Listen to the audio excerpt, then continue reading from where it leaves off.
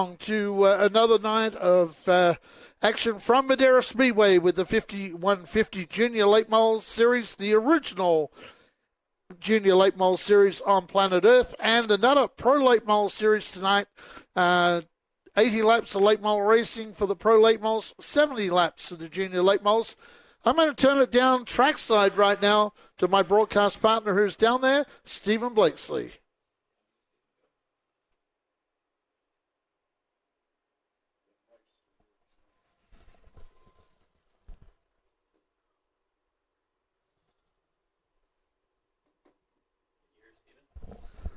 No, it's...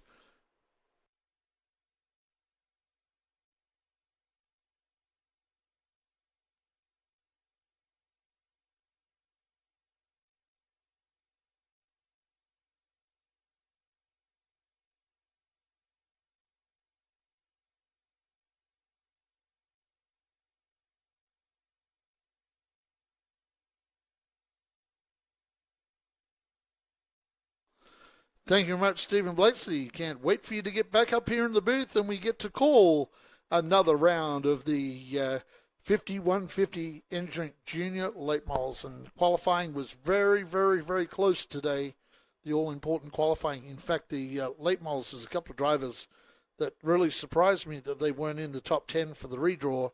For those that just got here, the top 6 of the juniors redraw and the top 10 of the Pro Late Models redraw. For position, Kirsty Young, fast timer. Looks like Kirsty's starting back on row number 3 in position 5. So Kirsty was fast time, but she will start out of position 5 tonight.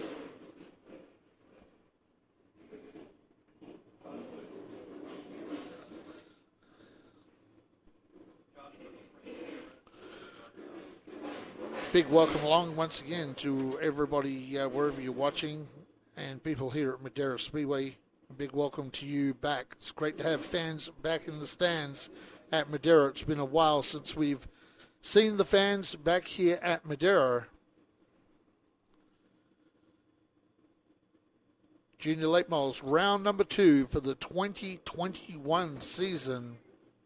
Fast timer Kirsty Young will sure be looking to bounce back tonight after the issues last race.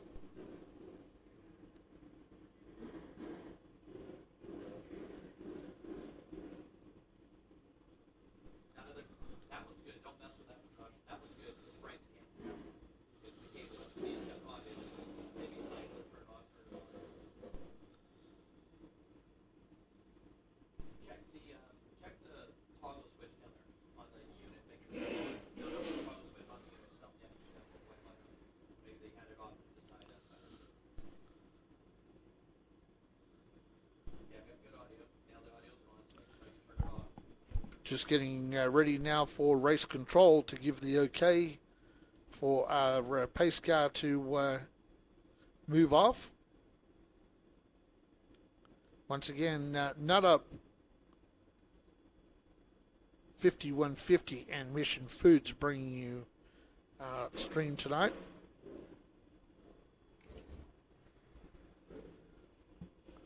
Mission Foods, the best tortillas on the planet, in my opinion, every Tuesday at my house. 5150 LTM. Some great merchandise available at 5150 LTM.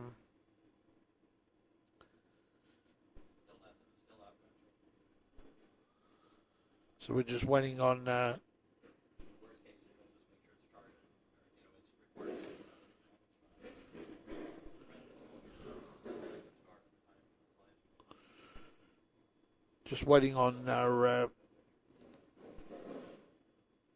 officials to be given the okay that we're ready to go. And then I'll welcome back into the booth my broadcast partner tonight, Stephen Blakesley.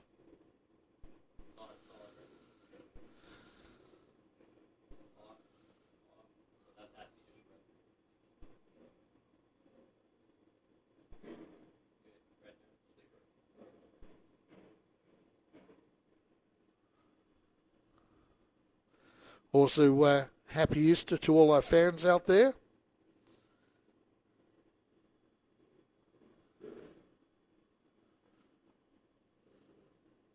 racing on Easter Saturday at Madera.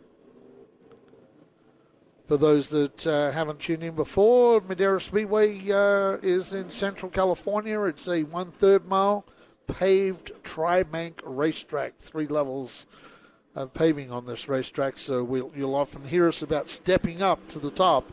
It is almost a step up there as that track transitions up to the High Line. Cars starting to roll off now for our 5150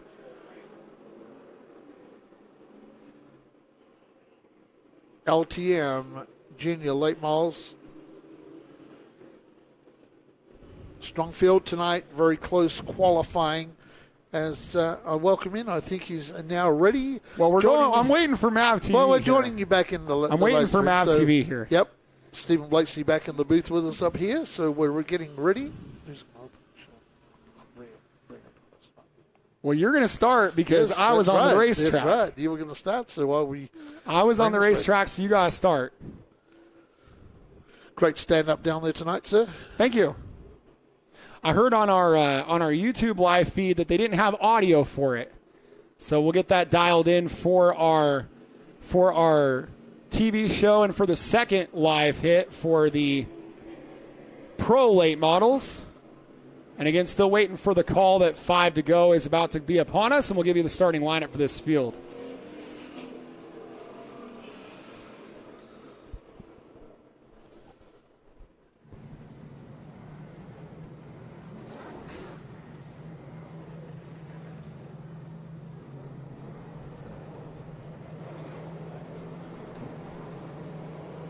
All right, so the next time the field makes its way around the racetrack, we're going to bring you into our MAVTV presentation.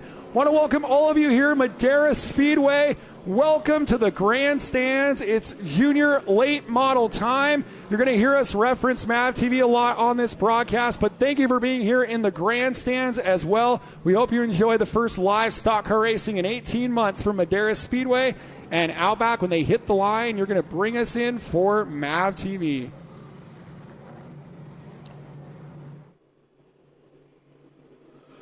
Welcome back, race fans, to Madera Racing on MAVTV. Round number 2 with the 2021 5150 LTM Junior Late Model Series Championship. Starting up the front tonight on row number 1, it is the 11 of Jacob Smith. You got to bring me in, okay.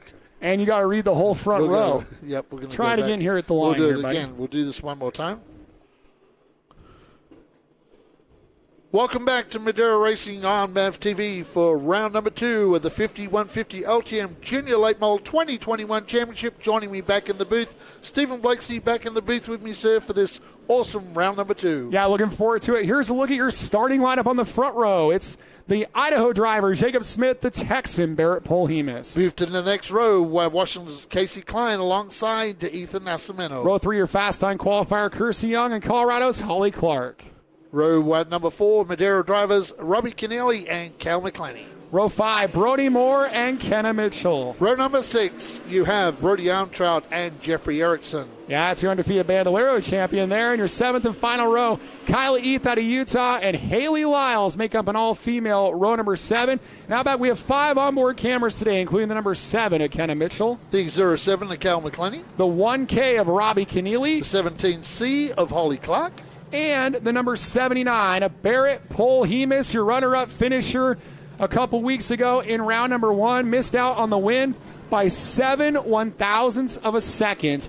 But he was celebrating like it was a win. Let's see if he can get that win. Here tonight, race fans, 70 laps of racing on MAVTV for Madera Racing. A 40-lap opening segment, a 30-lap run to the finish for this season, round number 2 of the 2021 5150 Junior Late Models. Jacob Smith brings them into turns 3 and 4. Yes, he does. Jacob Smith in that Matt and Rick Erickson wrench number 11 brings them down into turn 1. Let's see what's happening on the outside. Polhemus with that big run off of 5150 turn, and they drag race down into turn 3 side by side. Side by side they go, and oh no, just like opening, we have a wreck on the opening lap just about. The 79 of Polhemus spins across the field. No one collided with that Wilson Motorsports number 79, and Flaggy Frank is forced to display the caution. He held it for a while because He wanted to see if maybe Polhemus could right the ship, but he could not. And we are quickly under yellow here. We're going to get Barrett Polhemus turn back around and get this thing back underway for Madera Racing on MAVTV. Not quite sure if he had any help there out back, but not exactly the start that the 79 was looking for. No, I think maybe he just jumped on the gas and got it sideways. Very, very lucky not to get collected by a bunch of cars down there. All the drivers did a great job, and the spotters as well, letting those drivers know to slow up just enough for Polhemus to slide that car down to the inside. The racetrack will group him up and get going with a bunch of people tuning in online. Rod Cassidy from Indianapolis. Got my former crew chief, Have a Chat Lean, tuning in from Brisbane, Australia. Happy Easter to everybody down under as well, and all around the globe, especially the people here at Madeira. Hope you have a great Easter. Normally this race we would do the Easter egg hunt, but of course the COVID put paid to that, so we'll look forward to hopefully in 2022 being back to normal, and we can get the kids out there running around and collecting Easter eggs, and they have money in them. Sometimes they even have a $100 bill in those Easter eggs that we hide on the infield. We hide them all over the place on the infield. So our officials now getting ready to line these cars back up. So our race officials are going to work out what they're going to do here.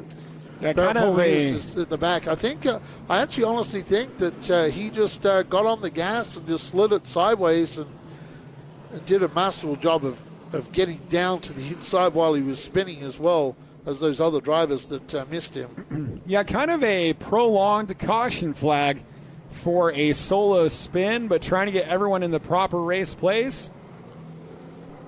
And there'll be 2 to go at the line. And I'll tell you, there's a lot of people in the crowd eating pizza. And I know that's going to make Kenny grumpy. He's going to start getting hungry, and Dave Sabota is going to have to go bring him a pizza if we're not careful. And out by Andy Foster, they're crossing up. Jacob Smith has picked the bottom. You're going to bring him back for MAVTV when we get back to the line. Yeah, no surprise that Jacob's picked the bottom here. That's probably the place to be. Now moves Casey Cash up to the front.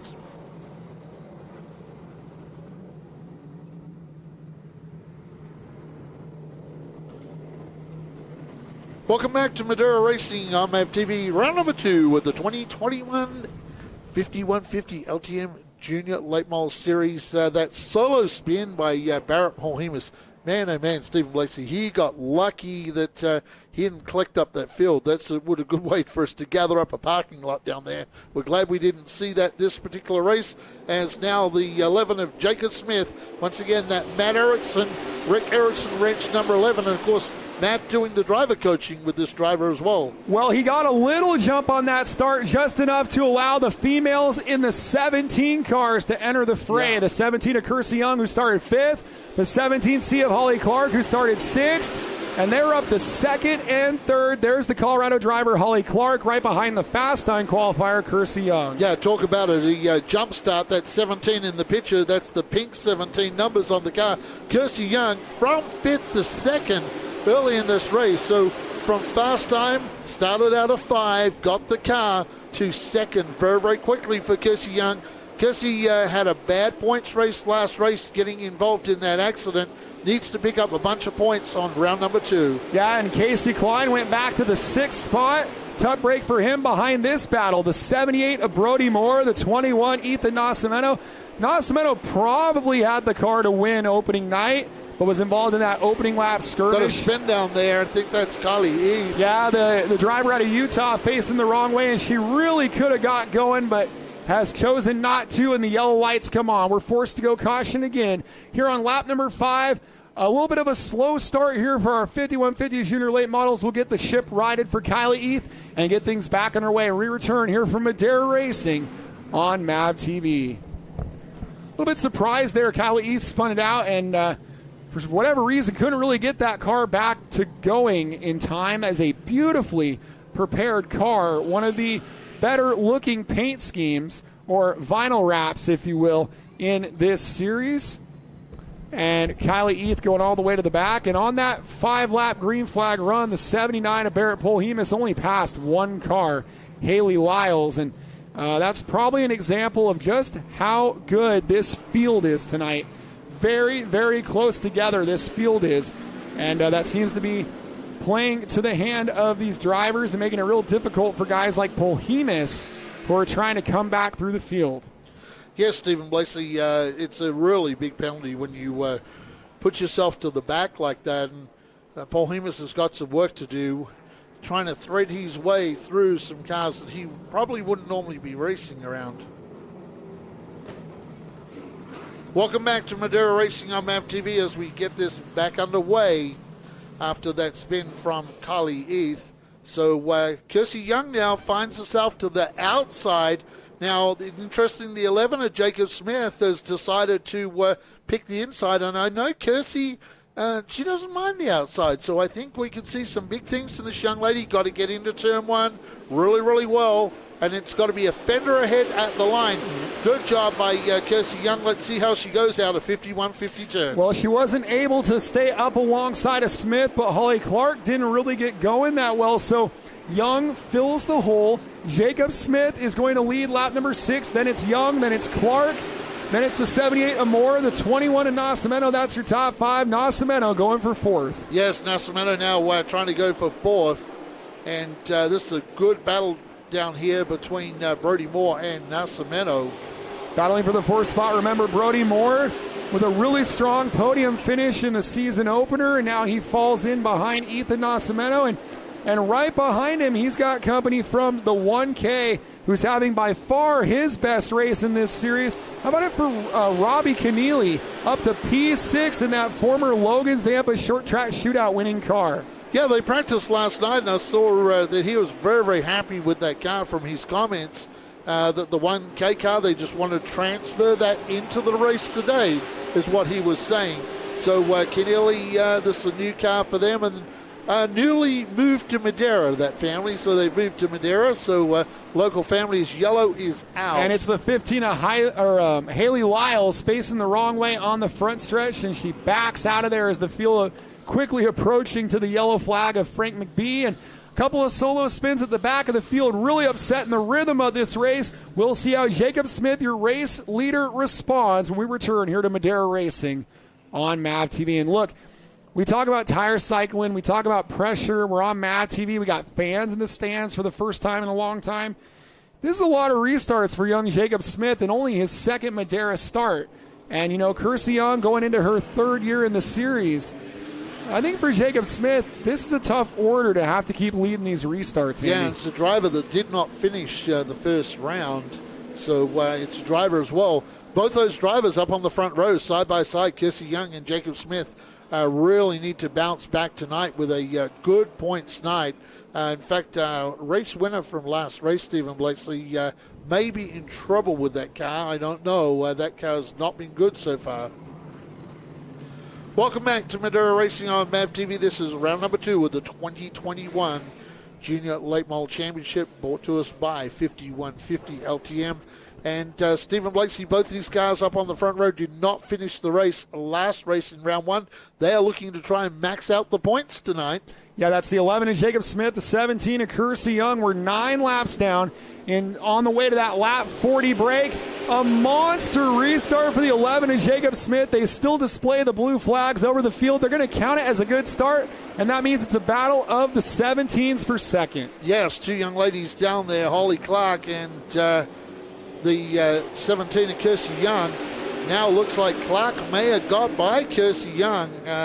Kirsty just not really getting the starts on the outside. And now you see our race leaders have moved away from this second place battle. Come out of the speed shot. Look at that, about a 4 or 5 car break now for race leader Jacob Smith. Side by side for 4th. Going on right behind them is Brody Moore. And you talk about the outside. Look at Ethan Nascimento, the slingshot out of turn 2 to the outside of Brody Moore. He goes side by side behind them, Armtrout and Keneally. Ooh, contact wheel to wheel banging. Ethan Nascimento is going to clear The 78 of Brody Moore, hopefully here out of 2 as they're spinning and crashing between the female drivers in the back. All 3 of them, 3's a crowd. Yellow out. The 7 of Kenna Mitchell, the 19 of Kylie Eath, the 15 of Haley Lyles. Mitchell spun, and they all came barreling in to Collector. 12 laps down, more trouble for the back of the field. We'll sort out and get things back underway here for Madera Racing on MAVTV. And things were just getting good for Ethan Nascimento. He found something on the top, and then Calamity in turn 1, Outback. Yeah, we got 5 young ladies in the field tonight, and 3 of them in a female junior late model meeting down there under the Mission Food sign. Yeah, they're having a lunch. Talking tacos. They're having a lunch date at the Mission Food sign, but that's not the way they wanted to have that. And Haley Lyles' car pulling into the infield is missing all kinds of body work on the left side. That car is going to need a lot of repairs for that beautiful CSM graphics wrapped machine. I wish I could have overheard that conversation. It was, hey, I like the street tacos. What do you like there? So we're going to go to a quick commercial break here for Short Track TV. We'll be back here from Madera Racing on MAVTV. 5150 is power. The power to overcome. The power to persevere. The power to set your life on a course for success. When you're faced with the challenges life throws at you, you focus and do what is needed to go beyond what is required. So stand up, stand firm, believe, make it happen, and live through the madness, knocking doors down along the way. We are 5150. Where you are now may not be where you came from. Sometimes you're preparing for success, and sometimes you're preparing for failure. The choices you make today may spiral out of control or spin you in the right direction. Your past doesn't define you, but the choices you make today can change your life forever. The drive can motivate you or destroy you.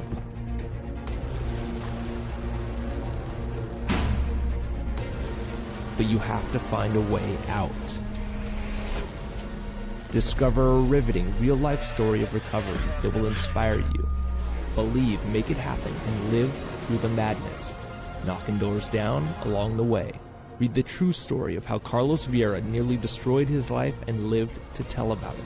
And don't miss others telling their powerful stories on our podcast. Visit kddmediacompany.com. Welcome back to our Madera Speedway live streams on the YouTube, and we got people talking on here. I'm guessing they were talking, couldn't hear you. That was for your stand-up, sir. There was a little problem going on during the audio of your stand-up. Yeah, we'll go to some of our more recent comments. Barbara Clark says, "Go Holly." Someone commented, "Wait, there's 2 17 cars?" Yep, that's right. There's also 2 number 1 cars. Let's go Kersey. Let's go Casey Klein. Thank you for the coverage from Yuma, Arizona. Someone on here wrote, "Oh, look, it's Saturday night. Time to tune into Madera. Good evening once again as I work the late shift on Vancouver Island." Now, if DJ Phil 007 can reply here, when I was a kid, I went to Victoria, Canada. Does that count as Vancouver Island? Explain to me more about the way the geography is up there. Victoria, Canada, one of my all-time favorite trips of my entire life. I was about 10 years old. That is a beautiful area up there. So thank you for tuning in. Cave McClenny says the outside is not working, but the pros will make it super good. And Jerry Cox tuning in from Kansas. Really enjoying the racing, he says. So we got all kinds of comments. Piet Dub says, "Hi from the Netherlands." Netherlander tuning in. What do the Netherlanders eat at the races? That's what we want to know. We got folks, by the way, our concessions are closed because of the COVID restrictions. And the question is, all these folks brought in pizza mostly. What do you get to bring into the races in Netherlands? DJ Phil says 100% correct. Victoria Western Speedway at the southern tip. So really quick, one more quick question for you, DJ Phil 007. Do you know Dave Smith of Shockwave Seats? Do you know him? He races at Western Speedway. Just wanted to see if you know about him. So, by the way, someone asked, how are the drivers? Well, Kenna is out of this race. Kenna Mitchell's out. Haley Lyles, they're trying to get back in this race. And looks like Eth is back in the race. Outback, we're going 1 to go. It's time for you to bring him back for MAVTV. Welcome back to round number 2 of the 5150 LTM Junior Late Model Championship for 2021. And tell you what, Jacob Smith, he's had a few different customers tonight alongside him on the outside, but he is stuck with the inside. It's worked well for him. Now he has the other 17 of Holly Clark. That puts Kirsty Young to the inside of row number 2, and I think Kirsty feels a lot better down there. I think more comfortable would be the word for her starting down there. See if she can pick up the 17 of Holly Clark, and the 78 of Brody Moore now sticks his nose up the inside, Stephen. Well, you said Kirsty would be comfortable. She immediately goes to second, and the wrong way goes the 17, Sia Clark. We've seen this a lot this year. The outside is tough sledding. Nice move there by Clark. Clark nice to the bottom, and she'll get to 4th. So she kind of cut off the bleeding there a little bit. Battle for 5th. Well, let's see how tough sledding is, because you got Nascimento and Keneally up there as well on the outside. So well, and Keneally's going backwards here. Well, and Nascimento, on the other hand, has been very impressive as he's trying to go around our Rookie of the Year from last year, Brody Armtrout, who's also the 2019 Roseville champion. And he's got Roger Bracken helping on that car. Nice move, Ethan Nascimento, and look who's entering the frame. Yeah, the 07 now, a winner from last race. Cale McClaney. Cale's up there now, and Stephen Lacey, I was a little worried about this car on the first couple of laps. He was going backwards, and it didn't look like he may have thought he had a problem, maybe picked something up on the tires or something, because he was going back, and he's got damage to the front now. They'll fix that at the halftime break for sure. And luckily it's not too warm today. I don't think he'll overheat the car. It's about 75 degrees at the moment. Beautiful racing weather. Real quick recap, 17 down as we have a car in the wall. It's Casey Klein, and we have it right here on screen. Casey Cash hit the wall a ton. And so we got damaged cars all over the racetrack. 18 down, it's Smith, Young, Clark, Moore, Nascimento, your top 5. 6th is Armtrout, and 7th right here is the 07 of Cale McClenny. One thing about McClenny, even if it is blocking the airflow, it's got air coming out of the hood, so that'll help cool it down as well. So for McClenny, that hood lifted up, just the vision issue for young Cale. He's probably not seen anything like this in his junior late model career. Brody Moore on screen right now, and Brody's in 5th. A crash on the back straightaway. The 23 of Jeffrey Erickson just spun out and is facing the wrong way in the middle of the back straightaway right as Kenna Mitchell was rejoining the field, and they almost collided, but it was unrelated. The cautions are forced to fly as Jeffrey Erickson stopped in the middle of the back straightaway here on lap number 20. Another yellow, another reset here for our junior late models as Lyles rejoins the field. Kenna Mitchell rejoins the field, and we'll be back to racing here from Dare Racing on MAVTV after this. Well, everybody that started the main event is now back on the racetrack, Andy. Well, that's the good news, that they're all back out there. And the good news for the guy up front, Jacob Smith, he has led all the laps so far and really looks good out there tonight. Last race, he had some issues going on and ended up on the infield, but tonight, looking really, really good. The driver of that number 11, of course, has got the experience of Matt as the driver coach, and, of course, Rick Erickson wrenching on that car as well. That's a very, very powerful team. They're the most winningest late model team ever to race at Madera Speedway over the years. So, when you have a team like that helping you out, we're going to see big things from this driver this year. So I don't know if you heard over your radios, Outback, but we just had the spin for the 23 of Erickson. They're going to pull over the 1 of Keneally, Robbie Keneally, and they're wondering if there might be fluid there underneath the car, so they're taking a look at that right now. There are 2 number 1Ks here, and Erickson was actually behind the other one, Casey Klein, when he spun, but they are checking things on the 1 of Keneally, and I almost got an impression from the body language that they thought there might be some fluid, so we'll see what they decide on the 1. I was just watching McClenny. McClenny pulled up alongside Brody Armtrout, and I'm not sure if it's Armtrout that McClenny got into or not, but sort of rolled up to the inside, a bit of a sight job as the 1 of Keneally now pulls to the infield. And this may be we'll see what's happening. There's obviously... they're going to go into the trunk of this car and have a look. Looks like a variety of people down there. I see Steve Dempsey. I see some folks from Herzog's team. I see some folks from the McClenny team. I see Harley Keneally, the twin sister, in there. And I also see Zach, our camera guy, in there as well.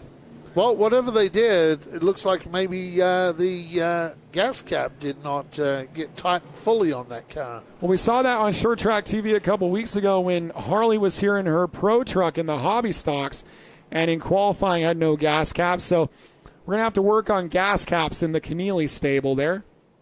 And, we got to mention what Zach does during the day.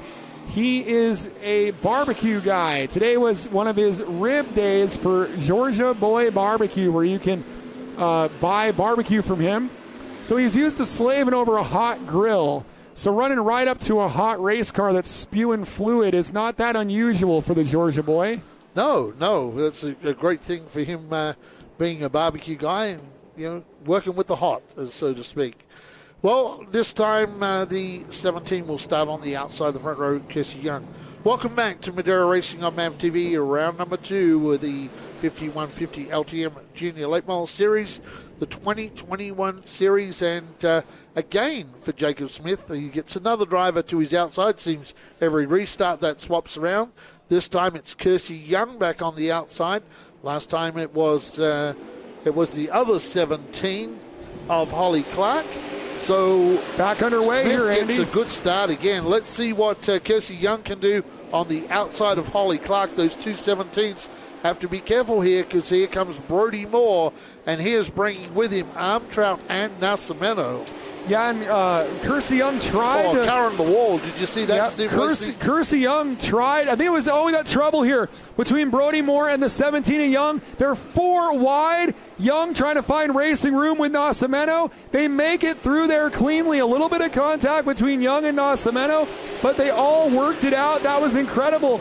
And by the way, the car in the wall was the 79 of Polhemus, as the Texan has fallen outside of the top 10, Andy, as he's trying to make his way back through the field. And out of all of that battling, Brody Armtrout emerges in 4th, and Kylie Eath avoided all of that and is in 6th place. Yeah, Kylie Eath moving through to the field. Nascimento now it looks like he's going to go to the inside. He's got tire marks on the inside from of that battle with Kirsty Young. Yeah, exactly. So Kirsty's got some tire marks on her car as well. Now, we had noted the great give and take that Brody Moore and Polhemus showed last race, and that was another case there where Moore and Young were all tangled up. Moore backed out of there, and it did not pay off that well for him because it dropped Brody Moore to 8th, but it kept his race alive. Battle is on right here. Yes, it does. Battle on. I tell you what, when we get to the break, Stephen Blakeslee, at the 40 lap mark, their crews are going to have to go to work on these cars. There's going to be a lot of body work that's going to need to fold back out. Some of these body stays getting crunched in, and Kylie East's car, especially on the rear of that car, fighting out the battle here, Stephen Blakeslee. Battling for 4th. Nascimento has been the busiest driver of this race. He's going to be a tired driver, I think, when we get to that lap 40 break, which, by the way, we are 13 laps away from that, where we'll hear from our top 5 on our Mission Racing Style Tortilla Chips halfway show. Nascimento clears Armtrout. The question is, how aggressive does Nascimento want to get back to Young, or does he ride? Well, we got trouble down here. Oh, it's big massive. Crash. It's massive. Big crash. Yep, big Something crash happened there between the 1K and the 19. The 19 of Eath goes back across the track and collects the 07. Yeah, McClenny had nowhere to go. And that's a scary piece of contact in the driver's side door of Eath's car. We go red on the racetrack, and we'll return here to Madeira Racing on MAVTV. Now, here on our live stream, we're going to stay with this one and see what our officials see here with the 19 of Eath and the 07 of Cale McClenny. That was ugly. Yes, it was. Unfortunately for Cale, he just had nowhere to go and just launched up over the Eath car. And Kylie's climbing out. That's good news that she has climbed out of the car. Look at this car, Stephen Blakeslee, all folded up everywhere. And so looking back on our short track TV coverage, and there was contact between Eath and Erickson as Jeffrey Erickson got into the back of her there. Around she went. And then the 1 of Keneally, the 07 of Cale McClenny, had nowhere to go. Yeah, and look at the hot water coming from coming from McClenny's car inside Kylie's car. So man. That's why they had to climb out of there from the opposite side. So if you take a look at this out back, we have it on our feed here as they were coming through the corner, and boom, right there we saw Erickson. But it almost looked like Erickson might have been getting help from behind him, and they were all just doing a big bumper car move, like maybe Eth had maybe backed up the middle of the corner there, because it looked like right after they made contact, he got shoved around as well, did the 23 of Erickson. So there was some bumper cars going on down there in 3 and 4. Yeah, McClenny, last race winner, that car is a mess down there. Fortunately, they're a very low-budget team as well.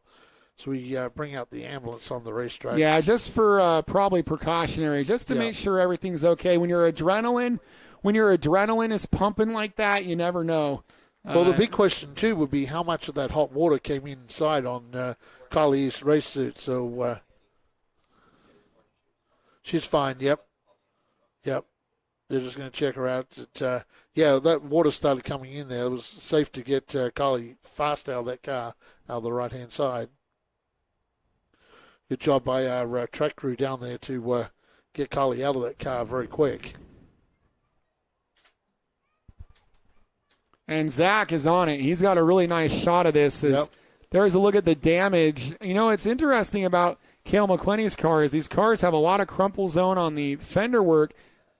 I mean, the frame looked good in there, which is always good news. Yeah, I think it's just a lot of body damage. Maybe on McClenny's car, that may be a little more. Definitely the radiators got taken out of that car when it got lifted up. Shame for round one winner, Stephen Blakeslee. That's a big hit in the points. We're going to go to a commercial break, I believe. So we'll take a quick commercial break, and we'll be back soon.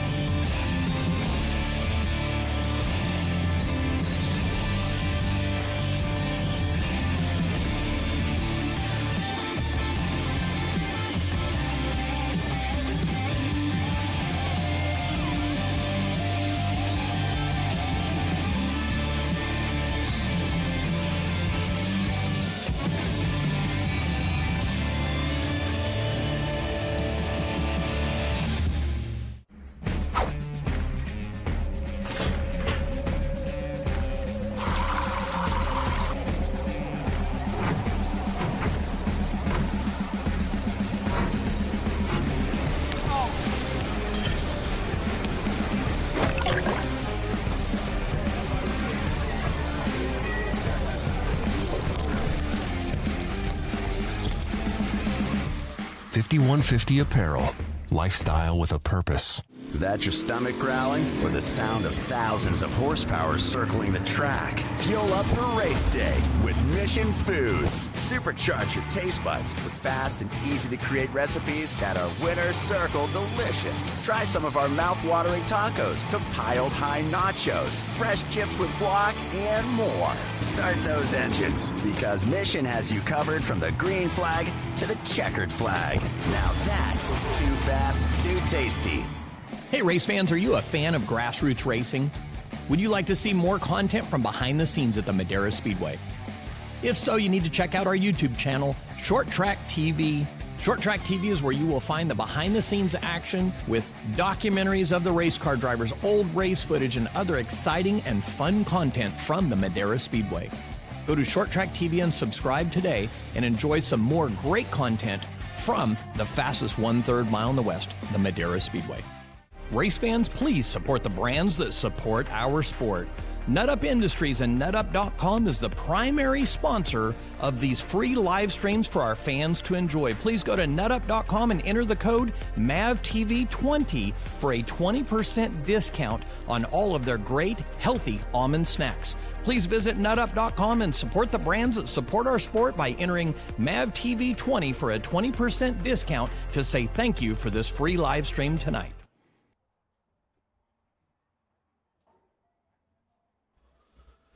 Welcome back to the Short Track TV on the old YouTube here.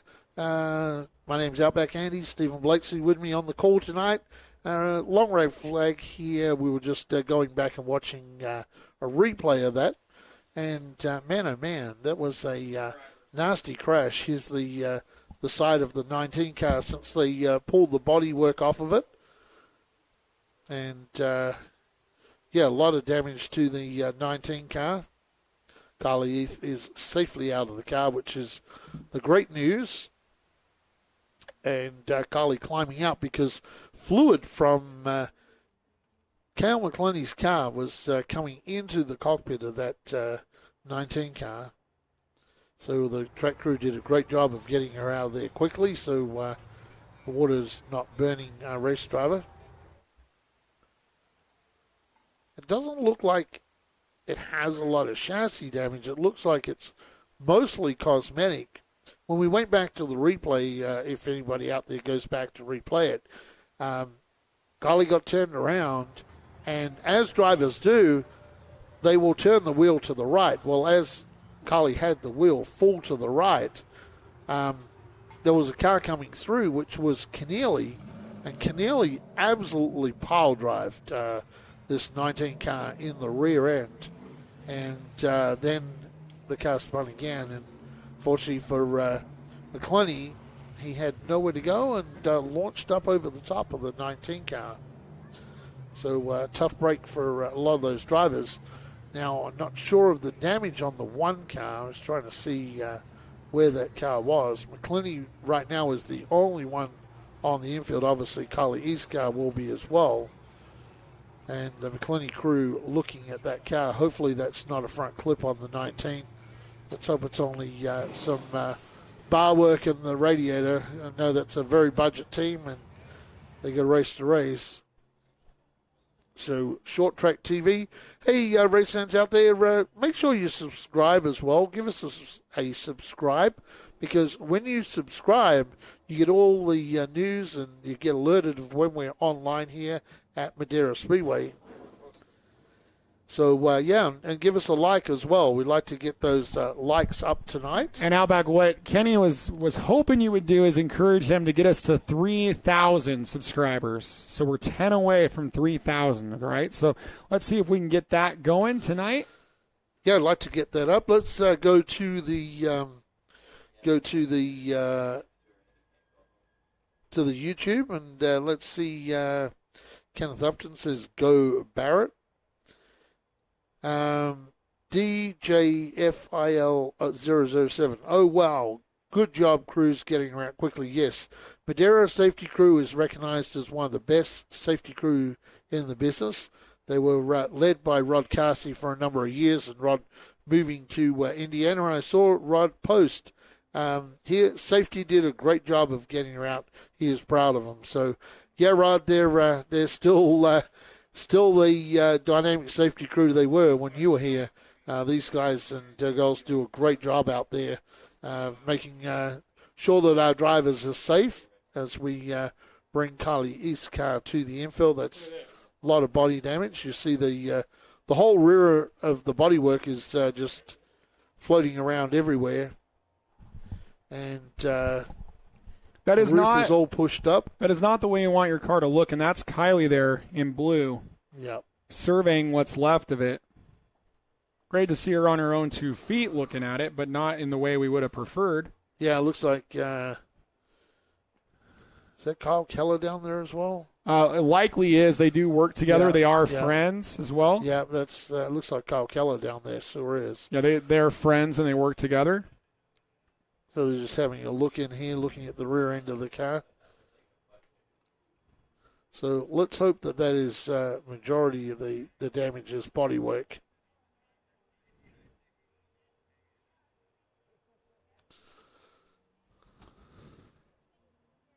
Well, it's a good thing there wasn't one of our onboard cameras on that car, is what I'm hearing over the radios. We probably would have lost one there. Yes, we would have done. Right where that damage is exactly where the camera would have been mounted. But we did have one on Cale McClenny. You can see it on just to the left of the Y there on driver's left, and that's going to be a spectacular piece of footage.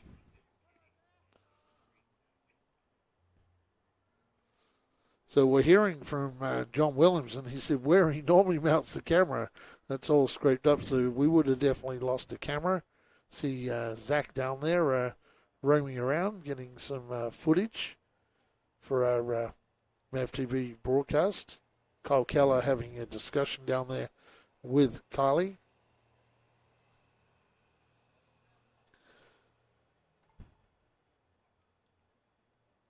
So the McClenny crew also coming in there to have a good look. That doesn't look good on the front of the McClenny car. And, Cale very, very disappointed. Radiator is taken out of that car. You see where it's pushed right back. So let's hope that's not a clip on that car. Well, the right side of Colley's car does not look too bad, so they're going to have a lot of work to do just putting body panels back on this car for the next round.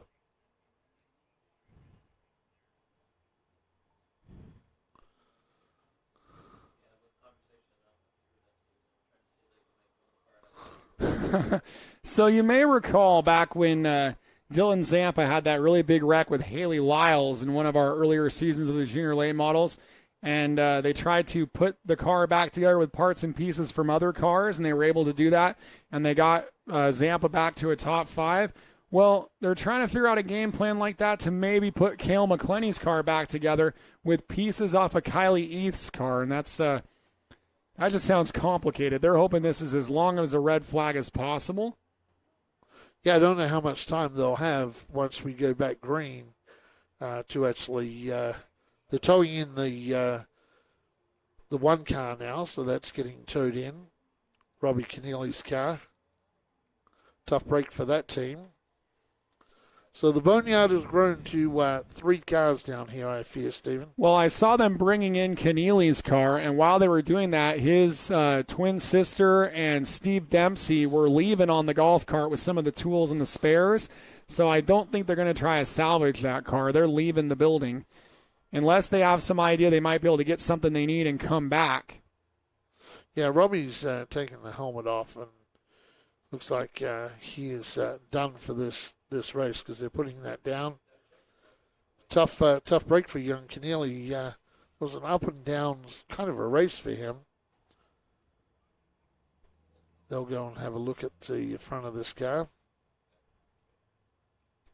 My guess is it's steering and suspension on the right-hand side because he hit Kyle Heath pretty hard in that left rear as the cars fire up. So it would seem that all of these cars are not going to make it back out.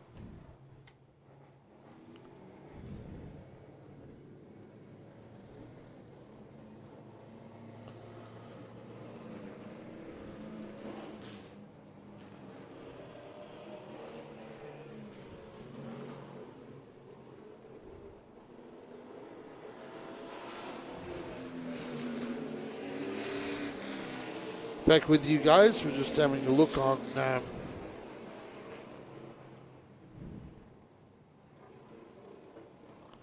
okay, GJFL007. Yes, we are tape delayed. This will be Mondays at 4 o'clock later. But this will be later in the year. This probably won't come out until about I don't know, maybe August. August, maybe. Yep. It's only round number 2, maybe July.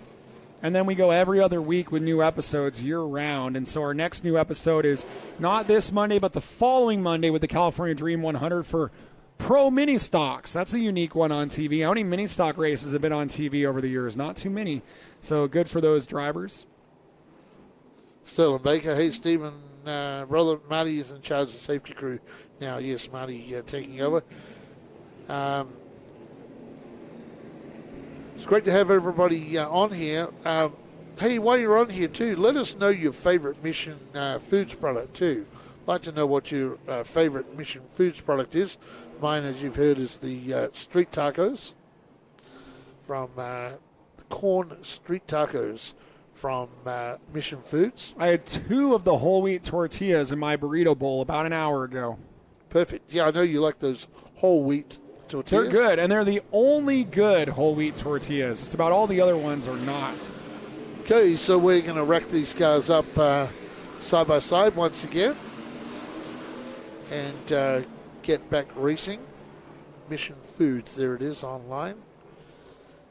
Well, to thank our supporters of our show, 5150 Nut Up and Mission Foods.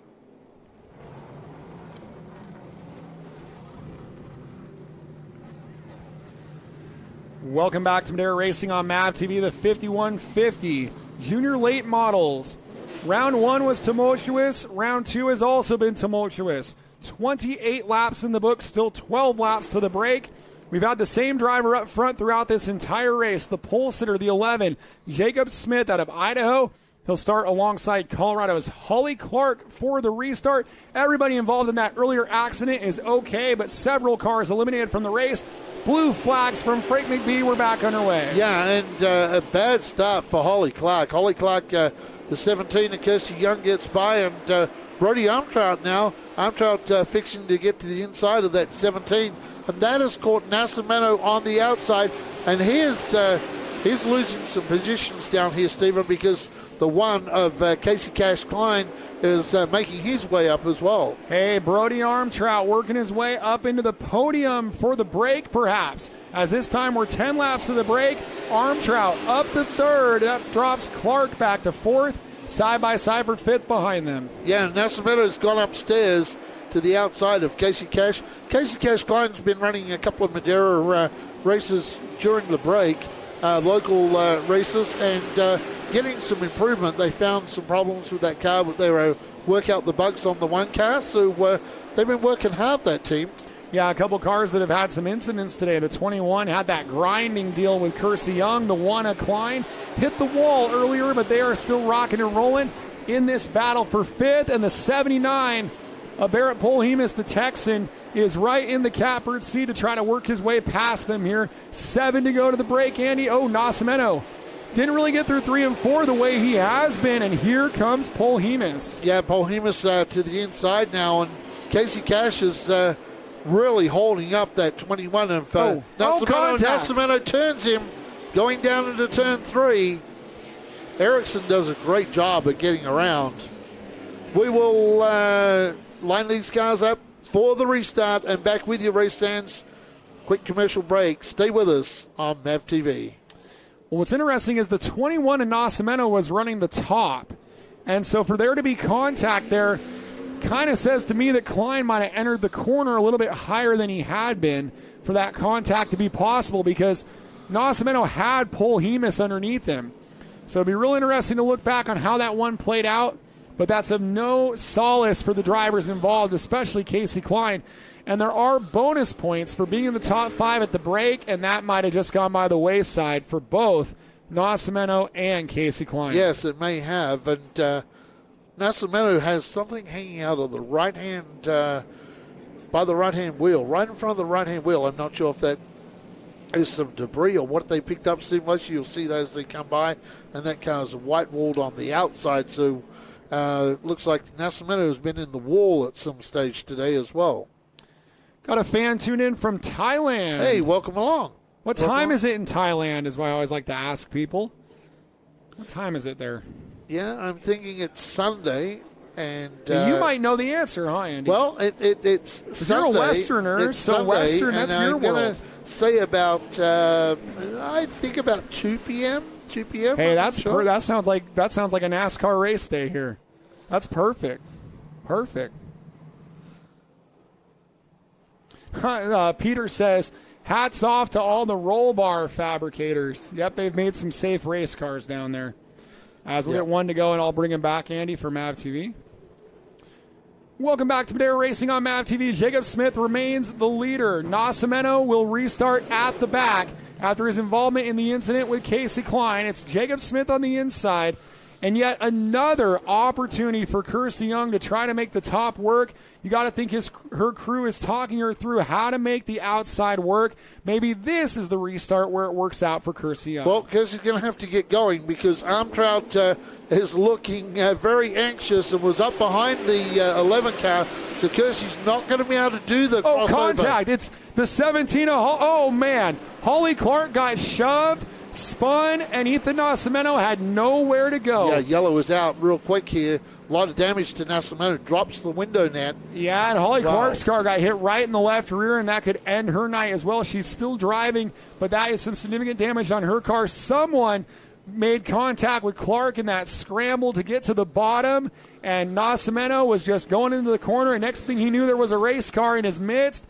And don't be surprised if we get the break early here to try to cool things down for these drivers, cool the tempers, as we're on lap 33 with 37 to go here from Madera Racing on MAVTV. Well, I just got a replay of that because my tablet is a little behind. Right. It looks like Holly Clark just got sideways. Not sure who got into the back of Holly Clark. Well, she was on the outside, and she was trying to get to the bottom, but Polhemus was there, and Polhemus was 100% there. I figured that was what it was, that Clark wants the bottom. Take a look at this again, Andy. That's Polhemus in the fifth spot, and Clark just, there's a race car there. It's a restart. Yeah. She was on the outside of row 2, Polhemus inside row 3, and I know that Clark wants the bottom, but Polhemus was there, and we've already documented that Polhemus and Brody Moore have been two drivers that have done a great job as far as give and take. And Polhemus was just driving into the corner. Yeah, and the car at Kenna Mitchell's, that car is looking very second-hand out there on the racetrack. But, yeah, no, it looked like Holly Clark just made that move too early to the inside. Once again. Well, and there was a gap behind Polhemus back to Kenna Mitchell, who's a couple laps down, but there was just nothing there on the first turn of a restart. You're going to have to wait probably a lap to get an opening like that. Yeah. And luckily for Polhemus, I don't think he's in any kind of trouble. But Nascimento's crew, they're working really hard on Nascimento's car down there in the infield. Might be a good shot for us here as there's a whole bunch of people working on that one. Bubba Nascimento carrying some parts. We see Matt Erickson, who has worked with the Nascimentos from time to time, getting involved as well. Yeah, it looks like one of the fenders is broken on that car, so they're obviously trying to take care of that. You can probably help me explain this to Mike Hill Racing Videos. He says the leader is getting a car lead before the line. That is not right. Tell us more about our starts here at Madera, Andy. Okay, so for Mike Hill, it is the responsibility of the car that is either on the inside or the outside, depending on which way the leader takes it. The leader should be getting to the line slightly ahead. By our standards here at Madera, by about a fender, maybe half a car. We want a fender ahead, basically.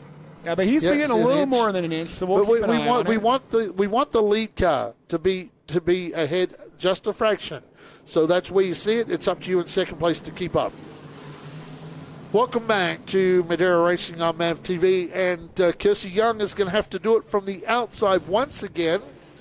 And I'm sure Kersey's crew has informed her that for Holly Clark, she drove down to the inside, and that caused an accident down there. So for Kersey, with Armtrout getting right up behind the 11 car, there's not going to be a gap there when we get into turn 1. Kersey's trying. She did it, though. Yeah, she did it. Kersey forced the issue. Obviously, Kersey wants to run the inside line, not the outside line. And a good battle between Armtrout and Polhemus, who has charged his way from the back of the pack after an early incident. Well, Kersey Young made that move a little bit later. It was about the mission sign in the middle of 1 and 2. Got herself to second and wasn't immediately into turn 1. Nice, nifty move there from Kersey Young. Side by side for third. It's going to be the battle to the break with, I believe, 4 to go to the break. 5 to go. 5 to the break. Battle for third. Armtrout inside. Polhemus outside. Yeah, Polhemus outside. Armtrout on the inside. This is a good battle for a couple of laps now. Holly Clark right behind him. Polhemus on the outside. Yeah, Polhemus now to third. So he grabs third, and he will get that runoff for turn number 2 that we often talk about off of the 5150 hill, and drove it down onto the back straight and got in front of Brody Armtrout. Now, the 2 leaders up here, these 2 leaders, Jacob Smith and, of course, Kersey Young, it's all going to plan for them right now. They're getting max points because they're getting good bonus points for the halfway break, which will be at lap number 40, and in fact, that'll be in 2 laps' time. Got 2 to go. The top 2 have kind of pulled away, and they're in their proper race place. The racing was ferocious for 4th there between Armtrout and Clark. Meanwhile, we'll see the white flag one more time in this segment. There is no white flag on the segment, so one more lap on the segment here for Jacob Smith and Kersey Young. And we'll get our top 5 for adjustments and MAVTV interviews in just a moment here. Jacob Smith on his way to a good first half. Yes, he is. Jacob Smith brings it to the line. That checkered flag comes out from Franklin B for Jacob Smith. Kersey Young will be second. Barrett Polhemus, Brody Armtrout, and Holly Clark will be the drivers we talk to. And that's going to be interesting. I'm sure Holly Clark is going to have a ton of information to talk to Stephen Blakeslee about. And Stephen will have some questions for her, along with people like Barrett Polhemus and in fact, all of the top 5. When we return here on MAVTV, Stephen Blakeslee will find his way down to the makeshift pit area on the main straight.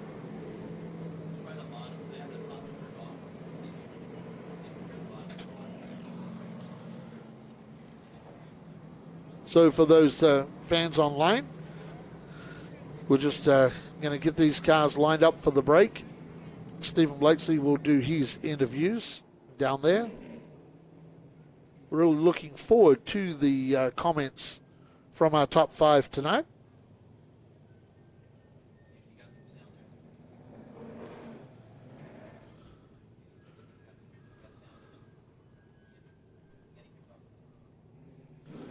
Okay. Can you hear me down there, Stephen Blakeslee? We're just doing an audio check. Okay. We're just doing an audio check for our grandstands. Crew's now going to work on these cars. We're waiting for Stephen Blakeslee.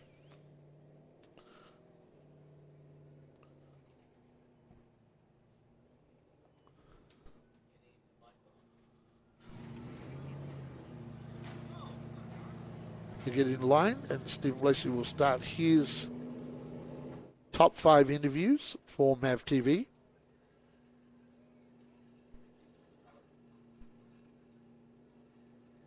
I'll let you guys talk amongst yourselves a little bit on the live stream. Hey, remember, give us a thumbs up.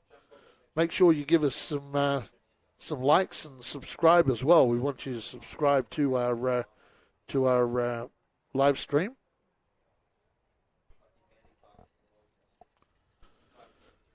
As we get ready to hear from Stephen Blakeslee, all the crew's going to work. There is a lot of work today going on down there trackside. The 11 car of Jacob Smith, that crew doesn't have much to do for the Ericsson team. They can go ahead and make some performance changes. As you can see that they're looking at the underneath the right front. Matt Erickson down there directing traffic along with Rick Erickson.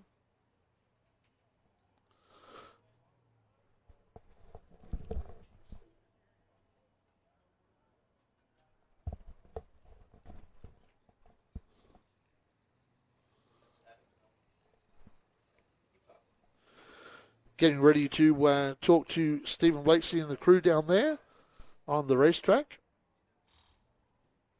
Hopefully they can hear us down there.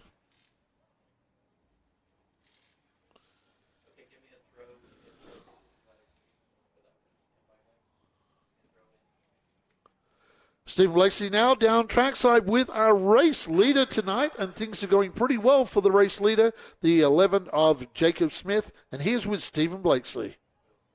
Smith in the race lead here at Madera Speedway in his second career start in the 5150 Junior Late Models. A whole host of different contenders there were alongside of you. You maintain the lead. What does this car need to take you to victory lane in the second half? You know, I'm super proud of my team. They set me up with a great car to start with.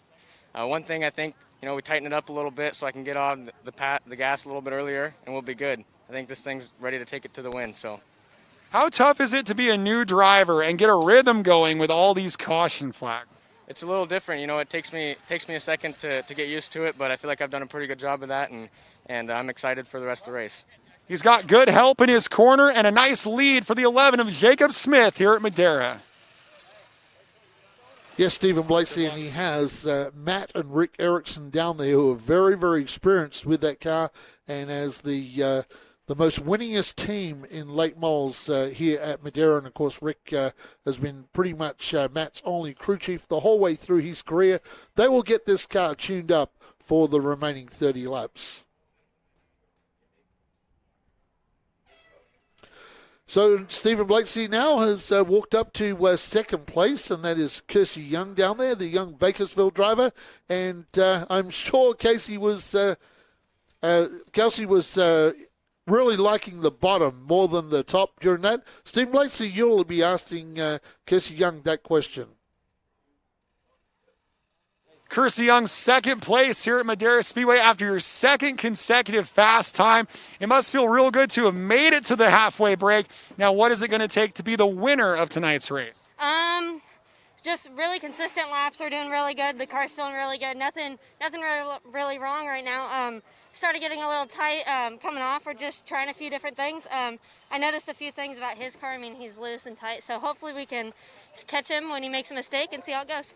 You guys made a really bold maneuver there to get to the bottom on that last restart. How important is it to be on the bottom here tonight?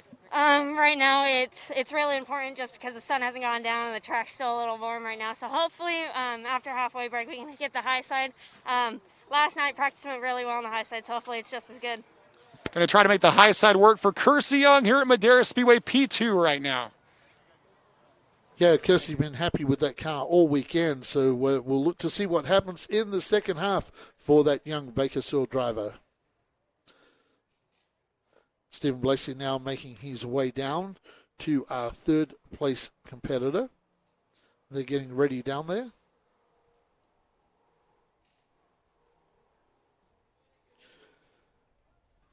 Stephen Blakeslee now is down with our third place competitor, Barrett Paul Hemus, who is a solid drive after coming from the back. Barrett Paul Hemus, the Texan, the dirt racer, now turned into a junior late model driver, the runner-up in round number 1. Third place here in round number 2. What was it like navigating all that stuff that was going on around you here in the first half of this race? It was definitely interesting for sure. There was a bunch of beating and banging going on around us, so the biggest thing that was on my mind was be patient and keep our nose clean. And if we did that, we could be set up for a good run to the finish here, and that's exactly what we've done. It was a bit scary there with a big wreck with Cave. I'm glad he's all right, but I just hope that we can clean it up a little bit and actually get some really good racing in.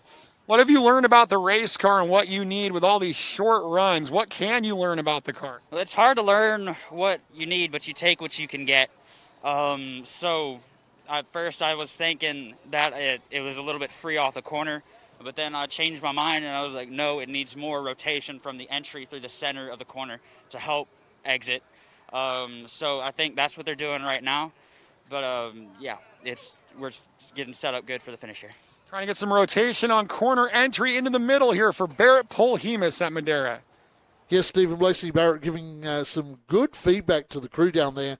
I'm sure if they can put in that car what he is relaying to them, watch out for that car. He is a serious contender tonight here at Madera. So we're going to go down now to Stephen Blakeslee's still down there doing his interviews down there as we're getting ready for him to talk to the next driver.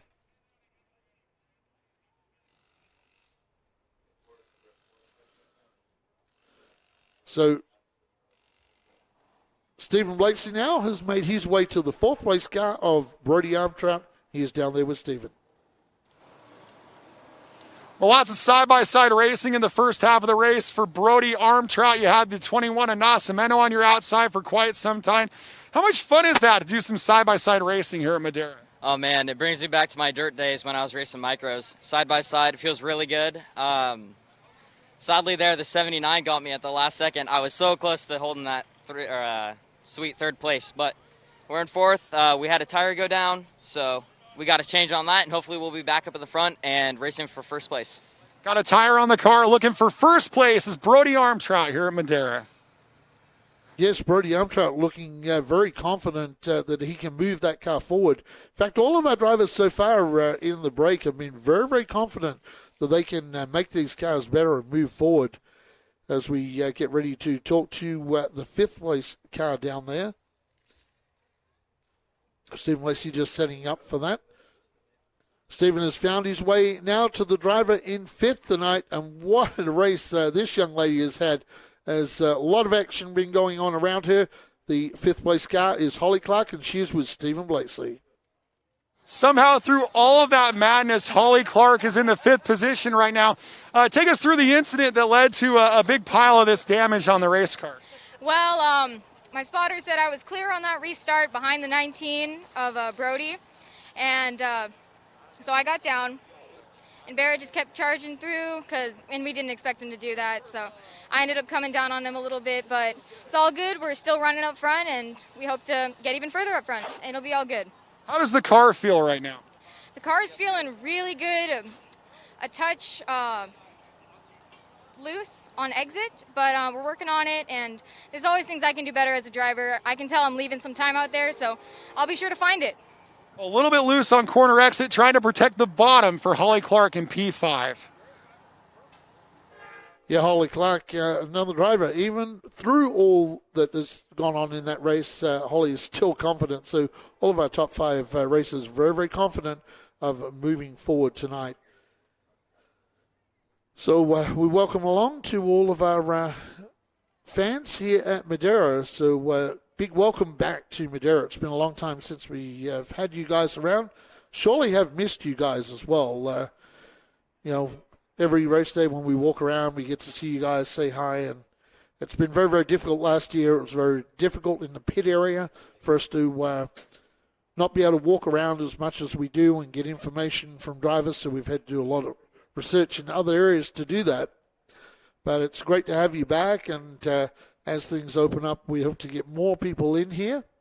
But a big welcome back to our first night for the fans being back in the stands.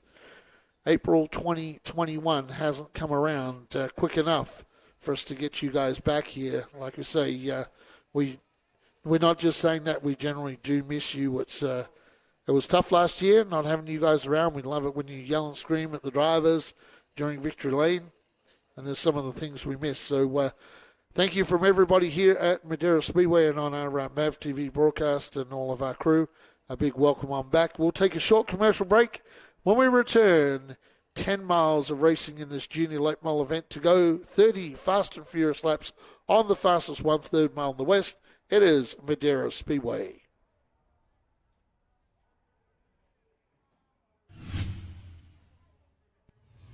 The Knockin' Doors Down autobiography by Carlos Vieira. It takes you deep into his destructive past and how racing saved his life and opened the door to give back to the community. And 100% of the sales go directly to the Carlos Vieira Foundation, an organization committed to raising awareness for addiction, mental health, and autism. And for inspiration and motivation, tune in weekly to the podcast every Thursday for real-life episodes from celebrities and local heroes. Get Knockin' Doors Down today at kddmediacompany.com or Amazon.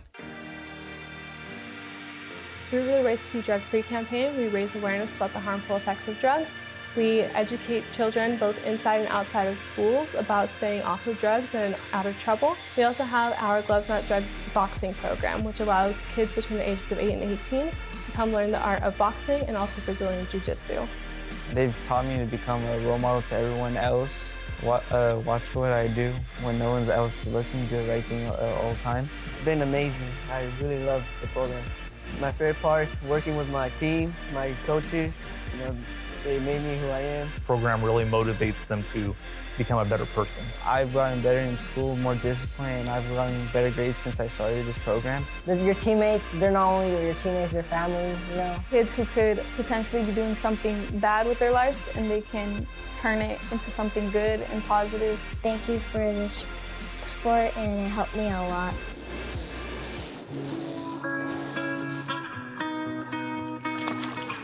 My first memory is fishing, honestly. We were winning trout tournaments when I was, 8, 9 years old, so it was cool. We had just come off a really, really stellar year, had 2 tournament wins. I think we got a check almost every tournament, if not every tournament. We took Angler of the Year for our region, and then we went up to Lake Oroville, and we won that TOC. Leading up to that tournament, I had started dabbling in prescription painkillers. I can remember the night before that tournament, taking a handful of pills to go to bed that night. I went 7 years of just causing mayhem, and oh my gosh, ruining every relationship I had, If a guy's willing to share his tragedy and open up and help somebody else either avoid going down that road or pull them out of that addiction, the trickle-down effect of that is you have no idea. The thing I like about Ryan is that he gives back to the community. We need to keep these kids involved. We need to get them out there. We need to educate them so they can take this on and teach their kids and grandkids, because this needs to continue. Fishing has completely saved my life.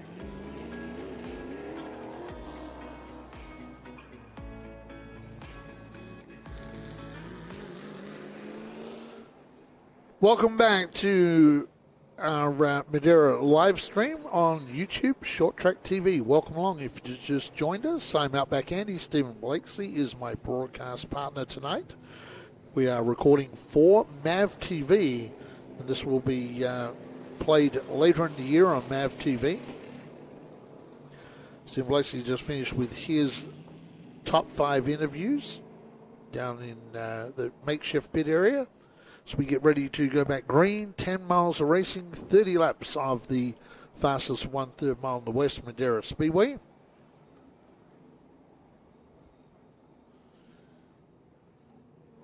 The guy they've been trying to catch all night is Jacob Smith, the number 11.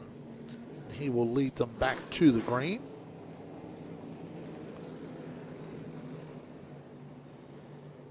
I want to thank our sponsors, 5150 LTM, Live the Madness. Stephen Blakeslee, we love to live the madness.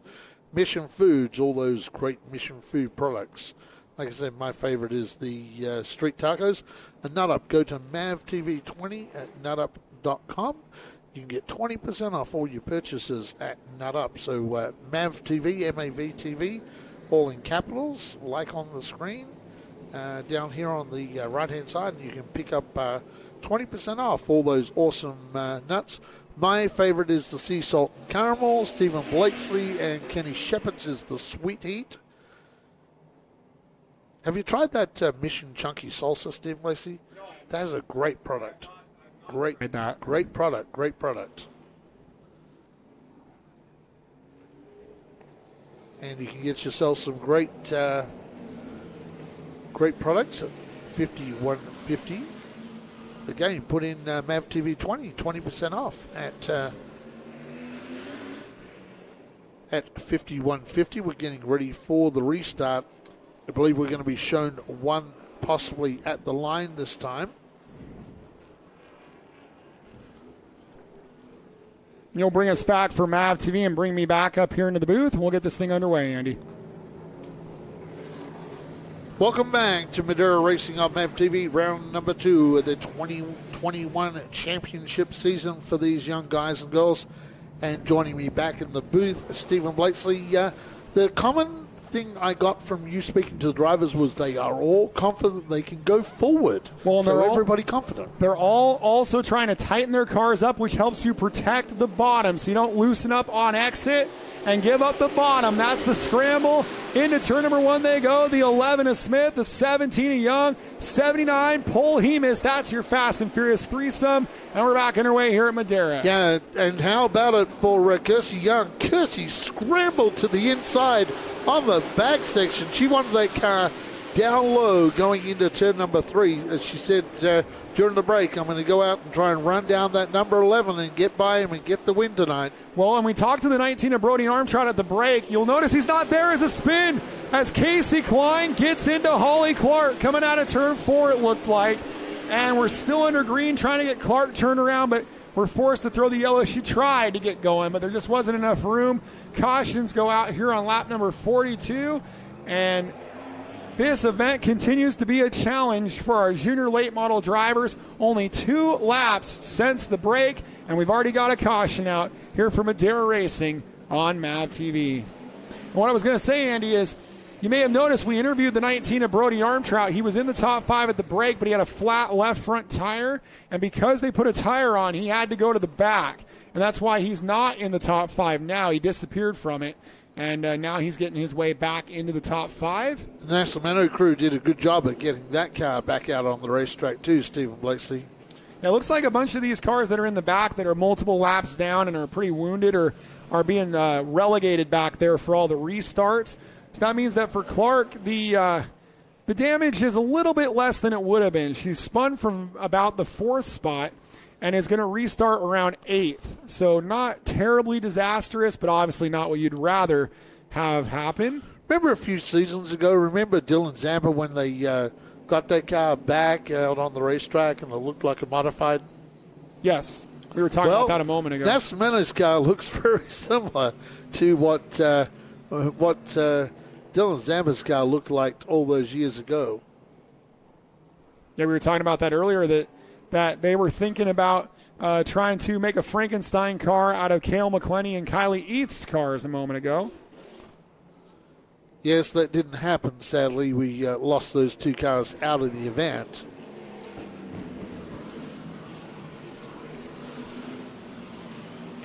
So it doesn't look like anybody other than the 17 is going to the back. No, it looks like Casey Klein's keeping his spot, so maybe officials had a better look at it, and maybe the contact was less, if not none at all. As we have 1 to go at the line, you'll bring him back for Madera Racing on MAVTV. Once again, race fans, welcome back to Madera Racing on MAVTV as we try to get the last 30 laps in the books here for these junior late models tonight. It's been a great race so far. A lot of good passing in that kind of from 3rd to the mid-pack, Stephen Blakeslee. One guy that hasn't really had to pass anybody all night is Jacob Smith, because he has led this thing from the get-go and once again got a really good start. Kersey Young again scrambles down in front of Paul Hemus and grabs 2nd place on the inside. Yeah, battle is for 3rd there, it looked like, as Klein was up the back bumper of the 79 of Paul Hemus. Jacob Smith, wouldn't that be remarkable if his 2nd race he could go wire to wire and lead all the way? I know Kersey Young and the rest of our hungry young drivers would like to prevent that from happening. Meanwhile, just off camera note that Jeffrey Erickson is back up into the top 5 in this one as we complete lap number 43. What can Kersey Young do to get Jacob Smith right now? Well, I don't know. I think Kersey's going to ride along here for a little bit. I don't think she'll do anything till probably 3 laps to go, because if you're going to take that shot and try to get to the front real fast, you leave yourself open for many, many laps for Jacob to repay whatever you do. So for Kersey, they're probably just going to ride around there. And look, if 2nd place is all she gets, as Jeffrey Erickson spun down from the 5th spot. Yeah, from the 5th spot down into the just short of the entry of turn number 3. That gets a restart. Race fans will line these cars back up and turn Jeffrey Erickson around. We'll be back on MAVTV after a short commercial break. Stay with us, race fans.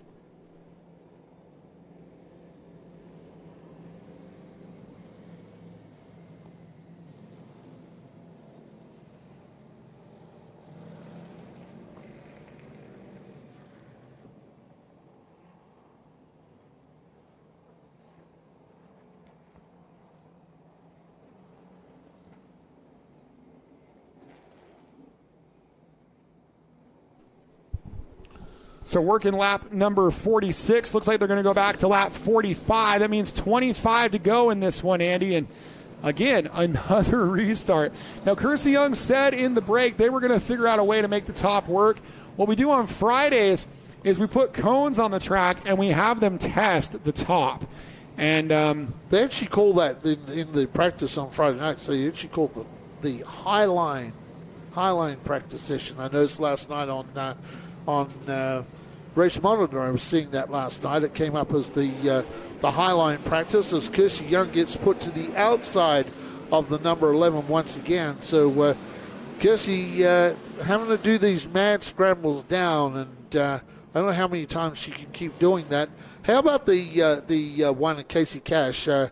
them coming back to Madera, running a couple of local shows in between the last TV show, is really paying off for this team of Casey Cash Klein out there.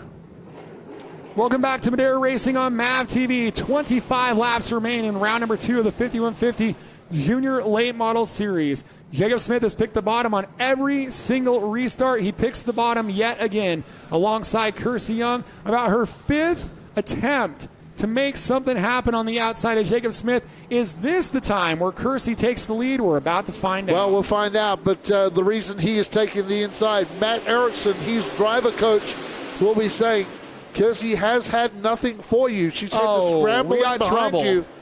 We have trouble down there, and I think trouble may keep going. Everybody gets back on the racetrack and keeps going. As I said, Matt's probably telling the driver, the number 11, Jacob, hey, just stay to the inside because Kersey hasn't got it done on the outside, and that's good driver coaching from Matt Erickson.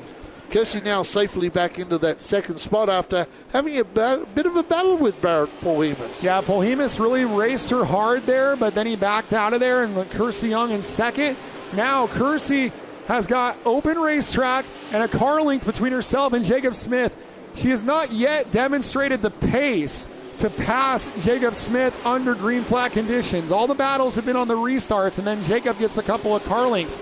If Kersey can run down the 11 now and get up close to him, then we'll see what she's made of here at Madera.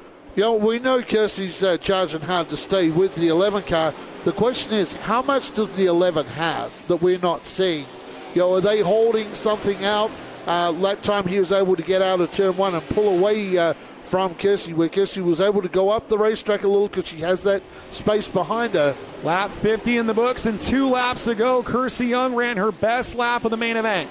So she is on kill mode at the moment. She's got the crosshairs on Jacob Smith. Can it translate to a win? She's been knocking about half a tenth off per lap here, Andy. 51 down, 19 to go. Well, Jacob's been really holding it down on the inside. So for Kersey to get this done, she's really going to have to go up the racetrack and try and get it done up on the high line, unless something goes wrong with the 11 where he gets a problem with the car handling and has to move up the racetrack a little. I've seen him start to move up a little, and I wonder if that's to try and break the run from Kersey Young, as on the high line, stop Kersey getting up around the outside, especially down here in turns 1 and 2.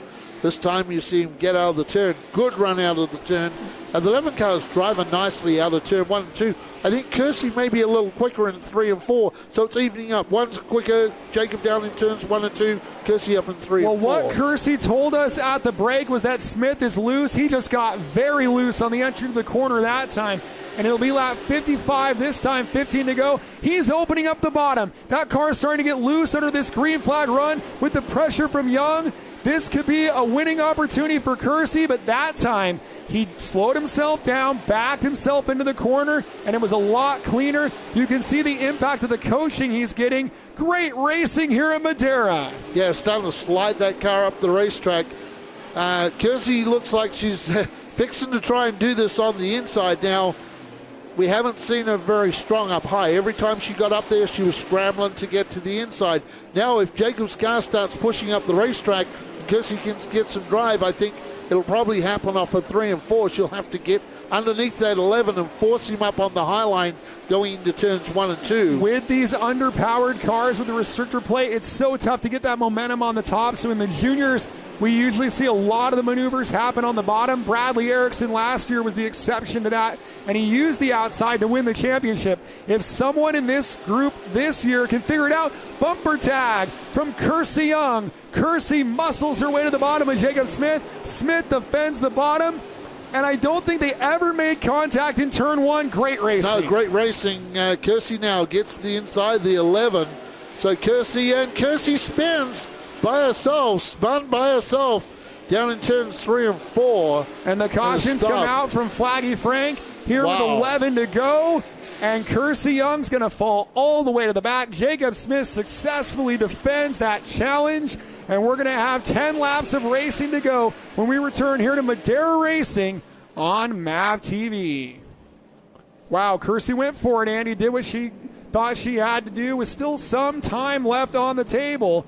Was that move perhaps just a little bit too early? Yeah, that was, I think, a little too early. And, wow, Kersey, I think Kersey got a bunch of brakes down there. Not sure if the brakes had locked on. I know at times they've had some brake problems with this car. You know what's ironic about this is almost a carbon copy to what happened at the end of the Pro Late Model race in round 1. Car on the outside was Matt Erickson. Car on the inside was Austin Herzog. Herzog sailed it in there, backed it in, spun it out with 2 to go, and was out of the contention there.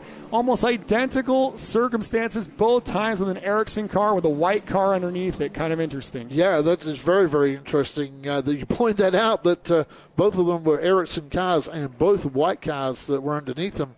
Now things change here. Barrett Paul-Hemus gets to line up, and I'm thinking the 11 car may pick the inside. If he does, we go back to the start of the race with the front row being Jacob Smith and Barrett Paul-Hemus. Well, we will have that, but which way around it is, whether it gets flip-flopped from the initial start or not. So Casey Cash would be loving this. He gets to start on the inside of row number 2. And to his outside, Brody Moore. So Brody trucking along, and Holly Clark's found her way back to 6 on the racetrack.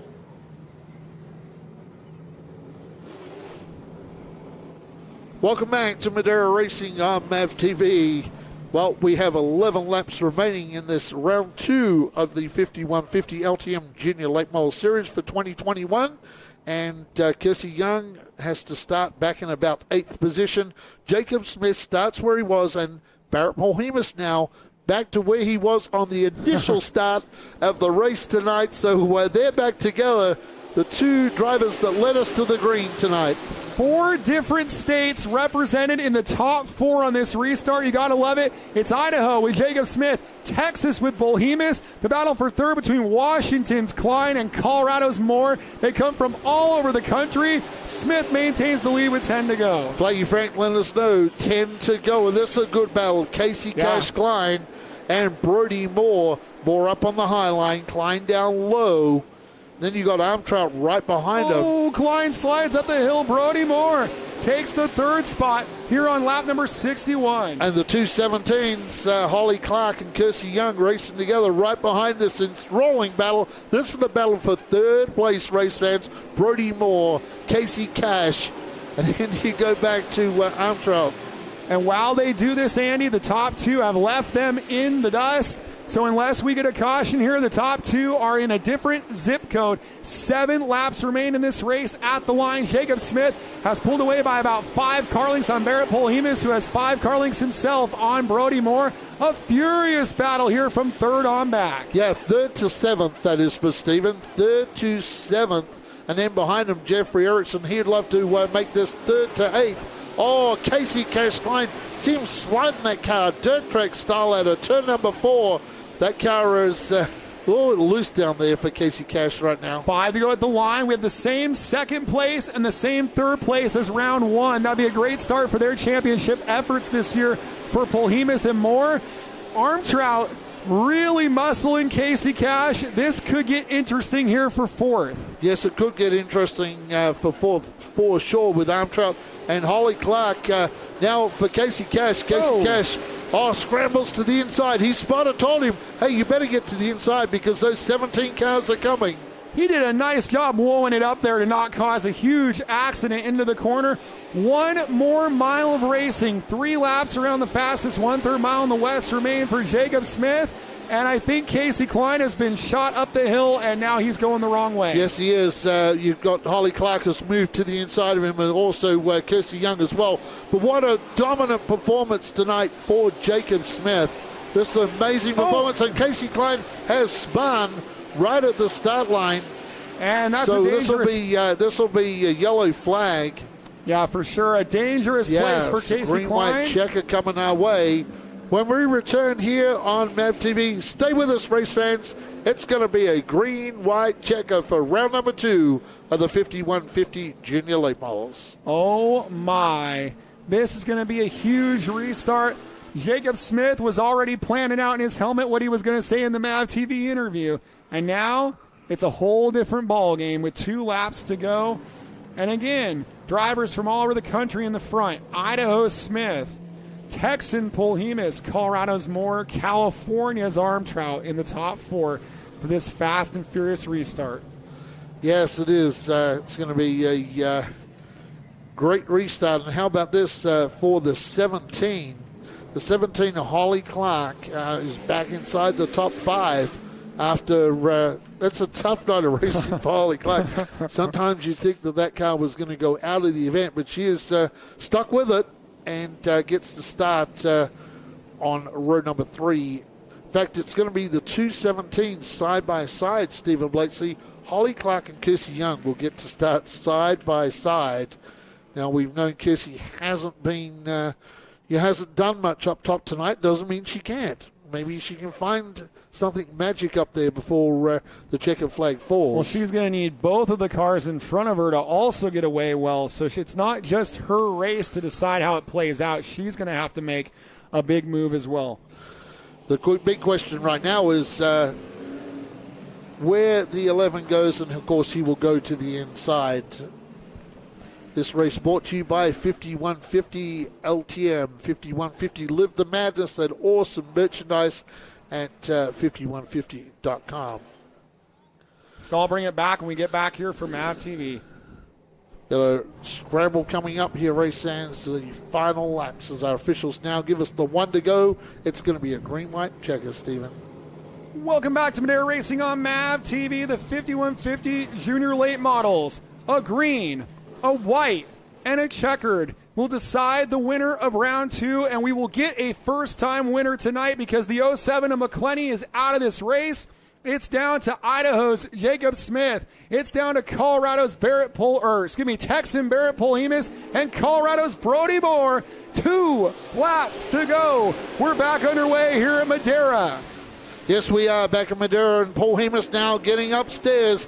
Look at this Armtrout to the outside of that 78 car. Battle for the lead coming to the white flag. Who's going to win this one? Smith sees the white flag, and that Matt and Rick Erickson prepared number 11. Can he fight off the Charlie Wilson prepared number 79? Yes, the Erickson team up against the Wilson Motorsports team. They drive down into 3 and 4. They will straighten up to the line and slide to the line. It will be Idaho's Jacob Smith taking the win. He will take the win from the Texan Barrett Polhemus. Then to Brody Moore. Brody Moore out of Colorado. Idaho, Texas, and Colorado in victory lane tonight. When we return on MAVTV, Stephen Blakeslee will be in victory lane with a very, very happy Jacob Smith. 5150 is power. The power to overcome. The power to persevere. The power to set your life on a course for success. When you're faced with the challenges life throws at you, you focus and do what is needed to go beyond what is required. So stand up, stand firm, believe, make it happen, and live through the madness, knocking doors down along the way. We are 5150. Where you are now may not be where you came from. Sometimes you're preparing for success, and sometimes you're preparing for failure. The choices you make today may spiral out of control or spin you in the right direction. Your past doesn't define you, but the choices you make today can change your life forever. The drive can motivate you or destroy you.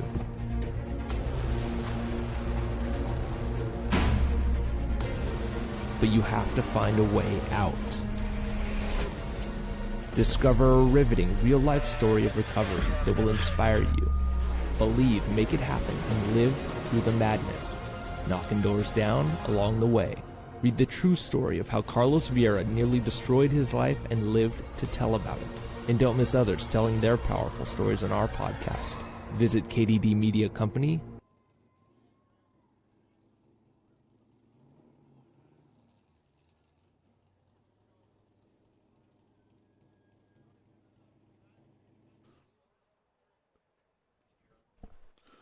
Well, welcome back on the YouTube race fans. What a great race tonight. Stephen Blakeslee just getting set down there in victory lane. Idaho's Jacob Smith getting the win tonight. All drivers in the top 3 tonight from out of California. So let's say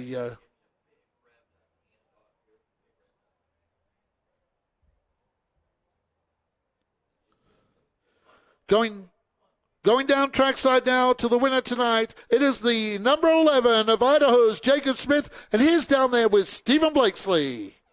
Jacob Smith is a first-time winner in the 5150 Junior Late Models.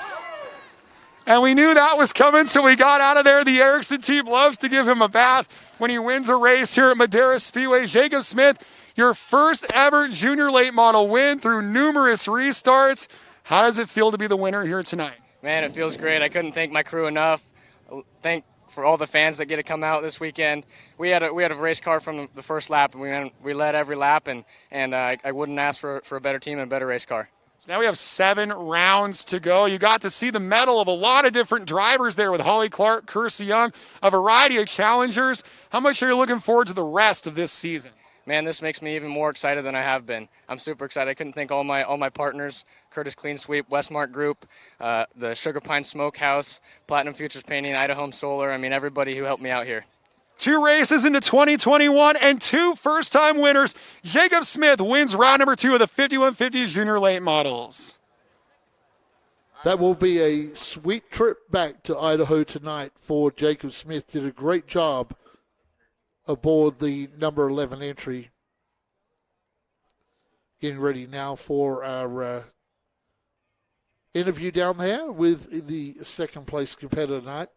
And it's a Texan tonight in second place.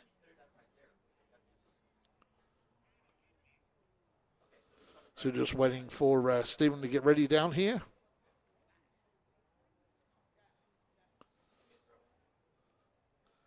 Well, it was a hard-charging driver in second place tonight out of Texas. Barrett Polhemus from the back to the second place tonight. He is down with Stephen Blakesley.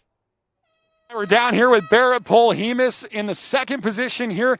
Again, a very familiar place for you. I know how badly you want a main event victory, but also a big smile for 2 second-place finishes. How key has this consistency been for your season? It's been huge, man. It's important to be consistent like this, especially in this series, because you never know what's going to happen. You need as much points as you can. I almost had him right there again, but it's fine as long as we're consistent. Consistency wins championships, and we'll be just fine. How much are you learning inside the race car, having all these opportunities to challenge for wins? I'm learning a ton. I'm learning how to start better. That's crucial for me right now because I'm blowing the starts every time. That's what's letting them get out so far. But I'm also learning how to run the high side and how to utilize that to my advantage. So hopefully when we come back next time, I'll be able to finish 1 spot better. He's starting to learn something on the top, and that could be dangerous for Barrett Polhemus, second place again here at Madera. Yes, it would, Stephen Blakesley. Those runs out of 5150 turn 2. If you can run the high line there, you get that big slingshot and chance to pick up a bunch of positions. So a very, very smart race car driver, Barrett Polhemus. Like Stephen said, a bunch of second places now.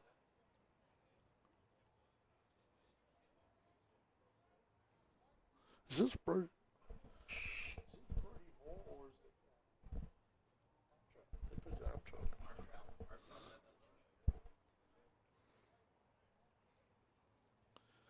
Stephen Blakesley getting set up down there for to talk to our third place tonight.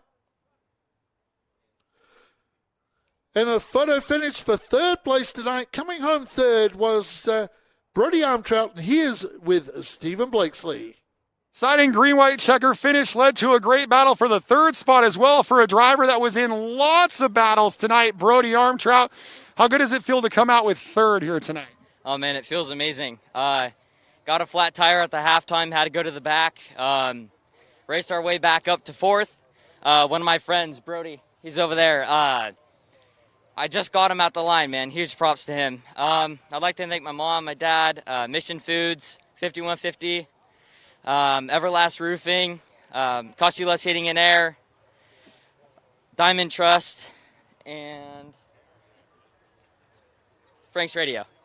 Now, what else do you guys need on this car just to make a few more steps up the podium and be in first at the next round? That's our end goal here.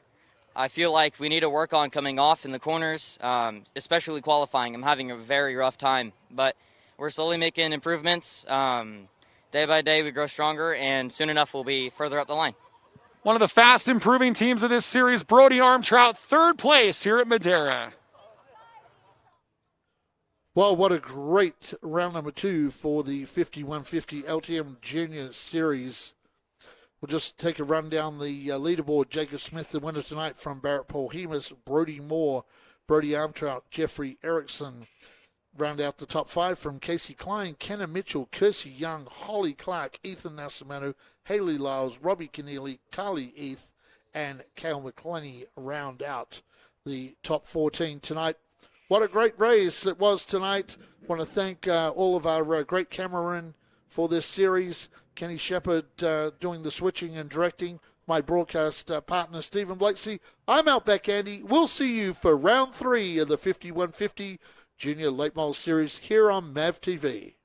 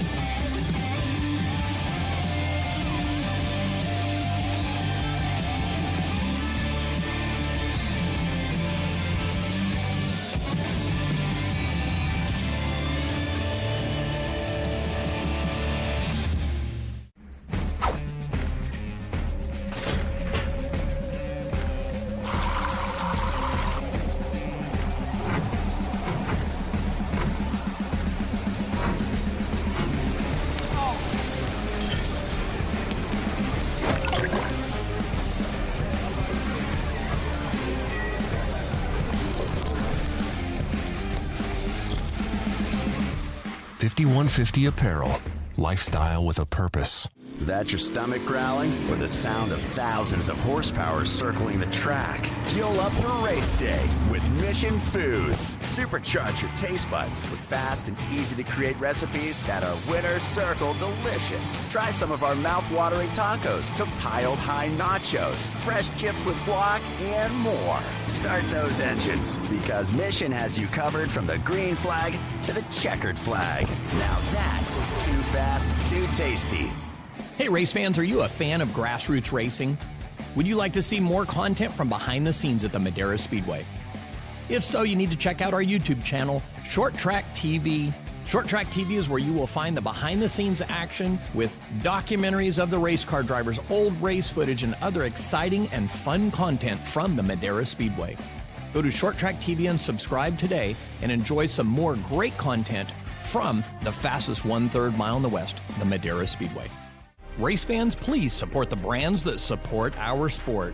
NutUp Industries and NutUp.com is the primary sponsor of these free live streams for our fans to enjoy. Please go to NutUp.com and enter the code MAVTV20 for a 20% discount on all of their great, healthy almond snacks. Please visit NutUp.com and support the brands that support our sport by entering MAVTV20 for a 20% discount to say thank you for this free live stream tonight.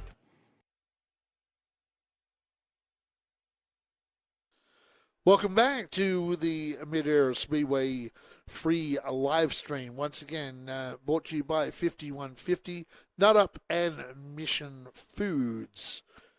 Bringing you this free live stream, and not a lot of tracks bring you totally free live streams. So we bring you totally free live streams. Got to have a chat, Lean. Absolutely loving the broadcast. We're loving bringing it to you tonight.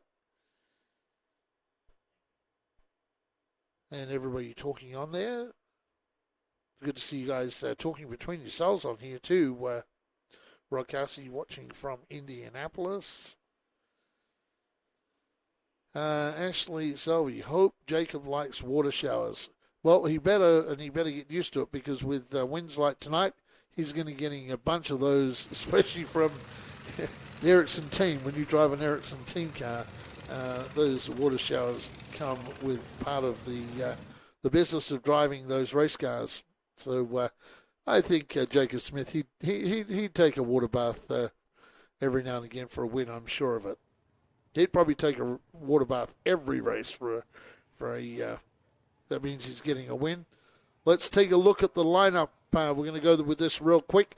Hey, for the race fans out there, we'll have Brian Smith back in the announcers booth next race. So we'll have, for our fans at Madera right here, right now, we'll have Brian Smith back with us next race. So you guys will have your own dedicated announcer in the stands here for Madeira Speedway. Let's take a look at the lineup. We've got 5 cars out there. From the back, it is the number 3 of Sam Wethouse in the number 3 entry.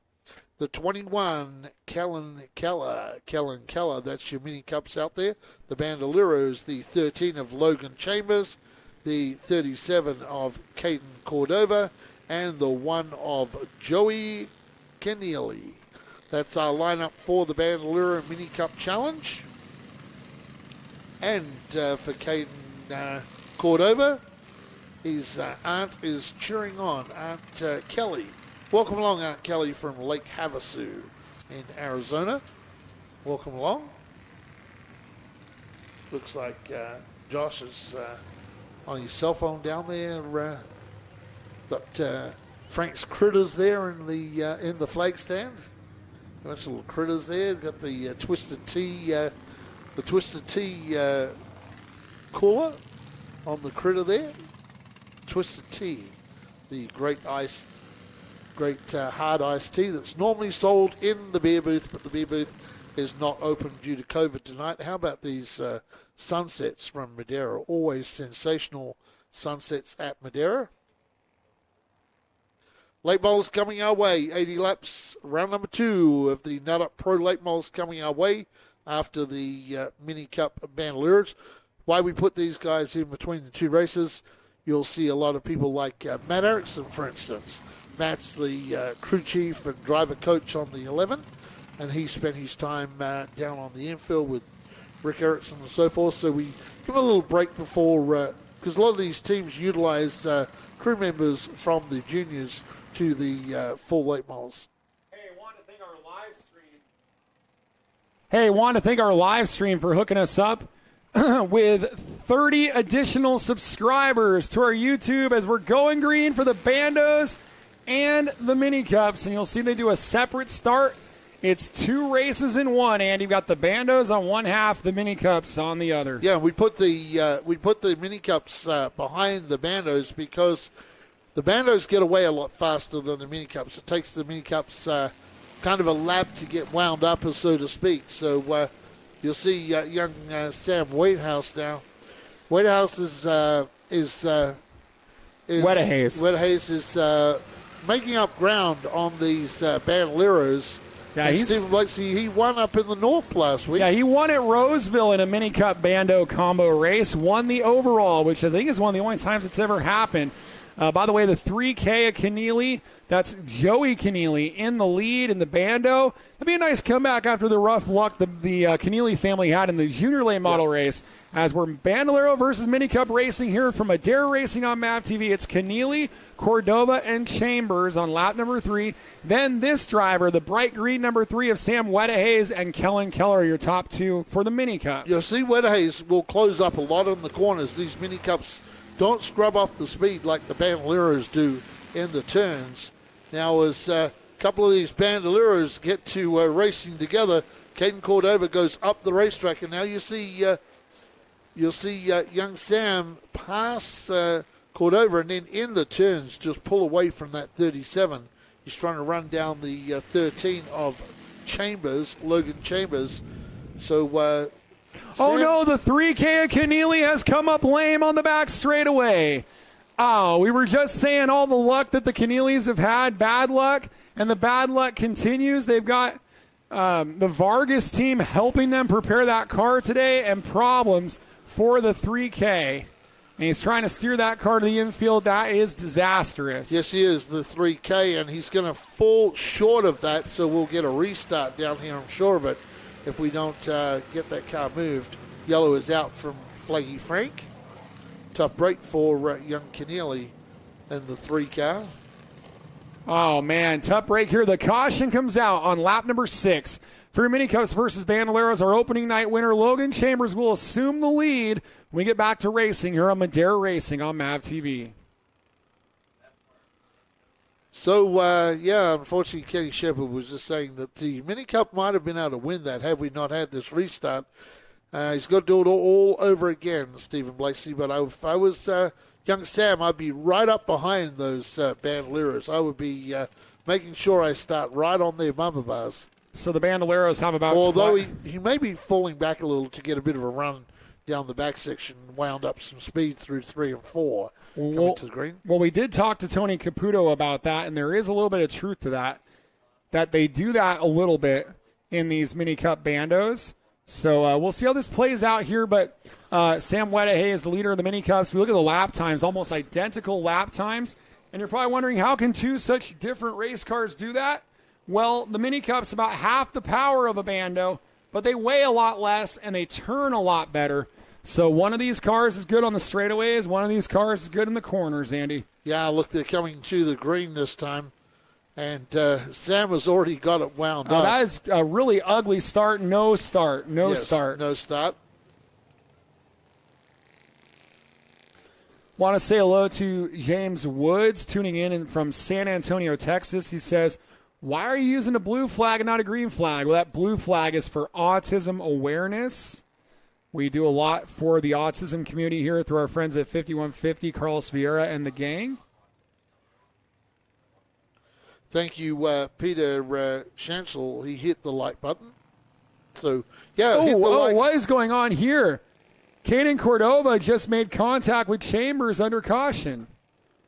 And I have no idea why. It might just be a little bit of Bakersfield jockeying going on, but that's a little unusual. Look at these kids. They did it again down the back straightaway, and they got to be careful here, Andy. Now you see the mini cup start to really build up the pace. Gets going. Logan Chambers runs Cordova up a little bit. Cordova tries to cross him over. And, if they keep doing that, that's where it'll play to the benefit of the momentum car, which is the 3 of Wedahay's. And maybe he can steal the overall here if they keep playing games and scrub off their momentum. Now, I don't think we've had a mini cup win a combined bandolero mini cup race here at Madera. No, we have not. Cale McClenny's been close. Yep. But he has not got it done. So young Sam Wedahay's is going to try tonight to do something that hasn't been done before, and right up behind Caden Cordova. Do you know where Sam Wedahay's car comes from, Andy? Yes, I do. In fact, I do know where it comes from. Okay, who was it? This is the Adam Lemke car. Yes, it is. So you'll see Adam in our Pro Late Model race here in a moment here on MAVTV. And, that's a pretty sporty hot rod they've got. Yeah, it is. It's a good car. They're using that car from the Lemke family. That was a championship-winning car in the California Mini Cups. Yes, it was. So Adam Lemke, a standout driver in the Mini Cups, and moved on from Madera for a little while, but he is back tonight, and that is good to see. Look at Sam now working over the back of that DJ Safety number 37 of Caden Cordova. A couple of the most brightly colored cars at Madera Speedway, and Wedahay is on the bottom, but that's where the power plays to Cordova's hand. So it's just a bit of a chess match. It's not quite the same, but it's almost like our open motors and our crate motors in the Pro Lates. So it's kind of that same kind of vibe here. And Sam Wedahay is, I described him at Roseville last week as having a lot of moxie. He's got a lot of moxie. He's a pretty aggressive driver, pretty impressive, his confidence level for this only being his 3rd Mini Cup start. He's pretty up on the wheel, isn't he? Well, I was here at all the practice sessions at Madera this year, earlier in the year, and I can tell you that he was up on the wheel from day one in this car. He was up on the wheel, and he was finding where the ragged edge was, and he found where it was. Occasionally he would find where it was too much, and here's a hard charger. Look at this to the inside of Caden Cordova, but that Bando has a little bit too much pace, and then Sam will come back charging through here, coming out. One nice thing is that Mini Cup is so small that even when Cordova thinks he's defending the bottom, Wedahay is able to find just enough room that he's able to make the move anyway. So this has been rather entertaining. By the way, while this is going on, Logan Chambers is just cruise control in the 13, but if anything ever goes wrong for Chambers, this would end up being the battle for the overall lead, although Wedahay is pretty well in command of the Mini Cup side of things. He's got about a straightaway advantage on Kellen Keller, make it closer to about half a lap in the Mini Cup battle. Andy? And Wedahay grew up right behind the racetrack here. You can see occasionally when we go down the back section, right where the back gate is, right up there is Good Times Quarter Midget over there. And that's where he grew up honing his craft at Good Times Quarter Midget. Now he finds himself in this Mini Cup car. that awesome Mustang GT body car. And young Sam really, that car was a little twitchy that time. So he got into turns 3 and 4. Oh, there we go. Inside of Cordova, the big charge down the back. Now, if he can hold Cordova out, which he can't, Cordova will get back on the inside. Sammy's going to have to find a way of pushing him up. So Sam Waterhouse has got to find a way of pushing him up the racetrack, going into 3 and 4, so that he gets that run through 3 and 4 and out to the line, and that's where he'll pick up this position. Yeah, the biggest thing is when they dive into turns 3 and 4 is that Wettahays needs to be just close enough that Cordova can't get to the bottom, like you were saying. And he's been close to accomplishing that, but not quite. It's rather entertaining. There's the leader, the 13 of Logan Lonely Chambers. race up front tonight for Logan Yeah, Chambers. trying to go 2 in a row, trying to join a very esteemed group of champions and race winners here in our Mini Cups Bandos. Yeah, young Erickson last year won all 9 races for the year. Of course, Tyler Reif out of this group, Yep. Cale McClenny, Kersey Young, Seth Wise, Ethan Nascimento. I think this has really proven to be a great breeding ground for junior late models. And unfortunately, don't really tell that to Jason Wettahays because the cost to go racing is about to go a bit higher for him with the ability that his son is showing. You can see that car kind of has like the bee, kind of has that beehive look to it, right? Yep. Well, they're calling their sponsors the Hive, and they have an increasingly growing and spreading hive. And they're going to need it because I think he's showing the talent that he'll be in a junior late model sooner rather than later, Well, Andy. Yeah, he's got the talent, certainly, to be a junior late model racer. So for our photographer, Jason, he's going to have to part with some severe money here soon. They're going to have to dig deep and find some more sponsors. Speaking of junior late models, do you know where that bando of Caden Cordova comes from?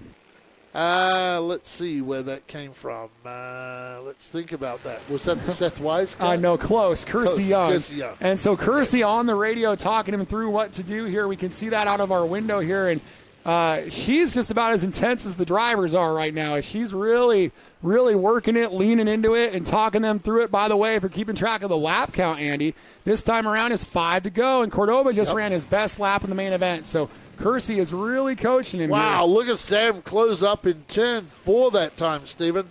That was a very, very good run through 3 and 4 for Sam Wettahays. If you're wondering back at home, in this battle between Wettahays and Cordova, 18-second laps on a 1/3 mile speedway, that's quite quick, folks. I'll tell you that they are going about 66 miles per hour average. And if you thought that Logan Chambers was just sort of tiptoeing around, he just ran his best lap of the main event. So he's keeping his foot on the throat of the rest of the field, if you will, as this battle continues. Yeah, and it's an intense battle. I wish we could get a picture of Kersey Young.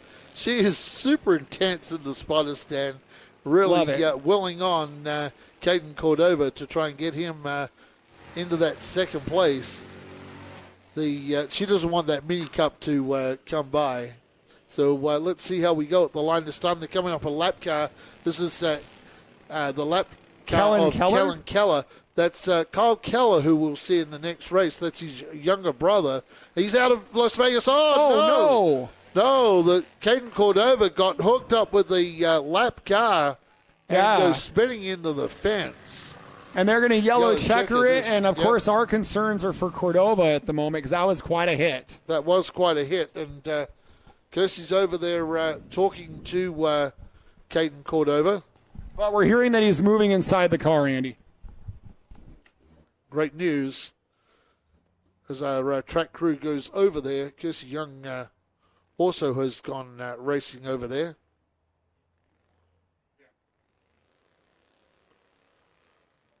So our officials now are bringing these cars down to Victory Lane.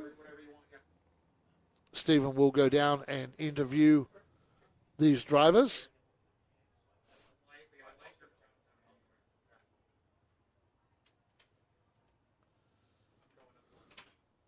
No doubt about our race winner tonight, Logan Chambers. No doubt about that. He was the race winner. And young Sam Wettahays did an awesome job.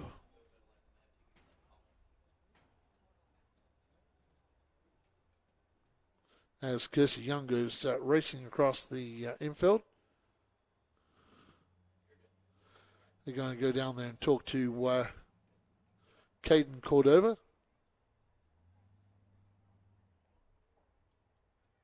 fact, we see Kirsty on the screen now, heading over there.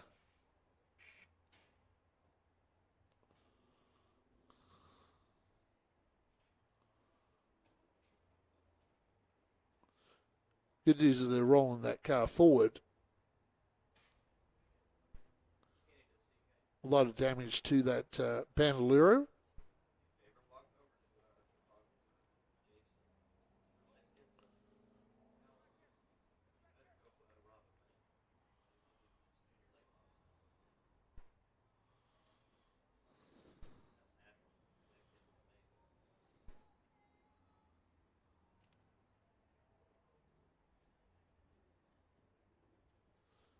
We're sending Stephen Blakeslee down to Victory Lane. There'll be some happy drivers down there tonight.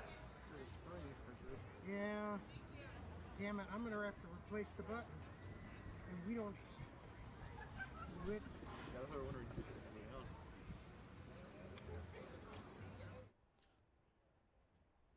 Stephen Blakeslee has found his way down to victory.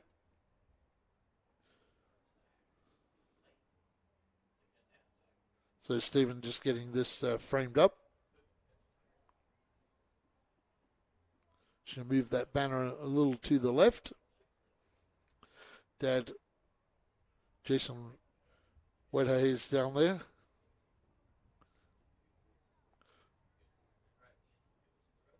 Well, we're going to go down trackside to Stephen Blakeslee, who is with the winner of the Bandolero Mini Cups. It is Logan Chambers for the Bandolero portion of the event. We're going to talk on MAVTV, but also over the PA. How about it for Logan Chambers? 2 in a row in this series coming out of Bakersfield. How good does that feel? Man, it feels great winning 2 races in a row.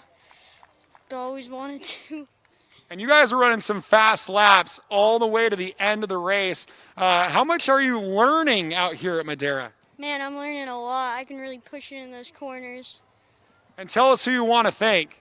I want to thank my mom and dad, and happy birthday, Gracie. Hey, happy birthday, Gracie. How about it, Logan Chambers, your main event winner here for the Bandoleros. Yeah, great drive tonight by Logan Chambers. 2 wins in a row now. And we're going to move on now to the winner of our Mini Cups. And this is a driver that, as Kenny Shepard was just saying in the booth a little earlier, this kid has a ton of talent. And I'm sure he will be a very, very good driver to be in a late model soon. Stephen Blakeslee is now down there with Sam Wedderhays. Well, a driver that we've gotten to interview a couple of weeks in a row across California, Sam Wedderhays, the winner of the Mini Cups, race fans. And we were joking around that you're going to start costing your dad a lot of money if you get really good at driving these race cars. How much fun are you having driving these race cars? This is a lot of fun, driving these Mini Cups. And that was a great battle there with Caden Cordova. What was it going to take to get around him there? A bit more laps, really. He was good in the straights. I was good in the corners, so I got beside him. He went in front of me in the straights, so it was fun. And tell us who you want to thank. NH3 Plus, Adaptive Integration, Cecilia Packaging, and Produce Shed for putting the car together. Print Theory for the swag, and the Leap for the paint job. Well, he's got a nice paint job. He's got some swag. He's got a couple of main event wins. How about it for Sam Wedderhays? Yeah, great job by Sam tonight, and I'm sure Stephen's going to go down to our third place competitor tonight, and that will be Kellen Keller. Kellen second in the Mini Cups. He's done a great job so far, the young Las Vegas driver, since he started running these Mini Cups. His brother will be out next in the Junior Late Models. We're going to go down trackside now with Stephen Blakeslee and Kellen Keller. Kellers always have some beautiful race cars coming out of Las Vegas. Another good-looking car here for Kellen Keller. Hey, a win the first race, second place tonight. What was the difference between tonight's race and a couple weeks ago? Yeah, today it was just I was a little loose off, but maybe I can go for round 3. And tell us who you want to thank. I'd like to thank Battleborn Racing, CSM, Keller Motorsports, Phil's Fabrication, KKR, and that's it. Can you tell us how old you are? I'm 10 years old. Hey, so we got a 10-year-old Sam Weddahayes, a 10-year-old Kellen Keller coming home in second in the Mini Cups. Well, a battle of the 10-year-olds in the Mini Cups tonight. But great job, Logan Chambers getting his second win of the season in the Bandoleros. And Sam Weddahayes getting a win tonight. And young Kellen Keller. So that's a second and a first now for both of those Mini Cup guys. We'll look forward to round 3 of the Mini Cups coming up on MAVTV. Next race on our calendar tonight will be the Nut Up Pro Late Models. We'll probably take a short commercial break coming up here pretty soon. Race fans, stay with us. We're going to take a short commercial break. We'll get a 5150 and Mission Foods break here and eat some of those awesome chopped nuts from Nut Up. And we'll be back with you for our 80-lap late model main event tonight, brought to you by Nut Up.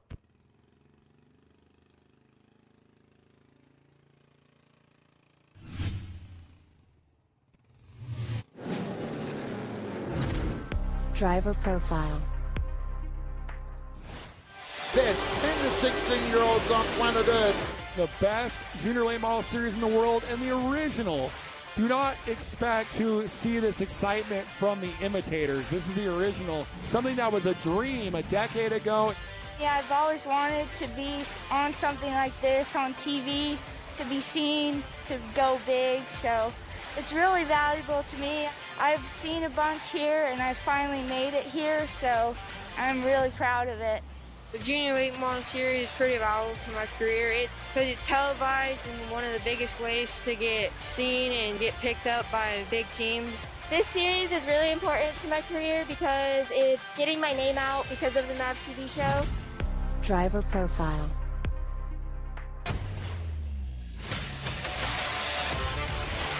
I started racing when I was 10 years old and I started in quarter midgets. And to me, it was really fun and exciting for that new chapter in my life.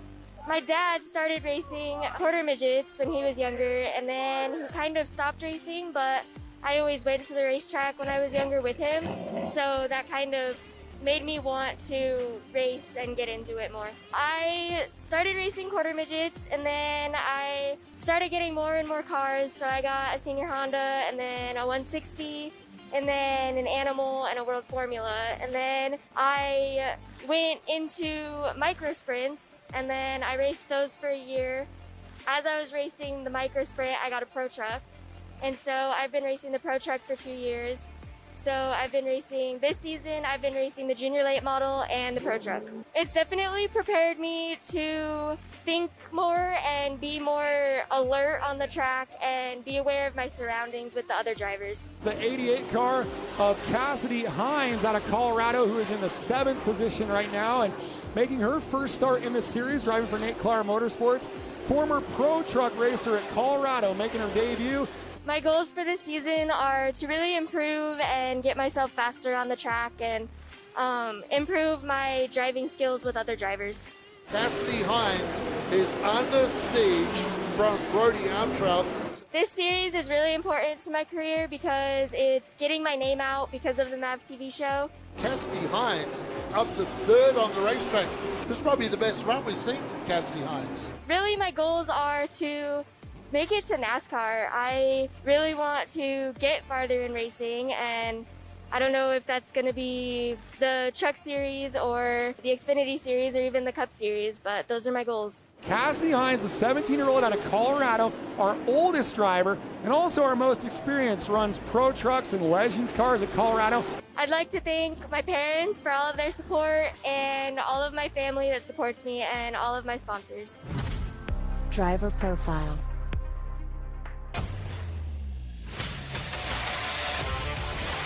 It all started out in quarter midgets when I was 5 years old.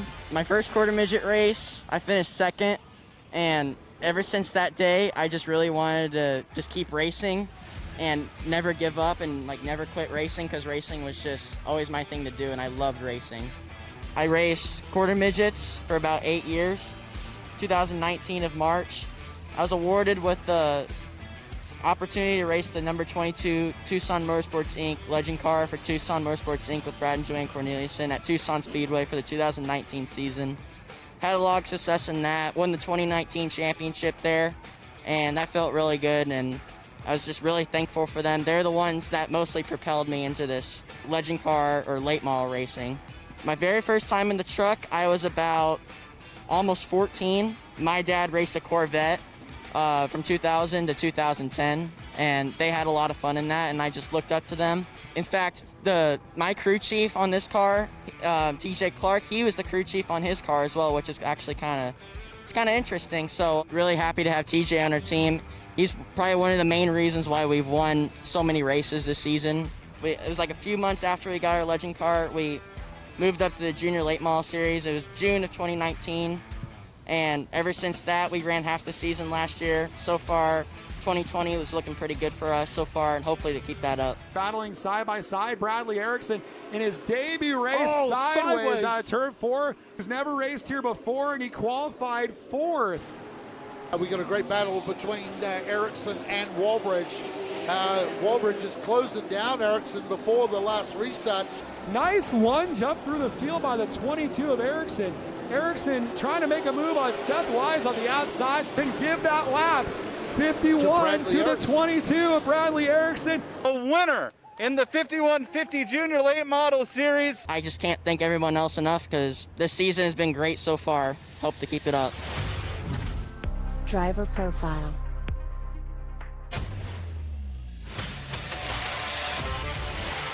I'm Holly Clark. I'm from Colorado Springs, Colorado. I did start racing when I was 4.5 with quarter midgets. Had a lot of fun. I really persevere to my goals. I don't let anything stop me. For me, it's a lot of mental training. I think, racing is a very mental sport, and you need to train for that as well as much as physically. I like to just take a deep breath and get myself in the mindset of, don't let anything get you down. You can do this. Every extra moment I have is working on the cars every night in the garage, countless hours. Holly has tested and tested. I can't tell you the hours of testing at our local track. I feel like, aside from just the driving itself, the best thing a race car driver can do is give the mechanic good feedback, because that's what you really need in these cars, like in really any car, because they need to know what the car is doing in detail so they know what to do. And I do sometimes help my dad, but for me it's a lot of the feedback. The battle is between the females and the 17 cars. That black and red 17 is Holly Clark. The white, pink, and blue frame number 17 is Kersey Young out of Bakersfield. And yeah, we've got a couple of 17 cars in there. One of them is Holly Clark. So the young ladies, Holly Clark in the 17, and the car with the pink numbers, that is Kersey Young. Yep, both of those drivers from the Junior Late Model Challenge camp. Holly Clark is involved in that battle. And that's for 9th on the racetrack. Yeah, it is. That's inside the top 10. And Hines and Clark, a couple females in their rookie season, both from Colorado. And they'll run 9th and 10th on the racetrack. I really think in 5 years I could be racing these late models and making a career out of this. Driver profile.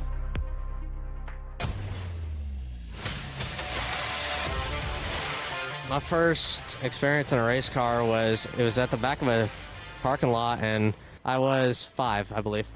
It was at a little mini dwarf, tiny little go-kart with a chassis, and my dad was in front of me having the red flag and green flag out, and when he'd throw the green flag, I'd go, and then when he threw the red flag, I'd hit the brakes and stop, and we just kind of kept doing that for a little bit. Then I finally was able to do my first race at Willow Springs, kind of went on from there. Our dad did the same thing with the red and green flag. My first race at Bakersfield Speedway, it was a really fun experience, on dirt with the little mini dwarfs, so the 9 horsepower mini dwarfs, the first thing that we started, and that was really it. Other than that, it was just bandoleros at whatever track that we can run, mostly Kern. But here we go again, McClenny out of the turn.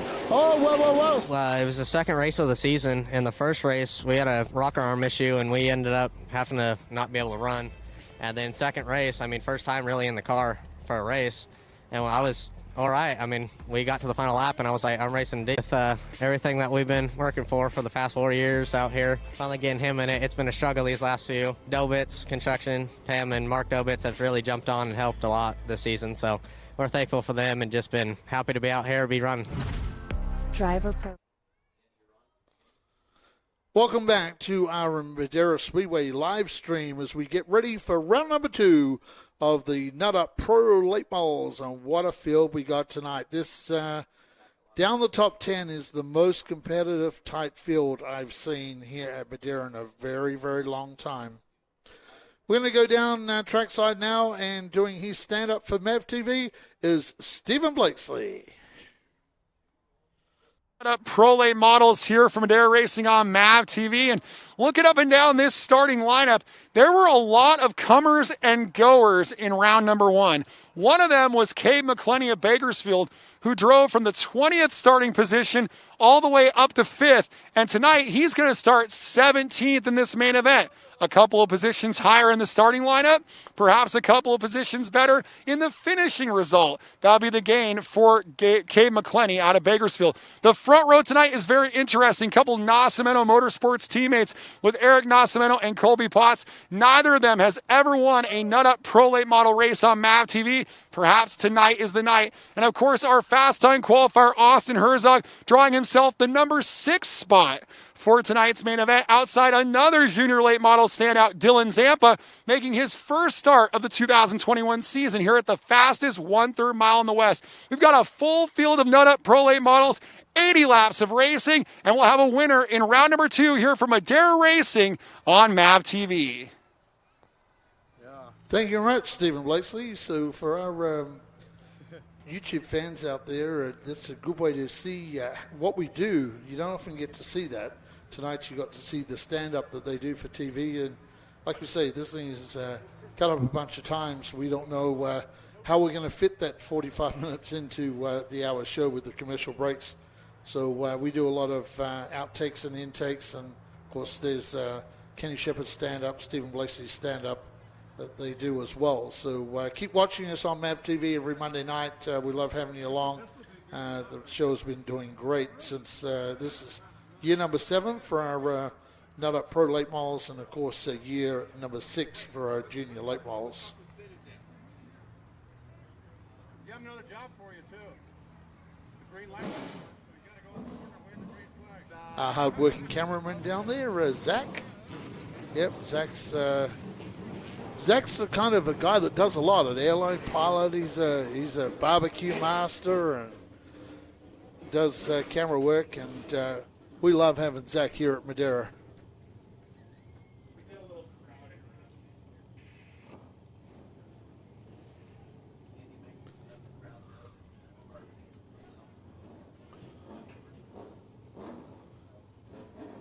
Okay.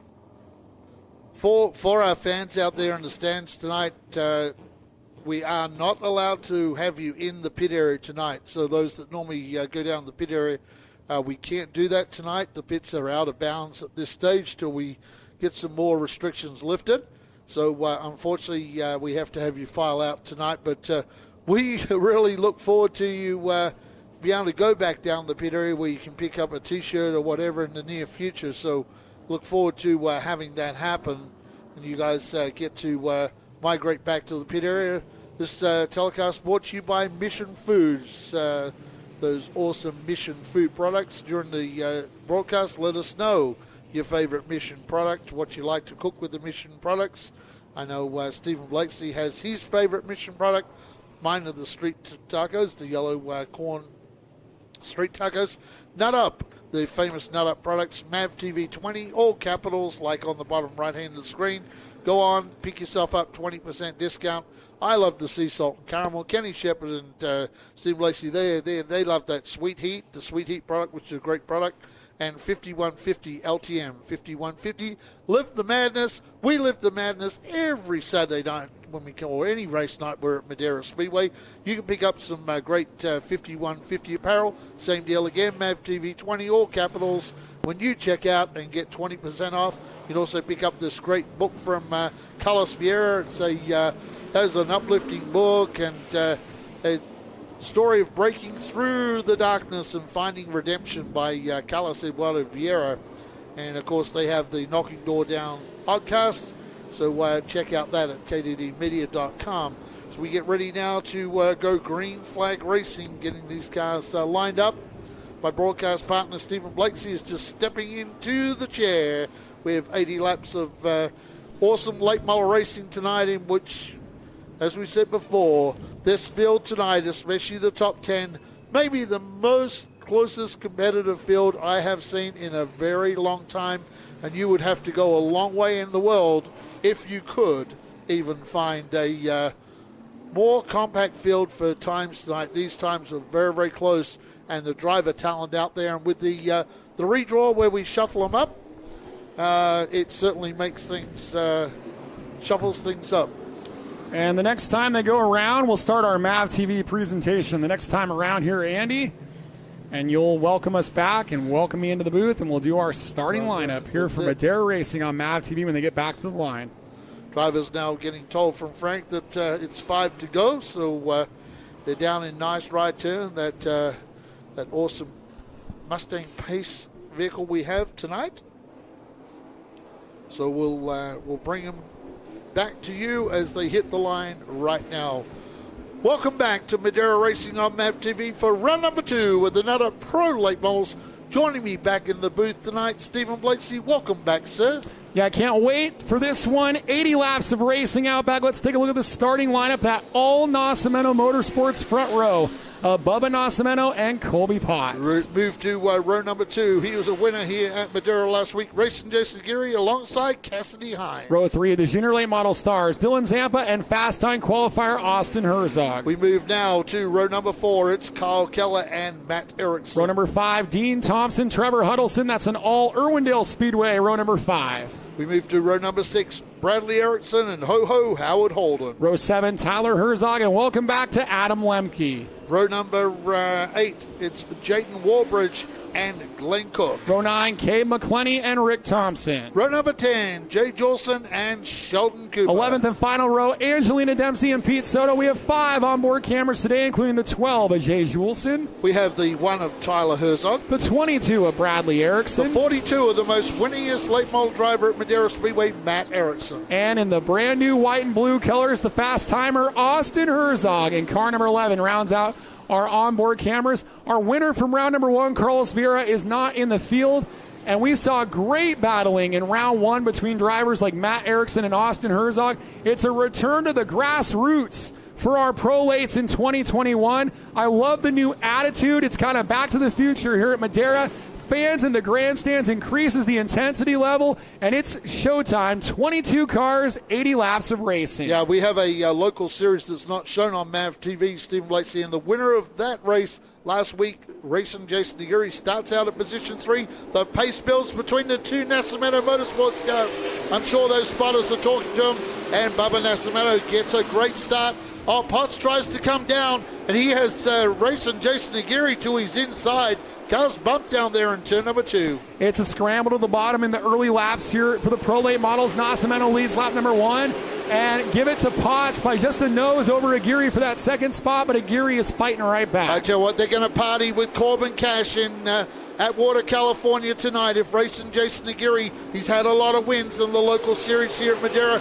He desperately wants to win on MAVTV. He's been trying for a long, long time, coming back after sitting a lot of 2020 out due to a medical issue, and he is back in the car, and he is as racy as I've ever seen him. Well, although Potts did not get a good start on the top, Austin Herzog did. He started 6th. He's up to 4th. Good battle here for 5th. The Nate Clark Motorsports team that was winless at Madeira last year, which is unbelievable for Cassidy Hines, and the most winning driver, Matt Erickson. Yeah, and right behind Cassidy Hines, young Dylan Zampa making his return to Madeira as well. So we missed him while he's been away. But that 42 of Matt Erickson, we used to call him the master of the high line. It was always, if you went up high, you were running the Matt Erickson line. He's a multi-directional driver this year. He's been running down low, running up high, but tonight, Matt's back up on the high line. Matt's on the high line trying to make something happen on Cassidy Hines. Meanwhile, Bubba Nascimento racing Jason Aguirre, a couple Central Valley drivers who are looking for MAVTV wins. All of your top three have never won here on Madera Racing on MAVTV, but they're off to a strong start now and playing a little bit of offense and a little bit of defense because you want to keep Erickson at bay. He's back in P6. And everyone looks right now like they're settling into race pace, but not in that part of the battle. No, Matt Erickson and that looked like Trevor Huddleston. They've had some history before, those two drivers. But, I think everybody up front's trying to scramble really fast because they know when those Irwindale cars come, they're going to come with a full force. There's Trevor Huddleston and the 51 of Dean Thompson. Yeah, great battle here right now between Zampa and the 50 car of Huddleston. We got a state champion in Huddleston, a Kawicki driver development program driver for Zampa.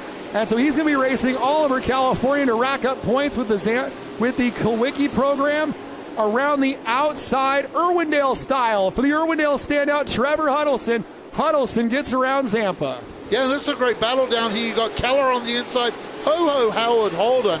We often say fast in a Fury. He's got that brand new Fury race car, and now Keller taking it up to young Dylan Zampa, and Ho-Ho Howard Holden latches on the back of the 42 and says, hey, come on, let's get going. Zampa's got to be reeling a little bit now. He's going the wrong way, Andy. He's back to the 8th spot after starting 5th, and pretty soon he'll be back to 9th here as this is the battle for 8th on the racetrack between Keller and Zampa. Top 7 or 8 single file, and then that side-by-side battle for the 8th spot. Back up front, Aguirre is already searching up and down the racetrack.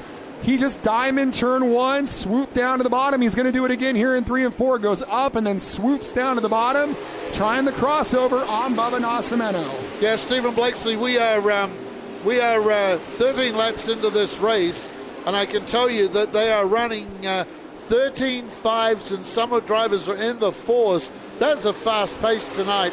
And like you say, this is ultra competitive, all this pack of cars tonight. Well, I think everybody in the top 7 or 8 is cognizant of the competition level and that you got to have race car underneath you for the finish. And that's what they're all building towards right now. We've already clicked off 15 of the fastest 1/3 miles in the West. For Bubba Nascimento, the battle is right here. Trevor Huddleston's going to the front, trying to go for 5th on Cassidy Hines. You know, every time Nascimento's bring a car to the racetrack, it's super fast. We've seen it. They're a 3-time winner with Eric Holmes in the 10,000 win short track shootout. And tonight, Bubba doing a good job. And Bubba's become a really good race car driver. He's a graduate from our junior late models, moved up through. And I'll tell you what, don't count this veteran out.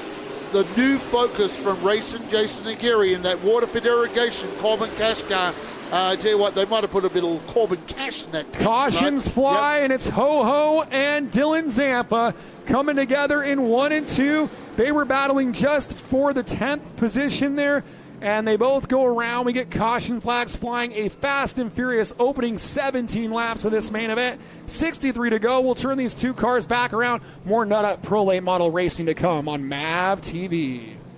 Well, I got to tell you, Andy, the driver on the move is the 50 of Huddleston. Started 10th. He is already up to 5th. And it's kind of like with Erickson, where if Huddleston can be at the front early, that's bad news for the rest of the field. Yeah, it is the California NASCAR former state champion, Trevor Huddleston, talented race car driver. This guy has a ton of talent, and he's made his way through. And with the redraw the way it is, you kind of get that top 10, and you might be the fast guy. You might run fast time, draw the 10 card out. You may be 10th and draw that 1 card out. Where racing Jason Aguirre tonight got an early start, being able to start out of position 3. So it kind of worked for him, but for Huddleston, didn't quite work that way tonight. He ended up back in the pack a little. And, the Fury race car is a little punch in the nose down there. Yeah, he might be a little furious. Yes, he might be furious in a Fury, not fast in a Fury right now. Ho-Ho Howard Holden. Yeah. So he's going to turn it around. Doesn't look like any fluid driven from that Fantasy Decals entry. Getting the question on the Short Track TV live stream about why we wave the blue flags. It's for autism awareness. So that's why Flaggy Frank does that. Yep. I also heard from our... Say hi to my wife. My wife chimed in. That's both of our really wives are tuned in right now. Yeah, it's that's kind good. of cool. The wives tuned in tonight. So thank you for your support there, Robin 4. Yeah, so we heard from our officials there might be a bit of a problem with the green light on the Christmas tree. Okay. So they said they're going to really have to be paying attention to the officials and the flags. So we'll keep an eye on that. So when they've been green, it's been no lights at all. The lights have been extinguished under green, basically. We're going 1 to go at the stripe. It'll be you, Outback Andy. Welcome back to Madeira Racing on MAVTV, round number 2 with the 2021 Nutter Pro Late Model Series. And the leader of the pack right now is Eric Nascimento Jr. He's chosen the inside. That pushes Atwater's racing Jason Aguirre in that Waterford Irrigation Corbin Cash entry to the outside. So it heads up. It's Aguirre Motorsports up against the Nascimento Motorsports entry. And a great start from our late models.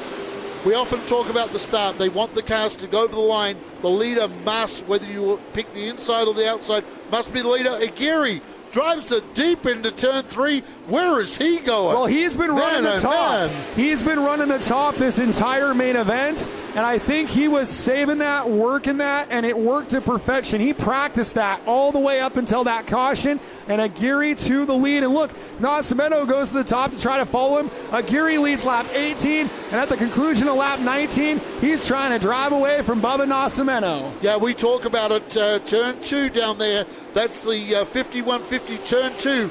You could get up on that hill, and if you've got a car that's working real well, you set yourself up on the highline, on the hill, you drive down that tri-bank racetrack, down the back straight, you get that huge run that propels you into turn 3. Check it out, and that's though. exactly what happened to racing Jason Aguirre. But check it out. Bubba thought, I'll go to the top. I can do it.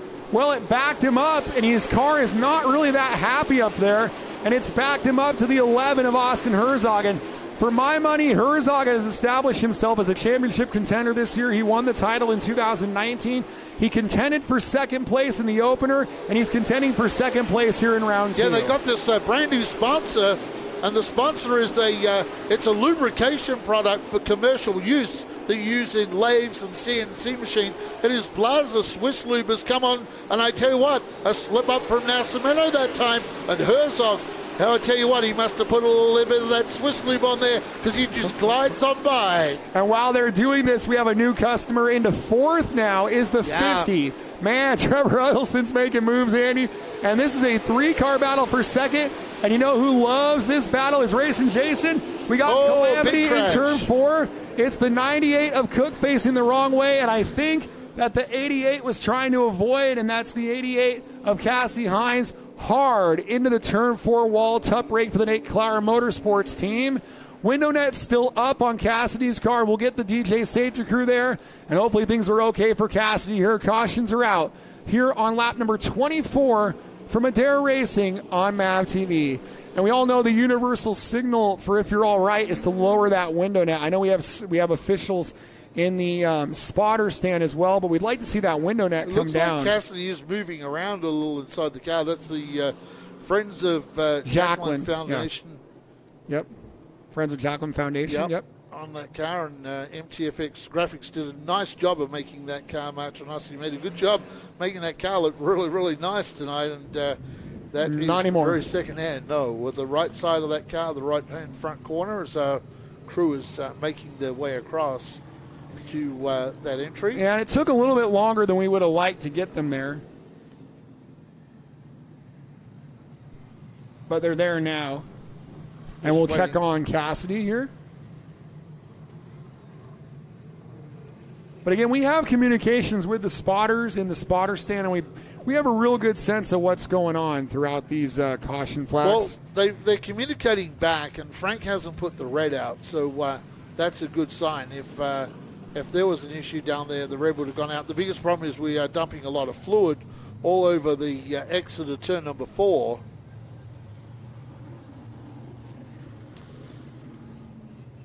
Man, that is a lot of fluid. Well, PG the Rapper. Jason will wreck someone on lap 1 or 2. Not so, my friend. We are now at lap 24, so lap 1 and 2 was passed. So yeah, I don't think we need to worry about comments like that. Nope. Here we got a great view from Zach, and Cassidy slowly working her way out of the race car, just getting her bearings around her here. I think she's pretty upset in that car. Yeah, they had a fast car, a really fast car.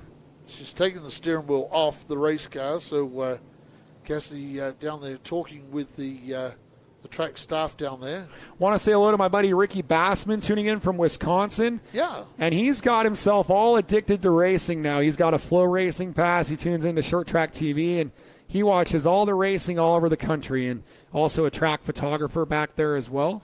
Yeah, for those online that didn't see that, the switch for our green light switch broke. So it's broken down there. We've broken the switch on the green light.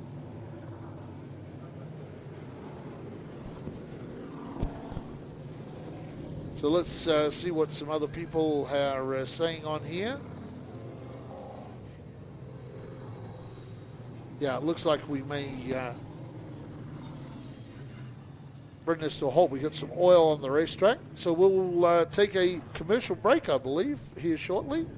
And while we fix up this oil spill on the racetrack.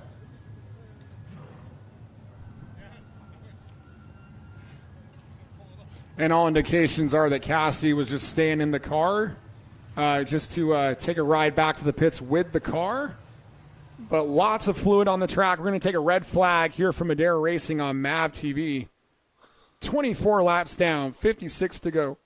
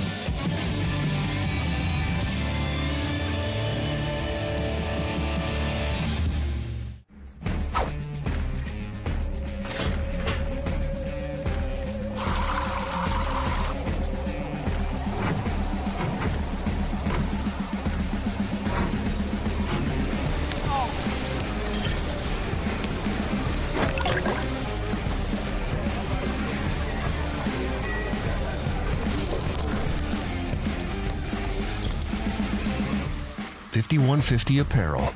Lifestyle with a purpose. Is that your stomach growling? Or the sound of thousands of horsepower circling the track? Fuel up for race day with Mission Foods. Supercharge your taste buds with fast and easy to create recipes that are winner circle delicious. Try some of our mouth-watering tacos to piled high nachos, fresh chips with guac, and more. Start those engines because Mission has you covered from the green flag to the checkered flag. Now that's too fast, too tasty. Hey race fans, are you a fan of grassroots racing? Would you like to see more content from behind the scenes at the Madera Speedway? If so, you need to check out our YouTube channel, Short Track TV. Short Track TV is where you will find the behind the scenes action with documentaries of the race car drivers, old race footage, and other exciting and fun content from the Madera Speedway. Go to Short Track TV and subscribe today and enjoy some more great content from the fastest 1/3 mile in the West, the Madera Speedway. Race fans, please support the brands that support our sport. NutUp Industries and NutUp.com is the primary sponsor of these free live streams for our fans to enjoy. Please go to NutUp.com and enter the code MAVTV20 for a 20% discount on all of their great, healthy almond snacks. Please visit NutUp.com and support the brands that support our sport by entering MAVTV20 for a 20% discount to say thank you for this free live stream tonight.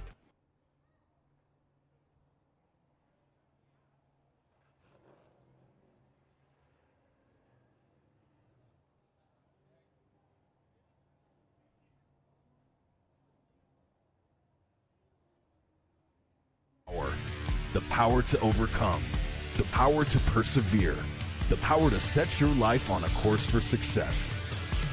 When you're faced with the challenges life throws at you, you focus and do what is needed to go beyond what is required. So stand up, stand firm, believe, make it happen, and live through the madness, knocking doors down along the way. We are 5150. Where you are now may not be where you came from. Sometimes you're preparing for success, and sometimes you're preparing for failure. The choices you make today may spiral out of control or spin you in the right direction. Your past doesn't define you, but the choices you make today can change your life forever. The drive can motivate you or destroy you.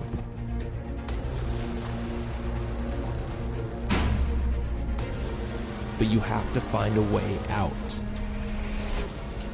Discover a riveting, real-life story of recovery that will inspire you. Believe, make it happen, and live through the madness, knocking doors down along the way. Read the true story of how Carlos Vieira nearly destroyed his life and lived to tell about it. And don't miss others telling their powerful stories on our podcast. Visit kddmediacompany.com.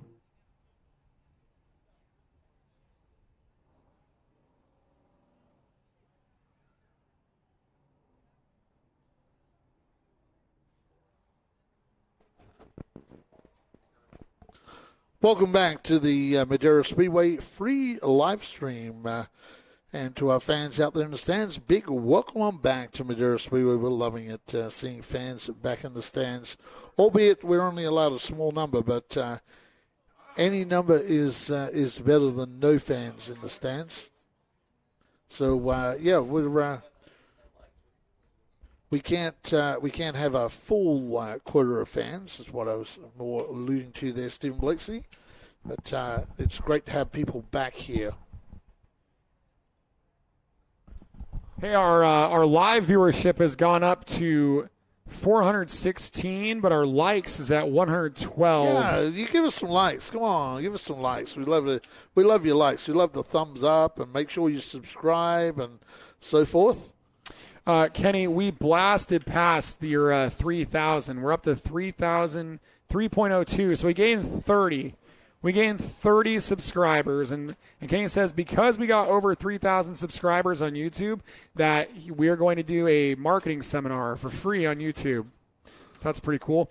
Hey, Outback. Yes, sir. This is not the only racing we got going on the next couple weeks. Let's tell both the fans here and the fans at home. So April 17th, the Hampton Inn and Suites Night, Madera late models, Southwest Tour trucks, hobby stocks, sedans, mini stocks, and junior late models. And then the MAVTV stuff, we come back April 24th, race fans. And by the way, prepare yourself for both of the upcoming races that you'll want to buy your tickets in advance online. We'll have details on that rather shortly. But April 24th, MAVTV NutUp Pro Late Models, 5150 Junior Late Models, Mini Cups, and the Legends of the Pacific will be here. Yes, Legends of the Pacific. So that's a busy night, April 24th. Good Legends race last week, so yes. These guys are fast around this racetrack. All the details, racemadera.com. So we're off next week, but we race April 17th and April 24th. And look forward to having the fans out here at Madera.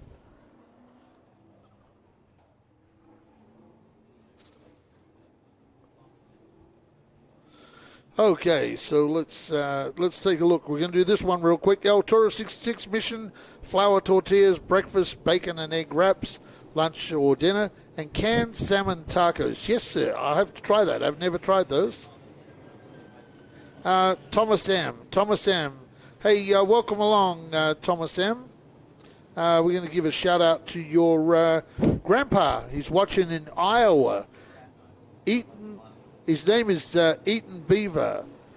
Thank you. You're the best, Outback Andy. Hey, thanks for the support out there. We just try and do what we do. Yes. So we get that one. I am. You just got Bart Simpson there. That was Moe's Tavern there. I get it.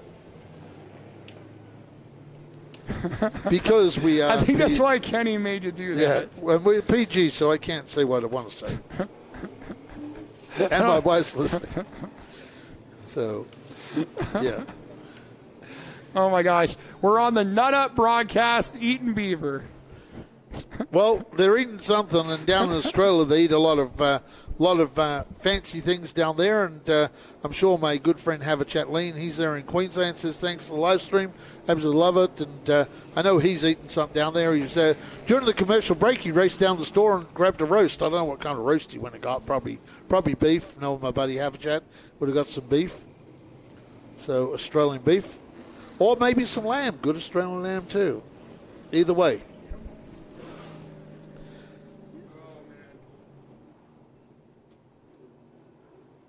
Yeah.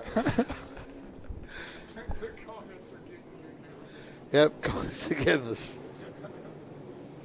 I think Kenny Shepard set that one up. Yep.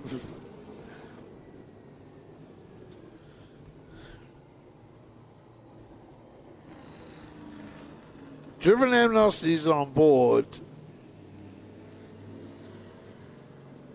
Kenny and Racing Jason 45 to win. Yes, Racing Jason. Well, he's up front.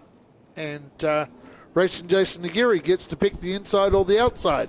Yeah, we still have a long way to go to the break, do have too. a long We're not way even to go. halfway to the break. Now, if you're Racing Jason Nagiri, you have a serious decision to make because you are really, really good coming off the wall. You know, when you come off that tri-banked three-stage corner down there, as we got the 11 of Jaden Walbridge stopped down there. And I can tell you really quick about Jaden Walbridge. They're renting this program from Austin Herzog Motorsports for 2 races because starting in the May race, they have a brand new Rowdy chassis. Oh, they're going to perfect. debut out here at Madera for the 16-year-old. I asked him, how old are you now, buddy? 16 years old. Got a Rowdy Jaden. chassis. Well, that's good to have a new chassis manufacturer here at Madera. It'll be probably the first Rowdy chassis late model. So, Racing Jason Gary, this is a big decision. He's been good on the inside, and he's also been really good on the outside. Now, what do you do here? Most likely, I think he's going to probably try and push the 21 car to the outside. We'll see how this works out. But Racing Jason Nagiri really not giving us any indication right now of which way he's going to flip the coin here, Stephen Blakeslee.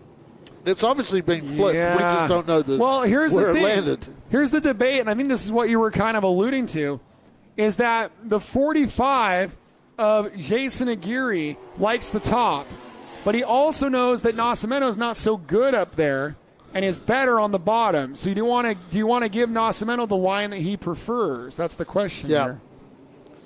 The 45 car is so good. Like, say, last week during the local show, he was really, really good and excited to get the win. And they said, hey, we can be better too. And I know Jason, they won, but they know there was more in that car. And they've been down there in Atwater away, toiling all week. And I tell you what, you often see him post on Facebook. He posts man jobs. Well, I tell you what, it was a man job last week. And if he can get this done tonight, I'm sure we'll see another post from Racing Jason Aguirre. You see when he does those awesome pictures of the irrigation, he does the Waterford irrigation and posts man jobs. I'm sure we're going to see a big man job picture if he puts that in Victory Lane and gets to talk to you tonight. Look at this. Flaggy Frank told him to cross up. Everybody's crossed up except for the front row, as I think Nascimento wanted to be sure that Aguirre really wanted the bottom. But Aguirre has picked the bottom. I think Nascimento wasn't so sure about that. And we're going 1 to go for MAVTV. Welcome back to Madera Racing on MAVTV. An exciting race tonight. Round 2 of the 2021 Nutter Pro Late Model Championship, and it's at Waters racing Jason Aguirre in that Waterford Irrigation Corbin Cash car up against that Nascimento Motorsports David Racing Products number 21. We come to the green, the pace is building, and Aguirre slides it out of turn number 4, and he will run down into turn number 2, get into that all-important Nutter turn. Working their way down the back straightaway, they go side by side. Nascimento swung wide, but it might have given him some momentum there. And they are absolutely nose to nose into turn number 1. Very close battling between these two. Aguirre trying to clear him out of turn 2. Slingshot from Nascimento. Yes, it is a slingshot. They're getting up on the high line, and here comes Huddleston. Huddleston's good up on the high line. We got his teammate just about in the wall behind him. But Aguirre down low. How long can he keep this up down low? Nascimento getting around the outside of him. Nascimento about to get a huge push from Huddleston.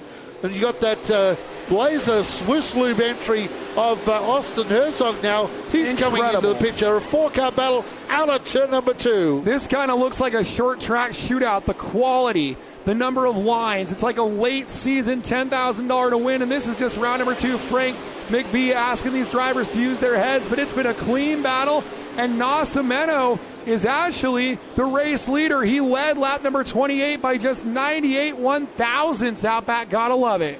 You have got to love it. Stephen Blasey Nascimento was the race leader, and he will continue to be the race leader. Racing Jason Aguirre down low, and here comes Herzog trying to make it 3 wide. Huddleston's getting that big drive off, but can't go anywhere because of Bubba Nascimento. Oh, man. Aguirre playing offense and defense, trying to defend that. Aguirre led lap number 30, but just barely there by 15 1/1000ths. This feels like the race for the win. Here comes Herzog. They're racing like it's lap 80. Yeah, but here racing Jason Aguirre has to be careful trying to run Nascimento up the racetrack, and because Herzog's getting to the inside. Caution out. Caution. It's a car facing the wrong way. It's the second caution for Howard Holden. Yellow flags. Slow down, an absolutely incredible battle. The reason we love the racing here at Madera, 2x2 racing, and we get a breather, a reprieve. Nascimento will be listed as the leader by just 28 1/1000ths on Aguirre. Where will Nascimento line up? We'll find out when we return here to Madera Racing on MAVTV. Wow.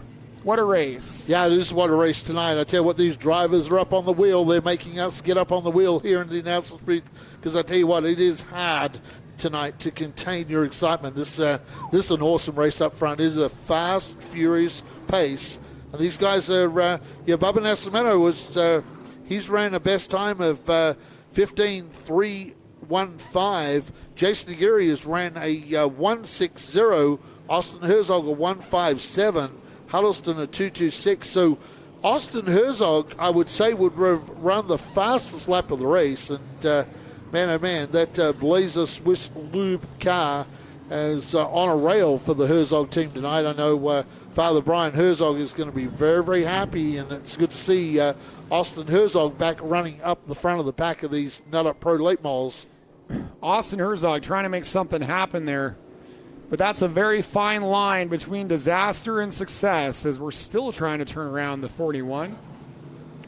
Yeah, Howard Holden in that Fury last week. Willie Guthrie raced that and did some damage to it after getting in the wall last week. So Howard Holden moved the bodywork around that car a little bit as well this week. See, the brake duct is hanging down low. Lucky it's low enough that it's still capturing air for Howard Holden, although it's probably hasn't got the screen on it, so you run the risk of picking up debris up through that tube as well, down low on the racetrack like that. Is there better stock car racing in the country than what we just saw? No, there is not. When you're going 2x2, it is so exciting. And what a night to turn on this exciting racing when we get fans back at Madera. Welcome back, race fans, to sensational action on this very, very fast 1/3 mile. My buddy Ricky cued me in on this. He's right.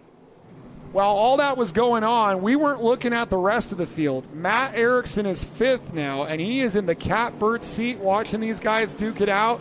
And if somebody gets overly aggressive and they all get into a heap, Matt Erickson's going to be ready to capitalize. we kind of missed that, but Erickson's in a great position here. 6th is Kyle Keller. 7th is the 12 of Colby Potts. 8th is Dean Thompson. 9th for Bradley Erickson. 10th for Sheldon Cooper here. 1 to go at the line, Outback.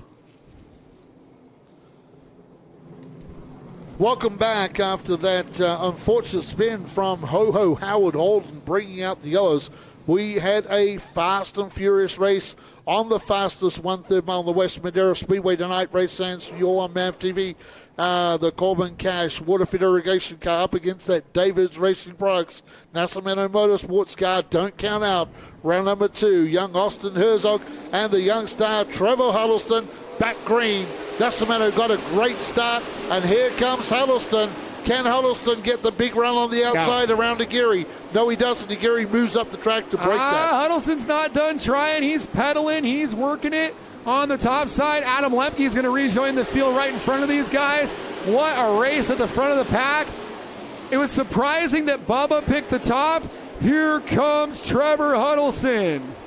Huddleston nose to nose with Aguirre, almost 3 wide again with Austin Herzog. Herzog's fixing to try and find his way through. Back there as Aguirre tries to push Huddleston up the racetrack, and here comes that Blazer Swiss Lube entry. Austin Herzog, the young champ from Madera, and Aguirre will have to be careful. Oh, they get into each other, Herzog and Aguirre, just momentarily. Austin Herzog did a good job. He backed out of it, let Aguirre go. You see that mark on the side of Aguirre's car where Austin Herzog got up there and let him go. Matt Erickson started on the bottom. He got overhauled by both Kyle Keller and Dean Thompson. So Erickson's back to 7th. And Aguirre really working Huddleston up the hill here with 15 to go to the break, which is still an eternity at this racetrack. And as he keeps working him up the hill, Herzog is not done. That's Kyle Keller in 5th right behind him. How about Kyle Keller? What an improvement from the former junior racer. He's been coming down here to the non-TV Madera Speedway late model races and tuning up that 12 car. And they have really made some gains on that 12 car of Kyle Keller. Trevor Huddleston clears him. Huddleston's up to 3rd, or up to 2nd, I should say. Up to 2nd, and he's going to put his head down to try to run down Nascimento. Battle for 3rd going on the screen right now. Herzog inside, Aguirre outside. 12 to go to the break. Yeah, kind of got to wonder if Aguirre used his stuff up a little bit or whether he's having to just back it down to call those tires a little bit. He's gone to the outside now where racing Jason Aguirre wasn't really happening for him down low. Nascimento, race leader from Trevor Huddleston. 2 young California stars. Racing Jason Aguirre, the veteran, the young star Austin Herzog, and Kyle Keller from Las Vegas, Nevada. They are your top 5 at Madera tonight. We're just about 2 by 2 for the lead, and some battling going on in the middle of the pack there with Herzog. That's Tyler, but back to the front. The 50 of Trevor Huddleston has made moves on the top and the bottom. He's got a very consistent race car. He's got Ryan Partridge coaching him around the racetrack. And he is coming after the 21 of Nascimento. Yeah, that's a very experienced team, that Race Car Factory sponsor team. They are super talented all the way through. That team, of course, their teammate is also out there tonight, and he has gone a long, long way back out of this pack. Not quite, Ashley. He's in 6th. Yeah, maybe moved forward a couple of spots. Remember, on the restart, both Keller and Dean Thompson got around Erickson, bounced him back to 7th. Erickson has stayed in 7th. He has not moved forward. So I don't expect we'll see Erickson in the top 5 at the break, because this time around we're only 6 to the break. Meanwhile, Austin Herzog has cleared Jason Aguirre. Herzog lunges forward on Huddleston. Yep. Something has come to life on the 11. Yes, it has. That Blaster Swiss Lube car. That car looks a slippery-looking car, too. It drives it down into turn number 3. He's got Huddleston in front of him. They're going to have a lap car that they may get to before this thing goes. We still have, I think, 14 laps to go? 5 to the break. 5 to go. 5 to the break tonight. So it's a split 40-40. So here we go. Huddleston trying to run down Bubba Nascimento, and Herzog in a solid 3rd place tonight. Yeah, it looks like Herzog and Huddleston have demonstrated race cars that can run the top and the bottom equally as well, and that makes it really tough if you're Bubba Nascimento to figure out how to defend that, as he has stayed religiously on the top here on Easter weekend, and we'll see if the bottom is the place to race for the 50 of Trevor Huddleston. They're racing like it's the finish. The excitement level is incredible, and this is only for the lap 50 break. 2 to go to that break, and then we'll have that 30-lap run to the finish. Huddleston in that Ford Mustang up against Nascimento's car. Yellow. We go down into 3 and 4. We got a yellow out spun. I think that might be Angelina Dempsey, perhaps, in turn 3. Don't have the best view of it. I believe it is Angelina Dempsey, yes. And so that brings out the caution here on lap number 48. And the question becomes, will we restart this race or will we go to the break? 2 laps shy of the break. Nascimento has fended off Trevor Huddleston and Austin Herzog. Aguirre 4th, Kyle Keller 5th. More racing to come here from Madera Racing on MAVTV. And Outback, you're going to do another quick read here because the checker flag is in the hand of Frank McBee. We'll see if they display it. Frank McBee now has that checker flag in his hand down there, and he has not put it out. So the yellow has stayed out. This stage, Frank did not put out the checker flag. Normally here at Madera, it is common to go to break early. The spotters now are starting to walk down and asked, I think actually they may have called it because spotters are leaving the spotters stand. So the spotters are leaving the spotters stand. So we believe the checker flag will be displayed. I really wish we could have seen that 2-lap shootout. And in fact, now Frank McBee actually puts out the checker flag. That will take us to the break 2 laps early. So when we go back green, we're going to have 52 laps. That'll be 48 laps completed. We'll have 32 to go. So it's a 32-lap shootout instead of a 30-lap shootout. And our top 5 will be Bubba Nascimento, Trevor Huddleston, Austin Herzog, Jason Aguirre, and Kyle Keller, the young star Kyle Keller. They will be meeting with Stephen Blakeslee down trackside.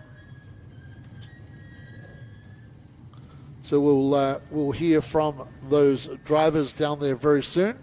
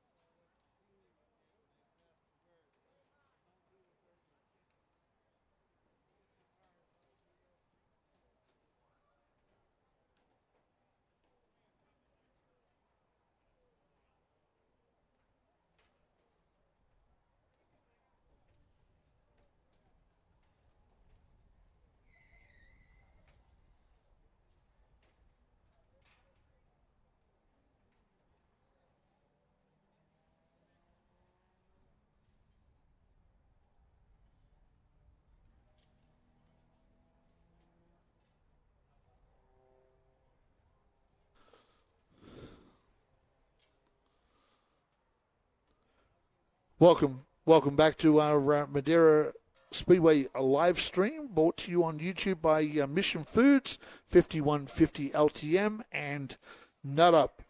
Fast and Furious, 48 laps. So we get ready to go down to Stephen Blakeslee.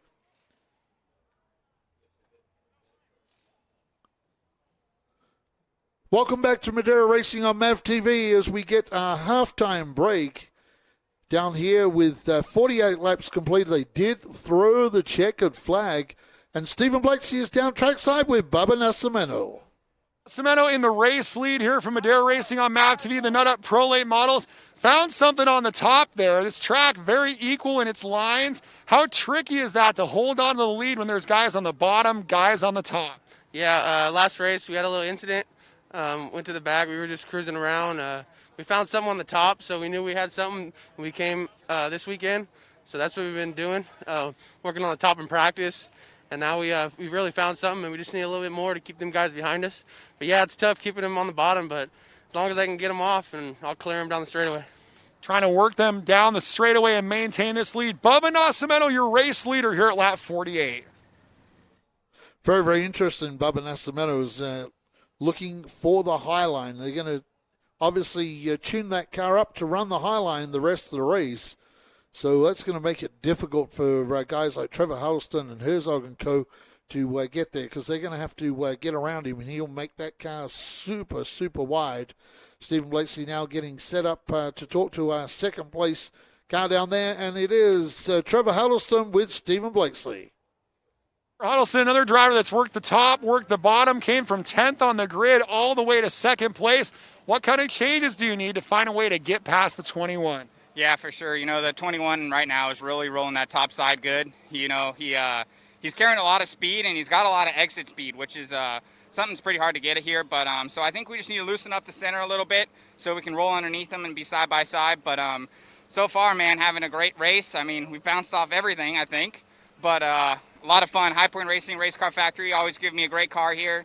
So it's going to be a 30-lap shootout. I got my orange.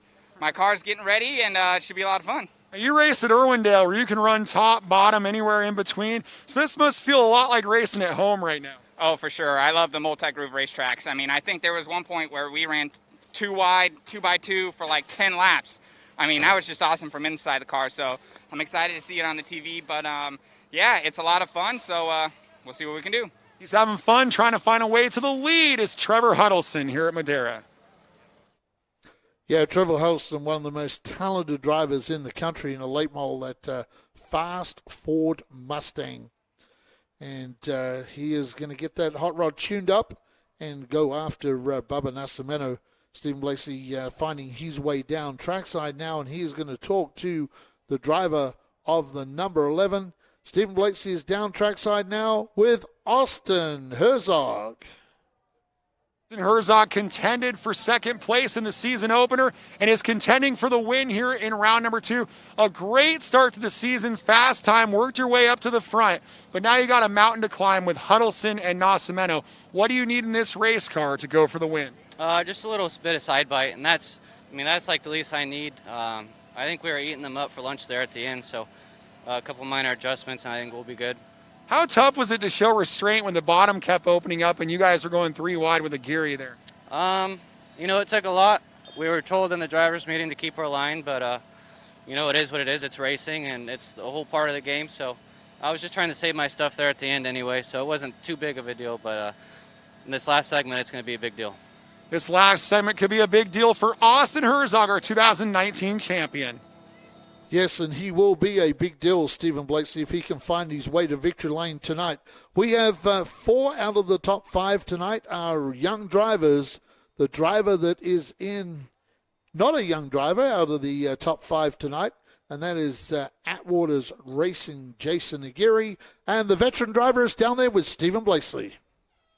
Aguirre was right in the center of all of this stuff. There's some 3-wide racing with Austin Herzog, trying to run the high line with some diamond moves.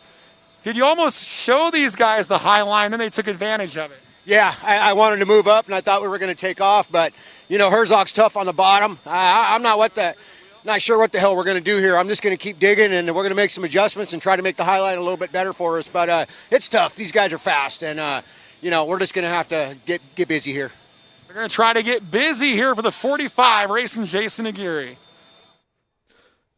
Yeah, getting busy may mean that he may have to use a little muscle against these young stars tonight in that Waterford Irrigation Corbin Cash entry.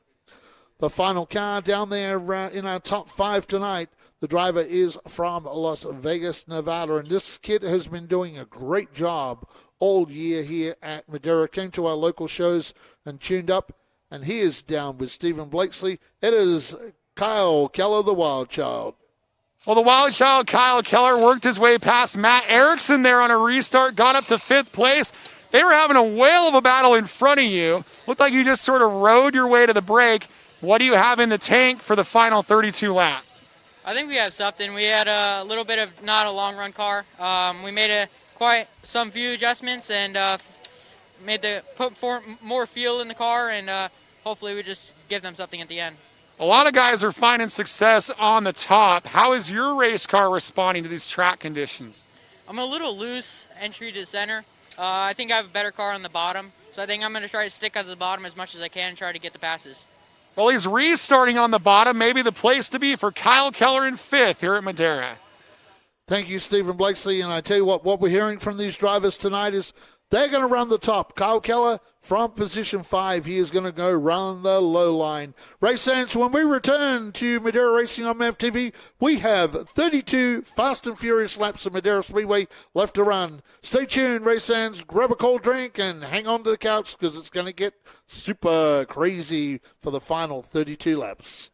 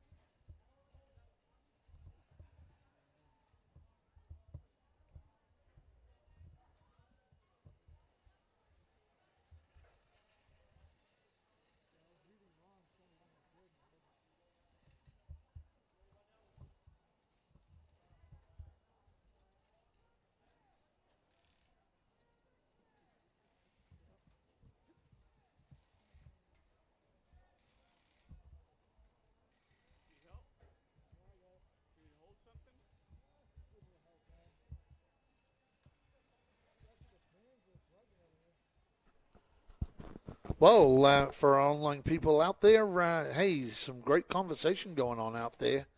I heard someone saying, why would Kyle Busch watch? Well, Kyle Busch is a race fan, and Kyle Busch loves racing. So if they're going to have a rowdy chassis here, there's a good chance that Kyle Busch is tuning in. So if you're out there, Kyle Busch, welcome to Madera Speedway. So, yeah, no racing this weekend for the Cup guys. So they could be up just having a few rowdy energies and sitting around a fire and listening to us from Madera, California. Wherever you're listening in the wide world web, welcome along. Once again, I'm Outback Andy, my broadcast partner, Stephen Blakesley, Kenny Shepard directing traffic tonight. Our great camera crew. Our fans that are back in the stands, a big welcome to them. We love having you back. Graham Dente, is there a dirt speedway track near here? Well, there was Chowchilla about 20 miles down the road. That is no longer, so probably go 30 minutes or so north of us on 99. You'll get Merced Speedway. If you head about 40 minutes kind of southwest from here, you will hit Hanford, and in fact that is a dirt track. And next Saturday night I will be visiting that track for some 410 sprint car racing and midget racing. So yeah, great venue. Peter Murphy, the Australian former sprint car star, has taken over that. So done a great job there. So yeah, that's the dirt tracks near us. For the person who was asking, are there any dirt tracks near Madera? Yes, there was. Chowchilla was a great track. In fact, Kenny Shepard ran Chowchilla for a period of time.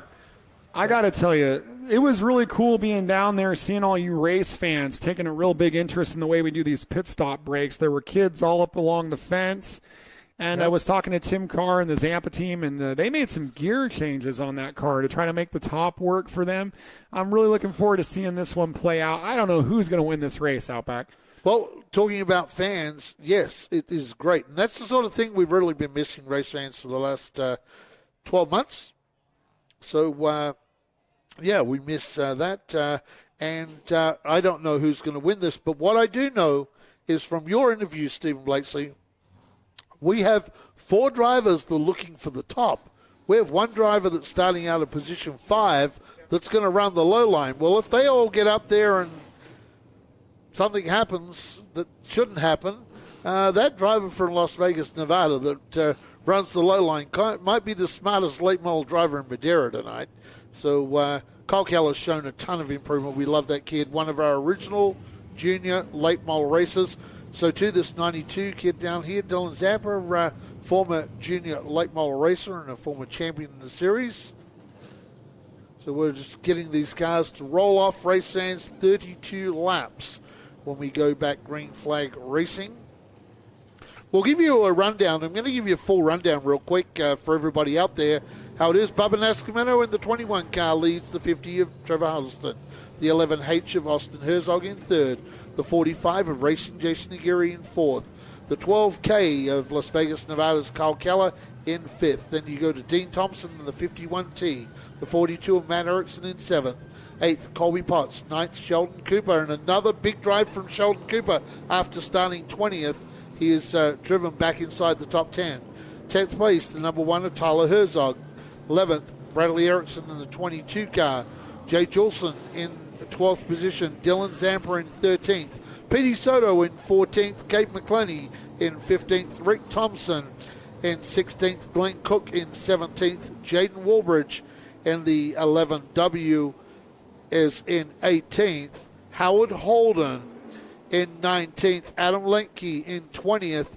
Angelina Dempsey, the only car a lap down in 21st and 47th place. The only car out in the event right now is Cassidy Hines. So we are 21 strong at the restart with 32 laps remaining and a 22-car field. Stephen Blakesley, with how hot and heavy the racing's been tonight, as I like to say, nighttime is the right time for racing. As the sun sets here in Central California, 1 car out of a 22-car field with 48 laps of racing. That is sensational. So a lot of give and take from our pro late model racers out there tonight. Excited for the remaining 32 laps. For everybody online, midnight, Jason Radcliffe, midnight on the East Coast.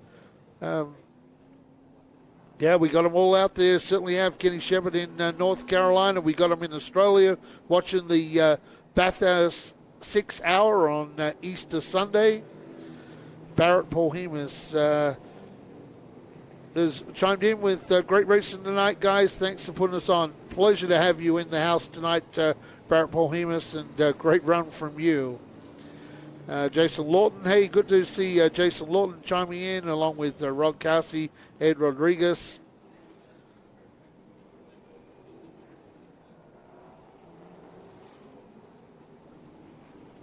Danny Cox, Outback, when is Davey coming back to Merritt? Don't know the answer to that question, Thomas. And made sure I saved the video for the memories.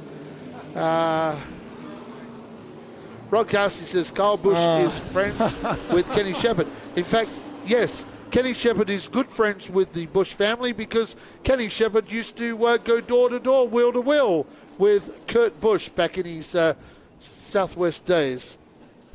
1999, beat him for a championship. Welcome back to Madeira Racing on MAVTV. We cut the first segment 2 laps short, so we're going to have a 32-lap segment. My broadcast partner, Stephen Blakesley, back in the booth. Man, 21 cars left of the 22-strong starters. The pace is building. We're going to have 4 of the lead cars say they're going to be top dominant. One guy says he's going to be bottom dominant. We're racing. Green flag. We're racing into turn number 1. Nascimento picks the outside for this restart.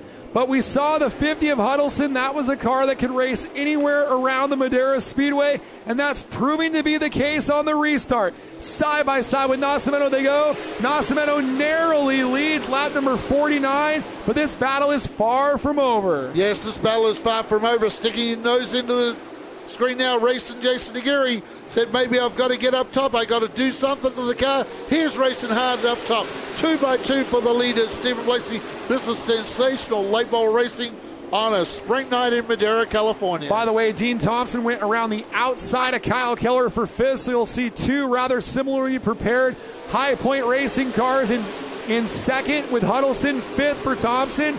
And somehow, some way, Bubba Nascimento on lap 51 has maintained the lead. I don't know how he is doing that.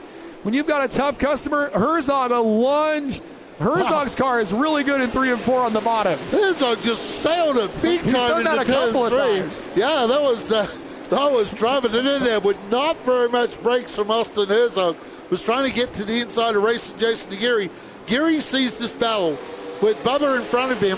So racing Jason's gone up there to try and get some slipstreaming help. He's trying to find the line that Bubba Nascimento has, because that's a really cool lineup there. Like say, that big slingshot out of turn number 2 certainly propels you up there. You might lose a little in turns 3 and 4, but certainly 1 or 2 you get that big run off the hill. Man, you see on those speed shots, there is side-by-side racing right all throughout this Madera Speedway, but the slingshot from Bubba Nascimento is just too hard to overcome, but he might have overcooked it in the middle of 3 and 4. Yow, it's so close. This feels like the end of a race. Bubba just ran his best lap of the main event in the throes of a whale of a battle here on lap 55.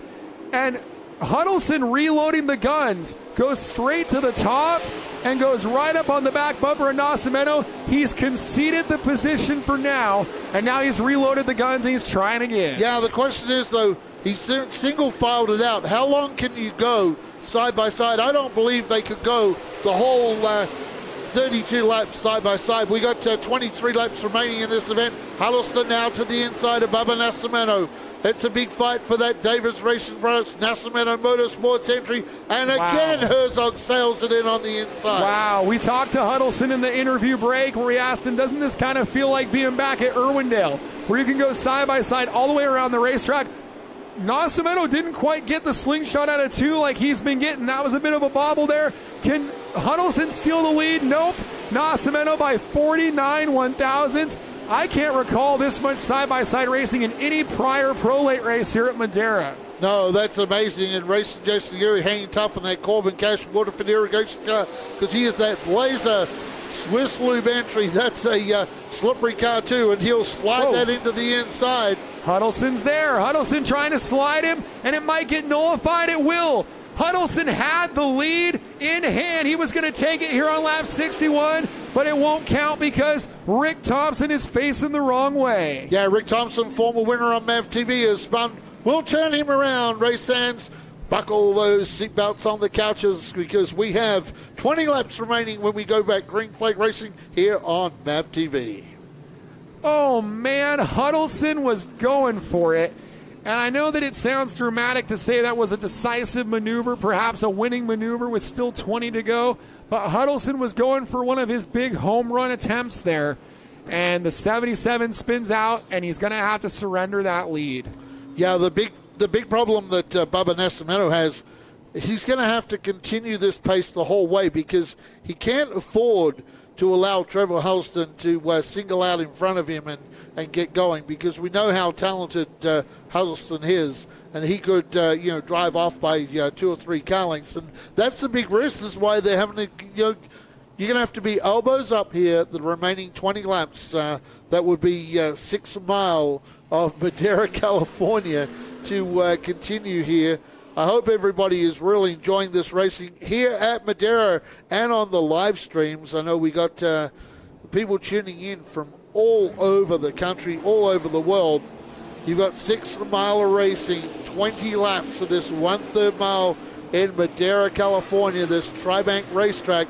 Frank winding them up with the critters down there, and we're lining them up. We'll be going one at the line. And I'll bring him back for You MAVTV. certainly will, sir. Wow. What a night, Andy. It's crazy. Welcome back to Madera Racing on MAVTV. The Nut Up Pro Late Models have put on a race worthy of these great race fans who are back to Madera for the first time in 18 months. And the drivers have put on a show worthy of an encore. Nascimento still the leader here on lap number 60 with 20 laps remaining. He'll pick the outside of Trevor Huddleston as they charge back to the blue flags for autism awareness. Nascimento slides the tires. Here comes Herzog. Yeah, Nascimento really won that run off of turn 2, and he got it as well by about half a car length. There is just so much advantage. Herzog's seen that move. Now Herzog goes up the racetrack. Can he hang it out up in turn 2, get up on the high line, get up the hill and sail it down for a big run? No, he doesn't. Nope. Huddleston saw that coming and just moved up the racetrack. That's that Irwindale experience. Huddleston's used to guys building momentum on the top and that he has to close the door. He is really good at closing the door on those moves. Man, we're racing hard from fourth on back behind these guys as well as Jason Aguirre in a bit of a soup. And Huddleston reloading the guns, going after Bubba. Again, might have been some contact coming out of 4. Yes, maybe some contact. You got Herzog now trying to run up the hill.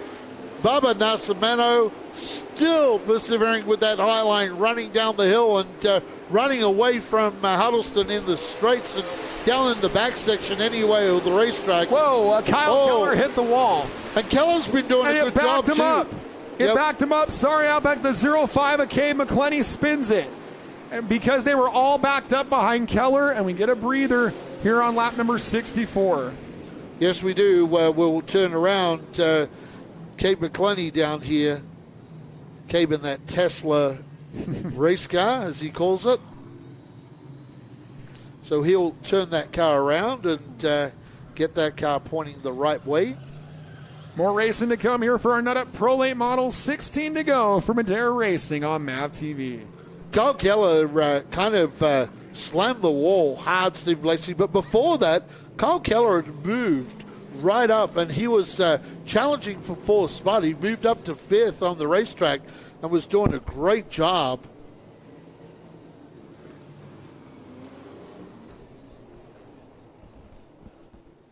So we're hearing over the radios to keep an eye on the restarts here with Nascimento. We'll see how it goes here with 16 to go. And like you were saying, Keller had made a run, and we'll see if that impact with the wall affects him, Andy. He's going to restart in position number 6 here. The driver who hasn't moved is the 42 at Ericsson. There was a restart a bit earlier, and I actually have it in my notes. I could tell you the lap that it happened.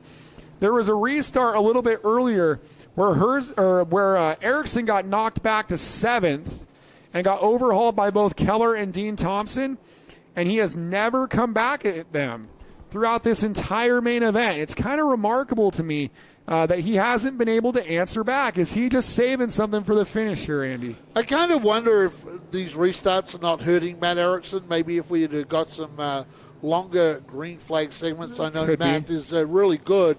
Matt's always been good when we run long green lap segments. So that may be it. Yeah, a lot of people on there are nothing better than door handle to door handle racing. Yes, wheel to wheel, door handle, bumper to bumper. We love it when it's like this at Madera. This is the true late model racing, and when we get it like this at Madera, you will not find better pavement late model racing in the world than you'll find here at Madera Speedway. Just the way the track is set up with the tri-bank, it lets multiple lines, and we've seen that tonight. They're out there running up for the lead. You know, there's the high line, there's the low line. The curators of this track, Kenny Shevin, and everybody that curates this track has done a great job this week of putting us a great racetrack. Yeah, we were looking back at it. Ericsson fell back to 7th on lap 32.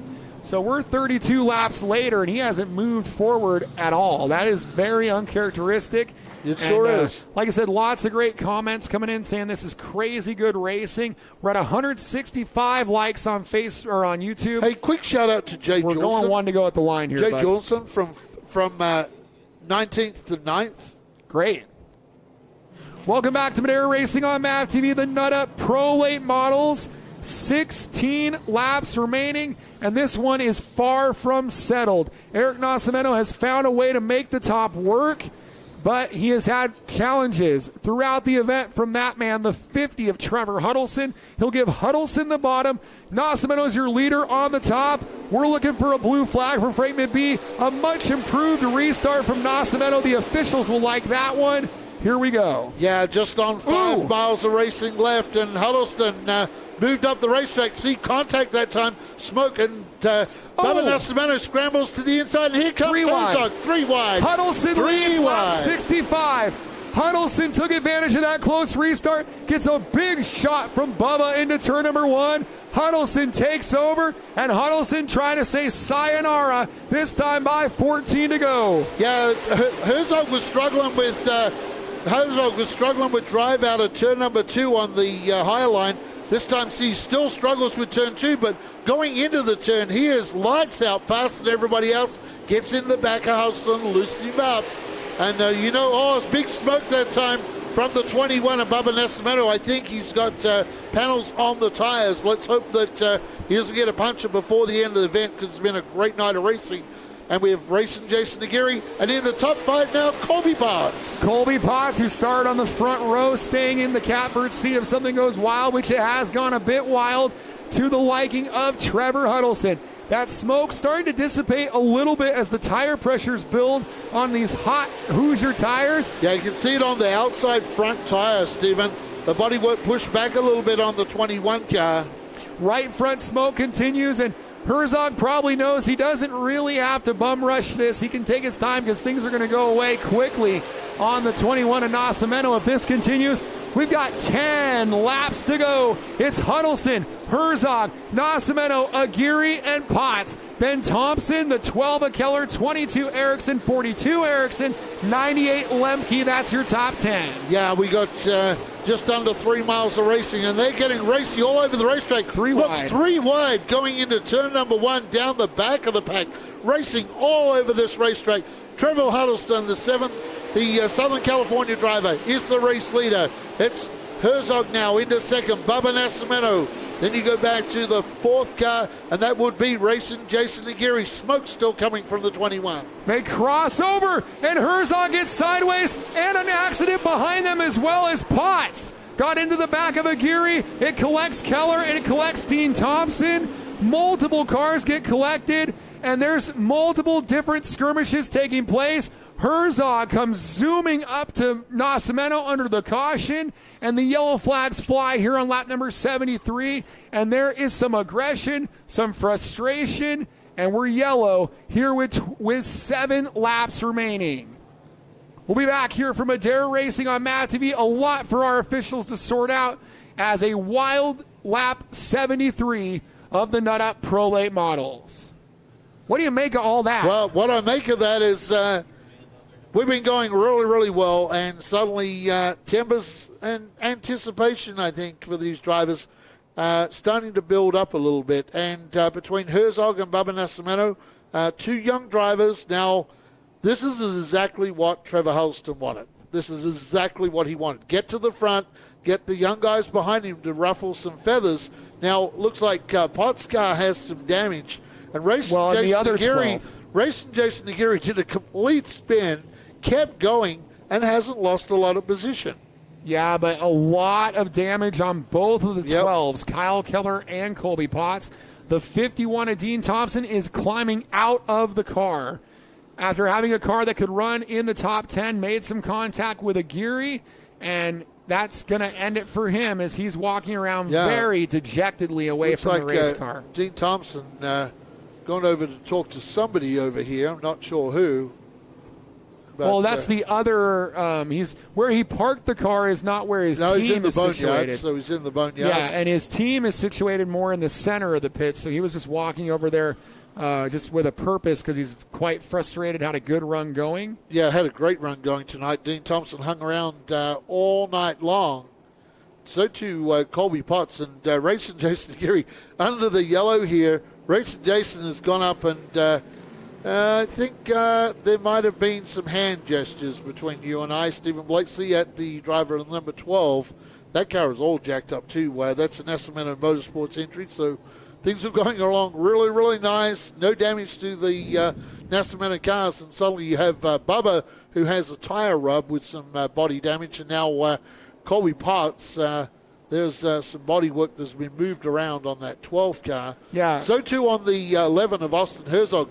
A lot of damage to the left-hand front of that car. And I wanted to correct from earlier, the contact with Aguirre actually came from the 12 of Colby Potts, and the 51 of Thompson was the next car in line, and just direct contact into the back of them.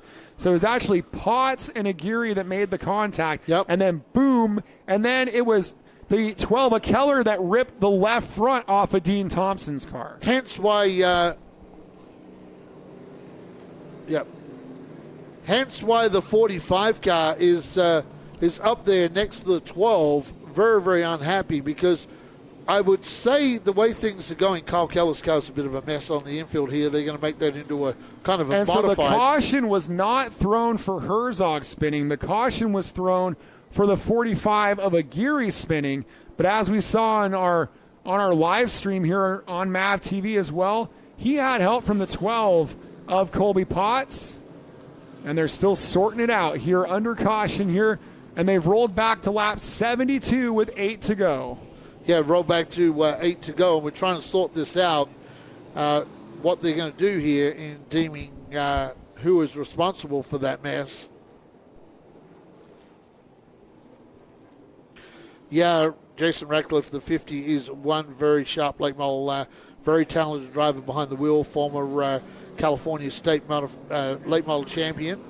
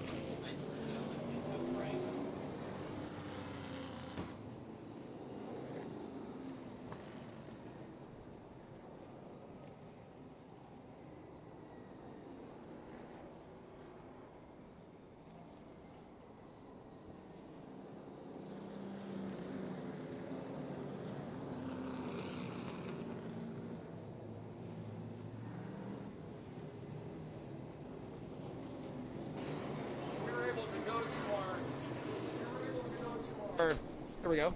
We were able to go to our short track TV footage, and we were able to see that there definitely was contact between the 12 and the 45 of Colby Potts and Jason Aguirre, and our officials were able to use that footage. One of the benefits of having all this footage out back.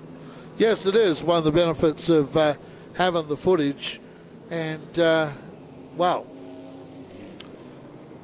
We talked about Matt Erickson a little while ago, and Matt was sort of floundering around back in 7th, if you can call that, for Matt Erickson. Most drivers would take that in a heartbeat, but we have the 42 car now has moved up to 5th position on the racetrack. And we're getting a lot of good feedback on our broadcast, which means the world to us for how hard we work to bring this to you, and it's a big testament to our sponsors as well. And if you like this, the best way to show it is by pressing like. We're almost to 200, and it really helps us spread this video. It helps the algorithms, and it'll share this video to more people on YouTube so we can grow this chat board community. As Jason Ratcliffe said, a great chat board. We have 585 people here online, another 300 plus in the stands. This is pretty cool. This is a pretty awesome night of stock car racing. And for those guys out there, Stephen Blakeslee and I have been calling late models together since Altamont Motorsports Park. We used to do 100-lap late model races on a fast half mile every week. So we've been doing this for some time together, and this is our 7th year on MAVTV. Welcome back to Madeira Racing on MAVTV. Hope you consume some sort of nice beverage and you tightened up those seatbelts on your couches, or you have put a rope around that bar stool you're on and tied yourself down, because I tell you what, race fans, it is going to be crazy. 8 laps of late model racing from the fastest 1/3 mile west, Madera Speedway. Wow, this is very interesting to see who's going to come out on top, as look at Nascimento run Huddleston up, and that opens it up for the 11 of Herzog. Nascimento back to 5th. Ericsson's 3rd and 4th. Where did they come from? Wow, the Ericssons, yeah. Matt Ericsson doing a great job on the racetrack, along with our former junior driver, as well, doing a good job at Bubba Nascimento now leads Herzog. Herzog with that big bomb into turn number 3. Keeps sailing it in there hard. We got a car around. Yeah, we do. Turn number 4. I think it's the 89 of Sheldon Cooper down there, Andy. And that's going to require a caution with 6 to go. And, oh, man, Huddleston is not happy with the 21 of Eric Nascimento and has turned him. Yep. Wow. Okay, exciting stuff down there on MAVTV. Herzog needs to calm down here. Austin Herzog, why I'm saying why. Calm in the car. Don't get involved in that. Just be very calm. Just be very calm, Austin Herzog, because this is to your advantage here. Yep, so Austin Herzog, this young kid tonight has driven a great race, and he's going to find himself up front here real soon. And look, the tough thing for us race fans across both here at the track and on the live stream is we're serving the live stream, the PA, and the MAVTV. Exactly. And that's a lot of different things. What I can tell you is it's gotten a little bit crazy here with 6 to go. And we'll be back here from Madera Racing on MAVTV.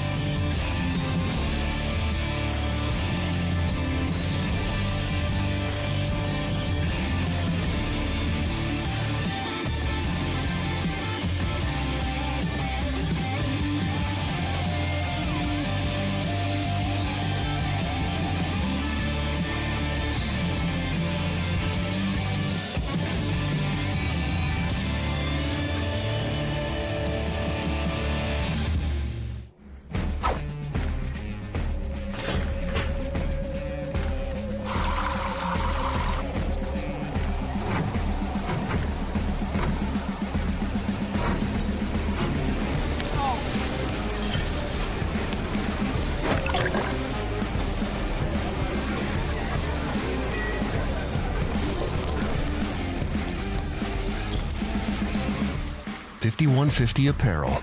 Lifestyle with a purpose. Welcome back to Madera Racing on MAVTV. A wild set of circumstances there. Nascimento really muscling it with the 50 of Trevor Huddleston. Up the hill they went. Huddleston bounced back to 5th. Caution flying for the 89 of Cooper spinning. Huddleston with retaliation under the caution. And as a result, he's been relegated to the infield. For the duration of this race, the 21 of Nascimento gets to maintain his spot at the top of the field. And at the line, we're going to 1 to go, I do believe, for MAVTV. And it's going to be Nascimento versus Herzog. And they're still waving the yellow flags. Nascimento's your leader on the outside. Herzog on the inside is how they'll restart this race. Car in the pits is the 42 of Matt Erickson out back. Yeah, Matt's gone to the pit area. Tough break for Matt Erickson. I was talking about Austin Herzog. He needs to be as calm and cool as a cucumber, because he's got to the inside of the front row now. And with those bombs he's been landing down into turn 3, I'm really excited to see this 11 car tonight try and work his way to victory lane. Welcome back to Madera Racing on MAVTV, the Nut Up Pro Late Models. The 21, Eric Nascimento Jr., muscling his way to the lead. He'll maintain that lead with 6 laps remaining, but a driver who's been a superstar on the bottom, the 11 of Austin Herzog, right up alongside of him. A furious pace as they work their way back to the green. And on awesome road number 2 as well, you have Dylan Zampa and Erickson as well. That's the younger Erickson. Matt Erickson went to the pit area and did not make it out for the green. Here we go, Dylan Zampa now. Wow. 3 young stars up front, all graduates of our junior late model series. Stephen Blakeslee, Bubba Nascimento, Austin Herzog, and Dylan Zampa. Where did Dylan Zampa come from? 5 to go. And Dylan's team told us at the break they made some humongous adjustments, including a gear change to make the outside work in the second half. It has worked well. Jay Juleson is in there. How about this? Jay Juleson and Bradley Erickson. Great. Jay Juleson doing a great job inside the top 5 tonight. All 5 of them are junior late model graduates. They are all 5 graduates of our junior late model series on MAVTV, the 5150 LGM Junior Late Model Series with 3 laps to go. 1 mile of racing from Madera, California. 3 to go and 3 wide there. Nascimento, Herzog, and Zampa. Herzog's got to reload the barrel and try again. How about Juleson? Juleson to 4th, looking for a podium here. That is so awesome for the Meade Performance team and Jay Juleson. 2 to go. Frank McBee's got the rolled up white flag in hand. What does Austin Herzog have left in the tank? He's shooting the gap up the bottom. It's going to be a good one. One more time around Madera. Yes, there's white flag out. It's Bubba Nascimento, the 11, the blessed Swiss loop of Austin Herzog. Back to Dylan Zampa. And how about that zone up number 12, Jay Johnson. Here he comes. The big bomb into turn number 3. They'll straighten up. Who will win? Bubba Nascimento over finish. Austin Herzog. Great stuff. Dylan Zampa, Jay Juleson, Bradley Erickson, the top 5, all junior graduates, followed by Adam Lemke, another junior graduate, Rick Thompson, Kay McClenny, Glenn Cook, Tyler Herzog. That's your top 10 tonight. When we return, Stephen Blakeslee will find his way down to victory lane, and he will be with a very, very happy winner tonight, Bubba Nascimento.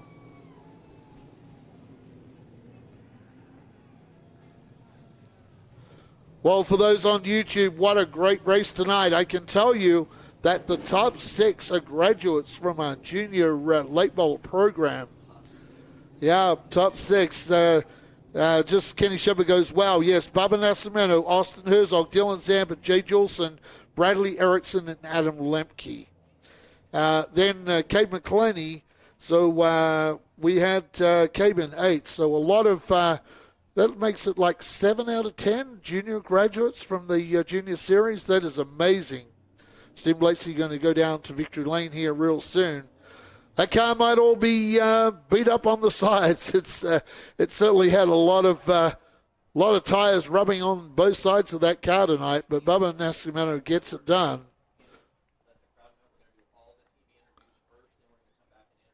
For our fans out there, stay with us. Stephen's going to do TV, and then he will roam back and do all of our positions once again for you guys out there. So stay with us. Remember, the pits are closed, unfortunately, tonight.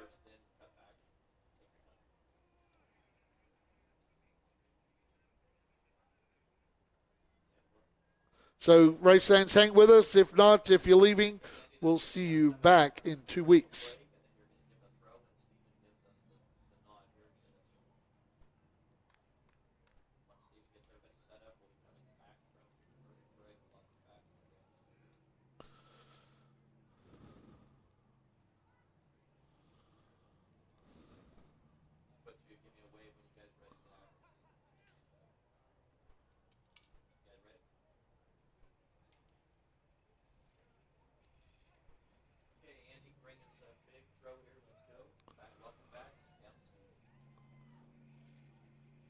Welcome back to Madera Racing on MAVTV to Victory Lane. I'm going to turn it down to Stephen Blakeslee with our race winner, Bubba Nascimento. Eric Nascimento Jr. is a winner on MAVTV as he gets it done in the Nut Up Pro Late Models. A huge celebration here in Victory Lane. An all junior late model graduate top 5 and a win for you. It took some moxie. It took some rough driving, perhaps a great battle for the lead. How tough was it to find the limit and find a way past the 50 car? It was tough. I apologize to that 11 car, running him hard a little bit. But with that 50 car, I just ran him the way he ran me. But I can't thank all these guys here.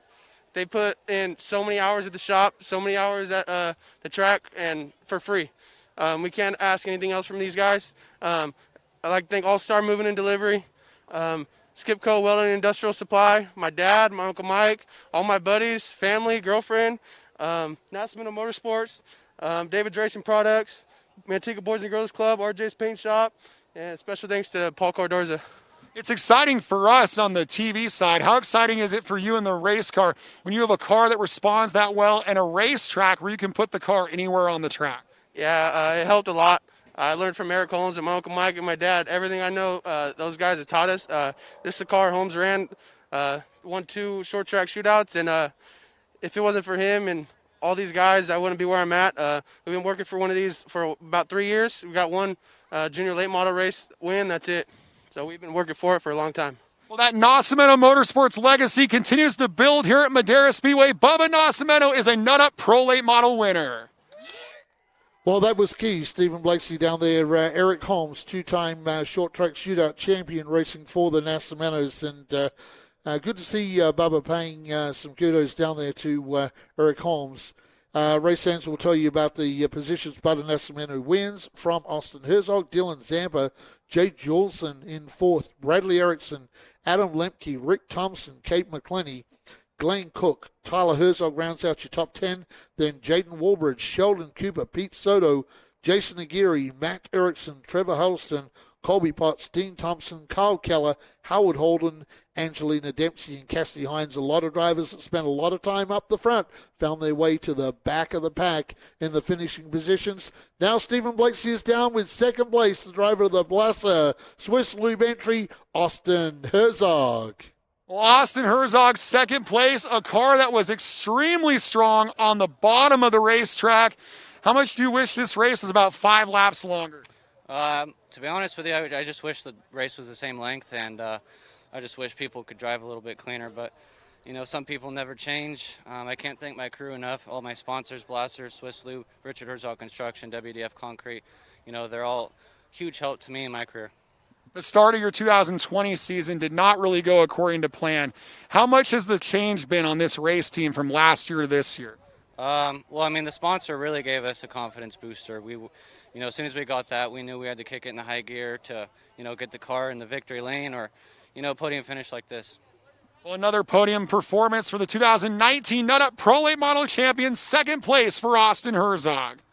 Yes, Austin Herzog, one of our graduates of the 5150 LTM Junior Late Model Series. In fact, the top 6 tonight, graduates of that series, and also another driver that was in there makes 7 drivers out of the top 10 tonight that were graduates of the Junior Late Model Series. Stephen Blakeslee is down trackside now with the driver that's the third of our graduates from the Junior Late Model Series. Good to have him back at Madera. It is Dylan Zampa with Stephen Blakeslee. Junior Late Model graduate podium, the new Kawicki Driver Development Program member, Dylan Zampa, comes home in third. We heard that you guys made some wholesale changes at the break to make the top work for you, and it worked out. You're on the podium. Big tribute to your crew. Yeah, I just can't thank my crew enough. I mean, Mike Doss and my dad, they made the best adjustments at the halftime break. Can't thank them enough for getting me back up here in the front. And where does this affect your outlook for the rest of the season, your expectations as you try to go after some pro late model wins? We'll be back here, I think, 2 or 3 more times. I can't thank KDP enough for allowing me to race here. I couldn't have done it without Alan. I mean, he was beside me this race, and he got me to the front, so I can't thank them enough, Tom Roberts and the whole KDP Pord. And we'll be back the next race, and I think we'll be faster. Well, it feels great to have all these junior late model drivers on the podium. Dylan Zampa, third place here at Madera. Great job down there, Stephen Blakeslee, tonight in Victory Lane. Well, 3 on the podium tonight from our junior series, so it certainly shows that series is working. Make sure you tune in on MAVTV and watch the 5150 LTM Junior Late Model Series on Monday nights. Race fans, what a great night of racing tonight from Madeira. We'll be back with round 3 soon. For on behalf of Kenny Shepherd and all the crew that work on this, my broadcast partner, Stephen Blakeslee, I'm Outback Andy. See you soon on MAVTV.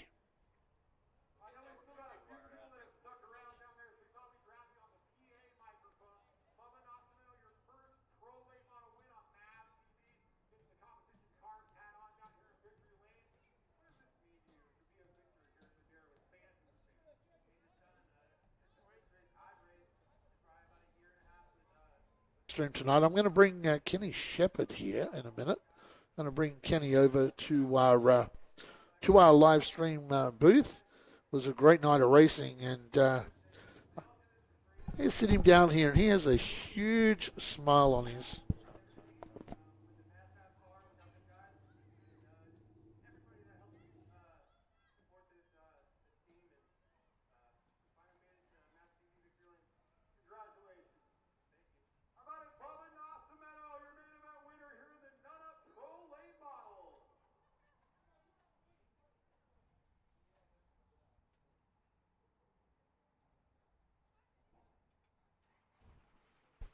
Well, I'm going to bring into the Mission Foods 5150 LTM. Yep. Nut Up booth, Kenny Shepherd, and wow, you have a huge smile on your face tonight. And we had 6 drivers, the top 6 from the Junior Series. Another driver that is in there. 7 of the top 10 tonight, junior graduates from our series. So Kenny Shepherd. Wow, that's an amazing feat tonight for our junior drivers, and it really shows how we're in year 6 for the Junior Series, year 7 for the Nut Up Pro Late Model Series, how you've really grown this series and grown these drivers to what we see tonight. Well, I think when we see Bubba down there in Victory Lane, and boy, is he a lot bigger than the first time he ran a junior show. But when you see the top 6 juniors finish, it's a lot like the kids that came up, when Jesse Love came up and jumped with the pros and could finish top 3 right out of the gate. Haley Deegan made the short track shootout. Bradley Erickson wins the Triple Turkey, last year. And it's amazing how talented these kids are. And so to have such a gut feel that this would work, plus some nervousness when we put that first race on MAVTV, nobody had done anything like this. And to me, it's just amazing to see how talented these drivers are. Now let's go back down. I'm still switching here, but what a victory by the Nascimento team. I'm sure, I think he said, I didn't get to hear the interview, but I think he told Steven, or he was talking something about Eric Holmes. Yes. And how much they look. So I'm kind of curious to see that interview myself. Well, what he basically said is that his family and Eric Holmes is why he is where he is right now. Eric Holmes helped him a lot out in the early days of his junior late model career. So Eric Holmes spent a lot of time with this kid, and they've raced together in the short track shootout. So done a great job, and just every time the Nascimentos bring a car to the racetrack, it's always fast. But look at guys like Austin Herzog tonight, those big, huge bombs going into turn 3, driving it deep in like that. And, he like I said in the broadcast, stay cool, Austin Herzog, because you're a big threat to win this thing. You are a major threat starting on the inside like that with those. He was, those but I think bumps. Steven had something really important at the end, and I think your winning car was very close to being Dylan Zampa, and that was that gear change that Steven reported on at the halftime. What a major move. He was going backwards. He was out of business. That kid's super talented. It's amazing. Oh, here, let me get that down so we can see a little of that, just in case he goes the other way. Here, we'll go get him over here. Got to keep switching on him. He's coming back this way now. Yeah, Bubba Nascimento doing those victory donuts. Eric might have to give him a little help with that. But one other thing I got for you, Kenny.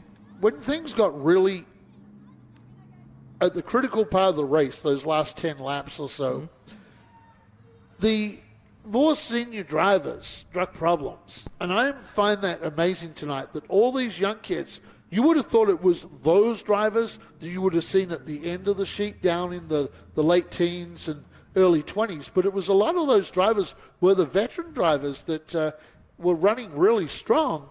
and ended up down, 14th place back when they're running in the top 10. What did we see in the Triple Turkey? Top 3 were junior finishers, Exactly. right? Yep. They dodged and missed a few things, very agile, very smart.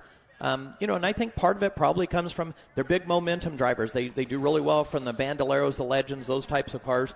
And then they come up here. But it's just, to me, it just speaks volumes of how talented they are. But I just wanted to jump on here for a few minutes. We've got a lot of work to do. Steven's got stories right. We've got to tear things down with tech going on over there. So I just, happy Easter. Just going to give a shout-out to well, especially for the guys back east. They're watching, huh? Some of the folks, I love watching this. I'm doing about 50 things, but I watch where you guys are commenting. And even though we open for fans again, like we've talked about, we're keeping this live stream going. We've built quite the community here, and we really appreciate the comments. We appreciate you guys watching. This is kind of fun. It started out just because COVID and our fans couldn't be here. We did this broadcast, and I think we're going to end up staying with this thing, see how big we can build it. So definitely share it with your friends. Tell them about it. We're off next weekend. Go to racemadera.com. You can see the entire schedule. Jump on our Facebook page. Keep up with us there, but especially racemadera.com. Anything you see on that schedule. For example, in April 17th, April 24th, we're back. Join us. Share it as much as you can. This is a lot of fun. Great racing. I'm going to give a shout-out to a couple of drivers here tonight. Jay Jolson finished 4th, and Bradley Erickson. Bradley won the championship in the Junior Series last year, was a standout. Those drivers tonight drove around for this complete 80 laps, kept themselves out of trouble, and just improved all the way through the event. So that's a really big thing for like Jolson and Erickson, and also to Cade McClenny, again, another strong top 10, finishing in 8th, and he started out of 17th. I think one of the key names right there was Jolison. That team Meade, they're showing a lot of speed. They've and that's a neat combination where they've come together. They made the redraw at the last race. This is a heck of a start for them, so they should be very proud of it. Someone jumped in and said, when's our next race? April 17th. We're off on the 10th. And then the next MAVTV race, we do 2 different things. We have club races, same rules, but you'll see it's a lot more relaxed, not as intense. The MAVTV nights, it's more like watching a night of Bristol racing or possibly the old Richmond. It's hammer down stuff, as you got to see. And then watch, we've got new episodes coming out all the time on MAVTV. That's Monday nights, 7 p.m. East Coast. So just keep up with everything that we're doing. We've got some neat announcements, some new digital media coming out that will allow you guys to look at a lot of driver profiles and a lot more information on the drivers. So, again, thanks for joining us. We appreciate it. Outback Andy, Stephen Blakesley, thank you guys very much. Race fans, tune in with us. Again, the 17th is our next race, April 17th. Support the brands that support our sport, like we always talk about. Nut Up, go to nutup.com, place an order, or Amazon Prime, 5150. Look up their stuff, support those brands. The reason we can do this for free is companies like that, and Mission Foods. Mission Foods is a major, major supporter of this track. Make sure you're using their products. Post pictures on social media. Keep them spending money on grassroots short track racing. Best stuff on the planet. Thank you guys for watching.